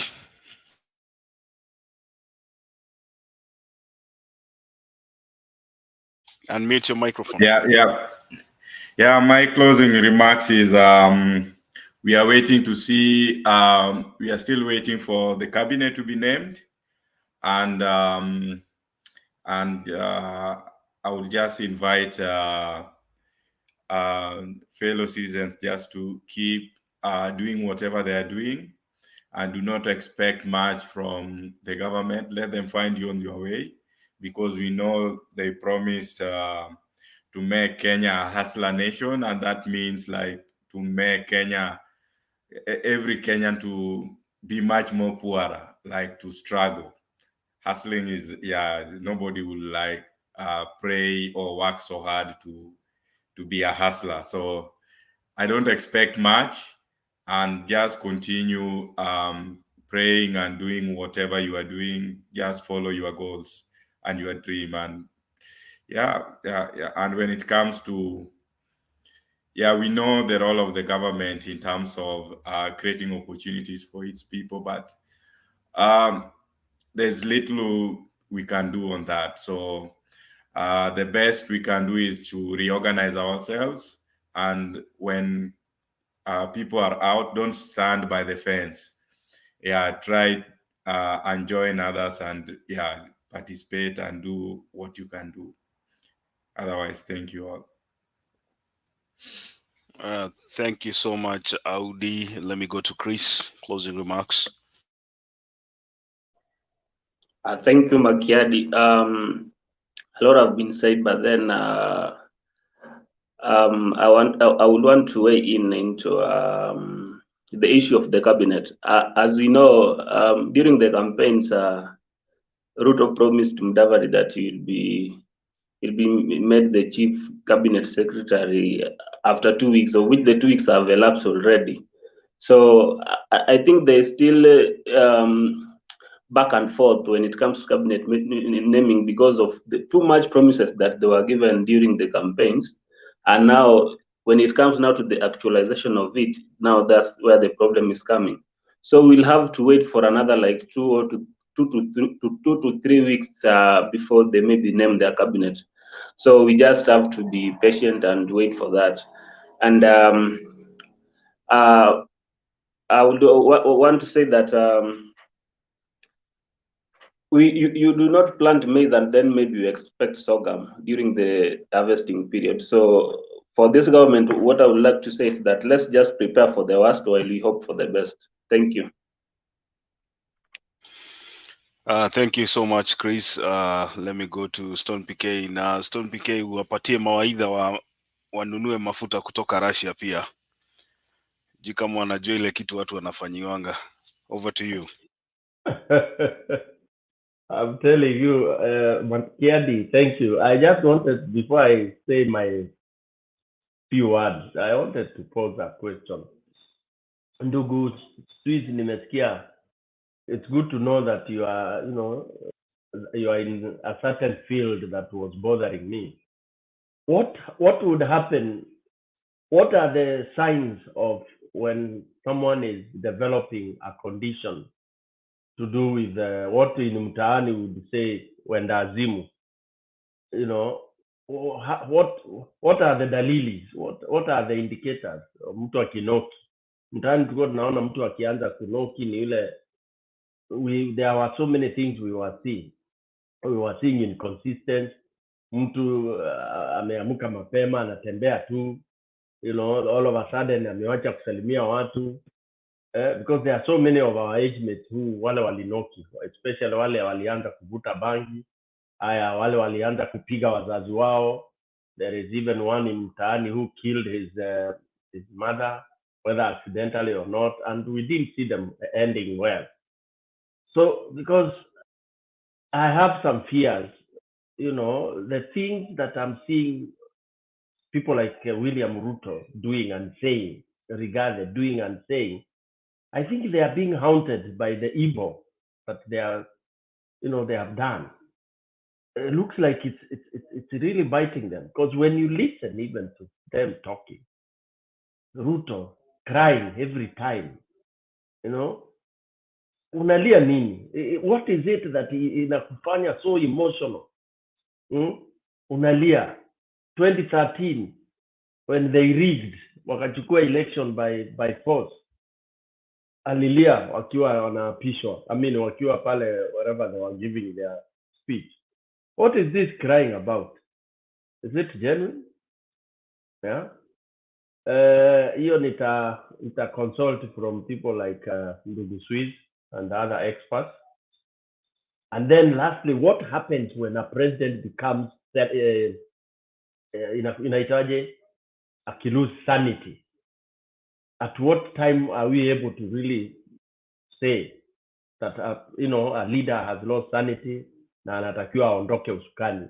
Or do we continue to hide behind, like the way some countries, a president dies, anaendelea kufichwa kwa nyumba 1 week 2 weeks as you figure out what to do?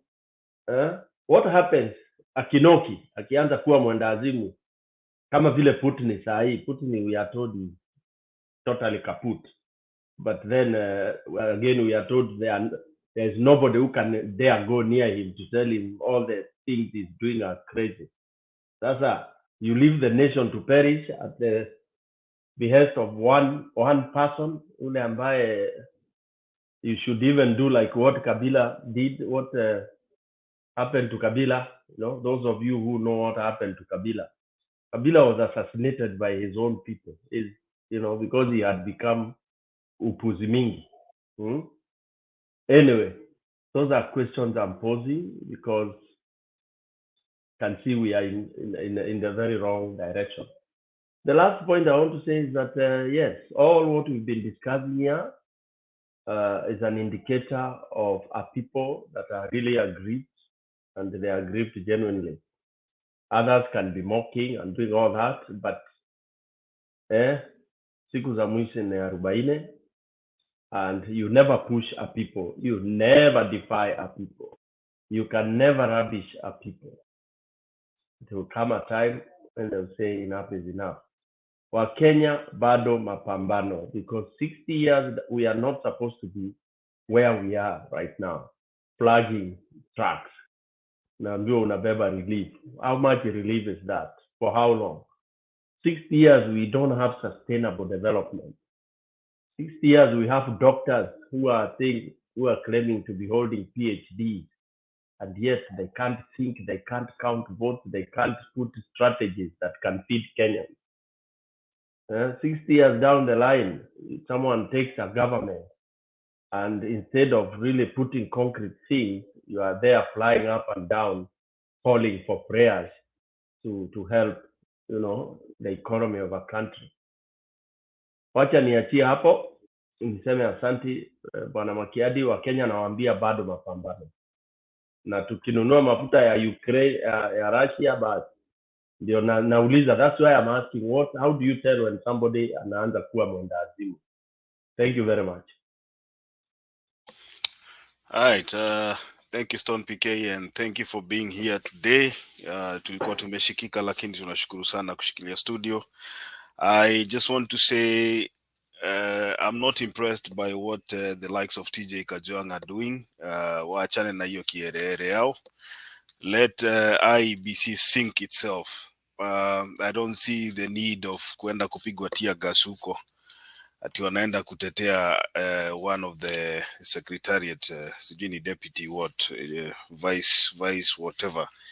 Let them not waste their time. Waende wakae chini wakule mshahara. Hii IEBC, like we said, and it has been proved today, that the Supreme Court of Kenya, of the Republic of Kenya, was a failure. I think most of you have had a chance to look at the hot air ruling. All they have said is that IEBC needs to be reformed, but they believe that the dysfunctionality of the IEBC was not a cause for them to nullify the election. So I'm wondering, wana recommend ikwe itengenezwe ya kazi gani kama waliamini ilifanya kazi yake vizuri? Let these guys wachana na hii IEBC zame yenyewe, the Supreme Court iwache kusumbua watu. MPs wa Azimio waende wa relax kwa bunge, wang'ang'ane washughulikie constituents wao. These other things wachane na hii serikali. They said this serikali was a serikali ya prayer. Let them do their prayers and tuone itawapeleka wapi. But all I can say is Kenya Kwanza is a sinking ship. How long it will stay afloat, we don't know. So far, I'm looking at the way they are doing their things, and I believe they have no direction, they are clueless, and they were not prepared to actually govern the country. So I want to stop there. I want to thank you all, those who are watching us, over 327 viewers right now. Tunawashukuru sana.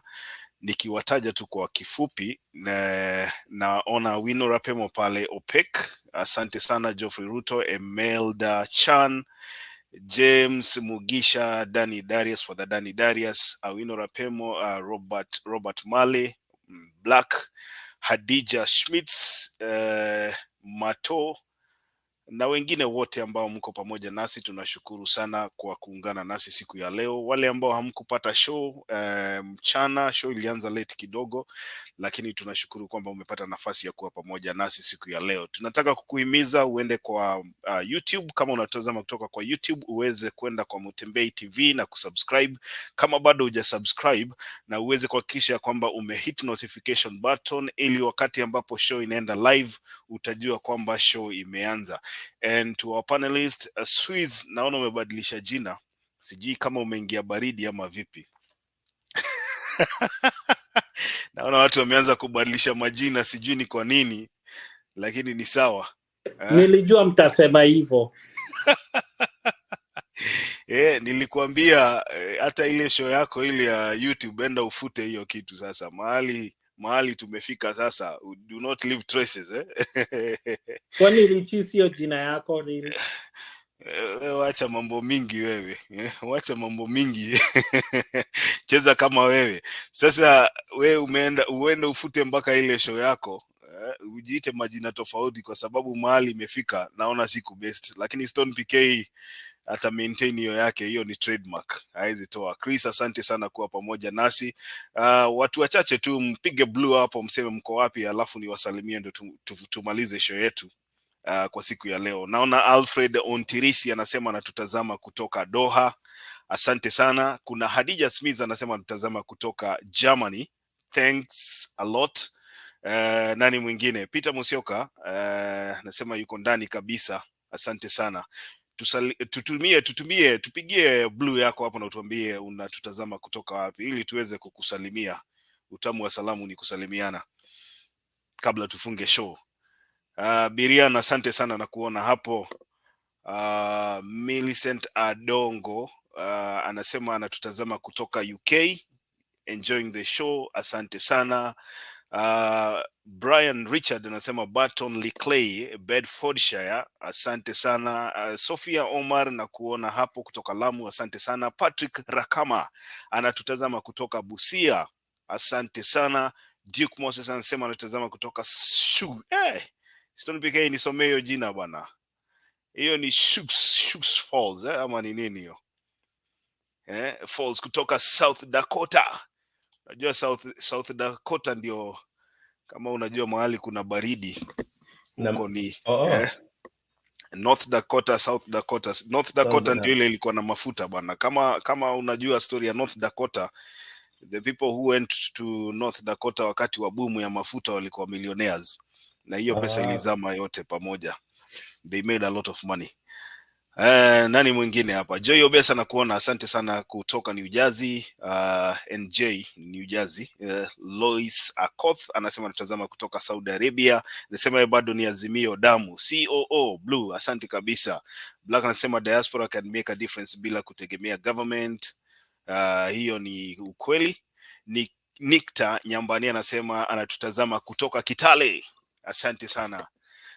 Nani mwingine? Aha. Kuna Peter Musioka anasema tutazama kutoka Machakos Unajua hiyo CH, hiyo CH ni silent bana. Kule Yesu alitembea juu ya maji. Juu ya maji. Hakuna J bana, hakuna J. Watu hakuna J Ukambani. Hakuna J. Nilisikia Museveni akisema chivumbi. Museveni inaitwa chivumbi. Chivumbi. Museveni alikuja inauguration yetu akasikiza siasa za Kenya, akasikiza akaona hawa jamaa vile wananipeleka ni kama wanataka kuniingiza kwa siasa yao. Alafu unajua ile kitu walisema? Stone pekee ulisikia ile kitu walisema? Acha nikuchezee. I don't want to comment about your internal affairs.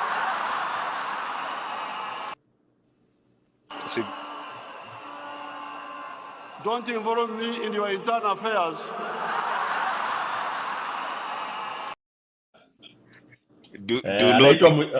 Uganda tunamuitanga muyai. Do not involve me in your internal affairs. Na ujue jamaa alikuwa amekuja mpaka na Ahmad toilet ameipaka hapa. Kabisa. Madikteta bana, hii madikteta wa Afrika anyway.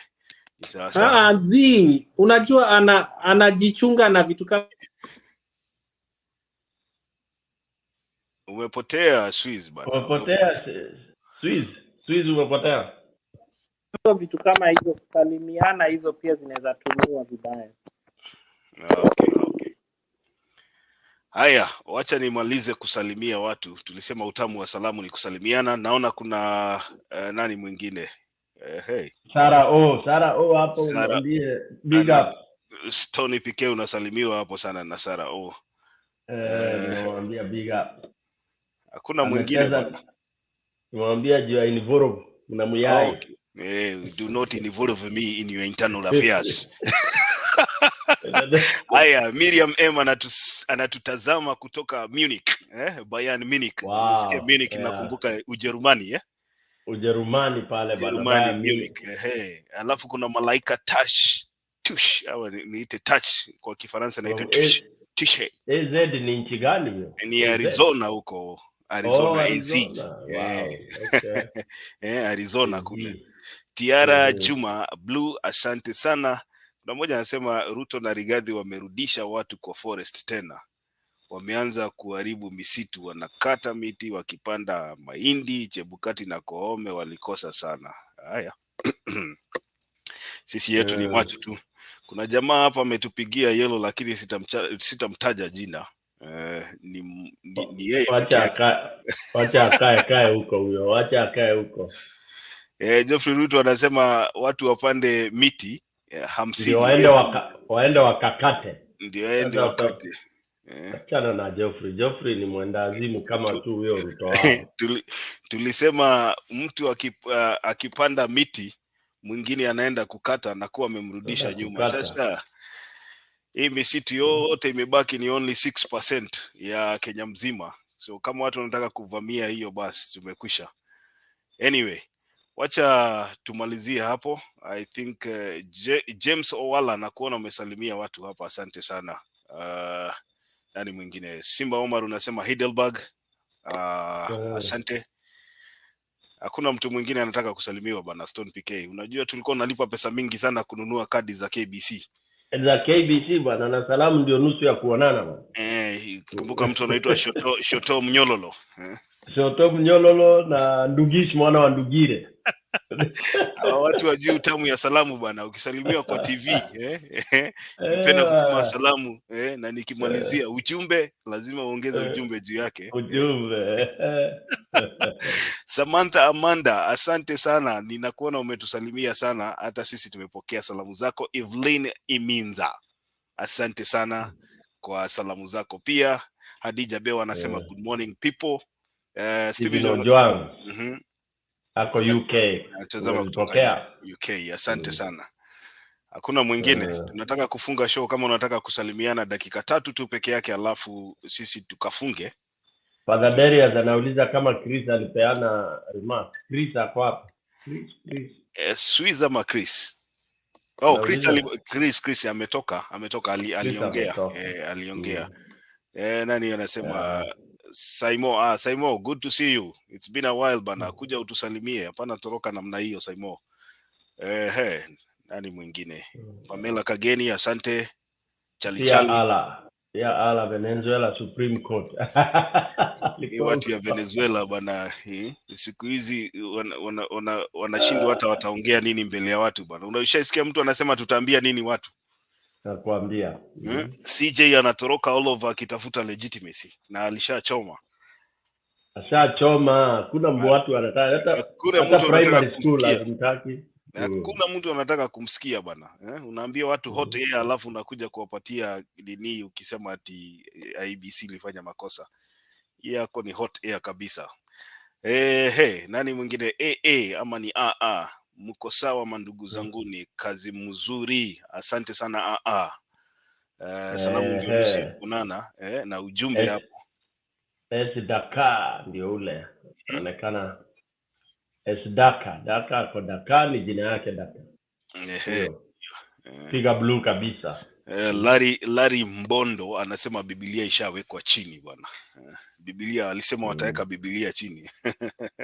Wallahi. Sara, asante kupiga blue. Haya blue zingine kama 3 tufunge show sasa. Caroline Atieno tumekuona, tunakunusa, tunakufurahia. Maridadi. Sara, blue ndizo hizo. Haya, Geoffrey Ruto, asante sana. Haya, tunazihesabu sasa. 3 more tufunge show. Daima Mkenya, asante sana. Joy Obesa, asante sana. Wa mwisho ni nani? Evelyn Minza, asante sana. So tumemalizia hapo. Wacha niseme wimbo wa taifa kwa dakika moja alafu tumalizie. Wimbo wa taifa kwa Kiswahili nasema kwamba Mungu nguvu yetu, ilete baraka kwetu, haki iwe ngao na mlinzi, na tukae na undugu, amani na uhuru, raha tupate na ustawi. Na kwa hayo machache, Stone PK, asante sana. Swiss Beats, asante sana. It will take a while before nijue kutamka hiyo beats. Beats. Haya. Vicky Hanel, asante sana kutazama kutoka Birmingham, yani Great Britain. COO Hadija Hamiz na wale wengine wote, wacha tukutane hapa mida na saa kama ya leo. Kenyan time itakuwa saa 7:30, tukichelewa kidogo labda saa 8.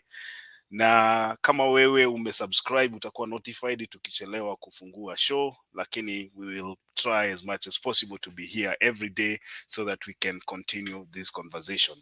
Thank you so much. God bless you. Tuonane majaliwa ya Mwenyezi Mungu. Asante, alamsiki panapo.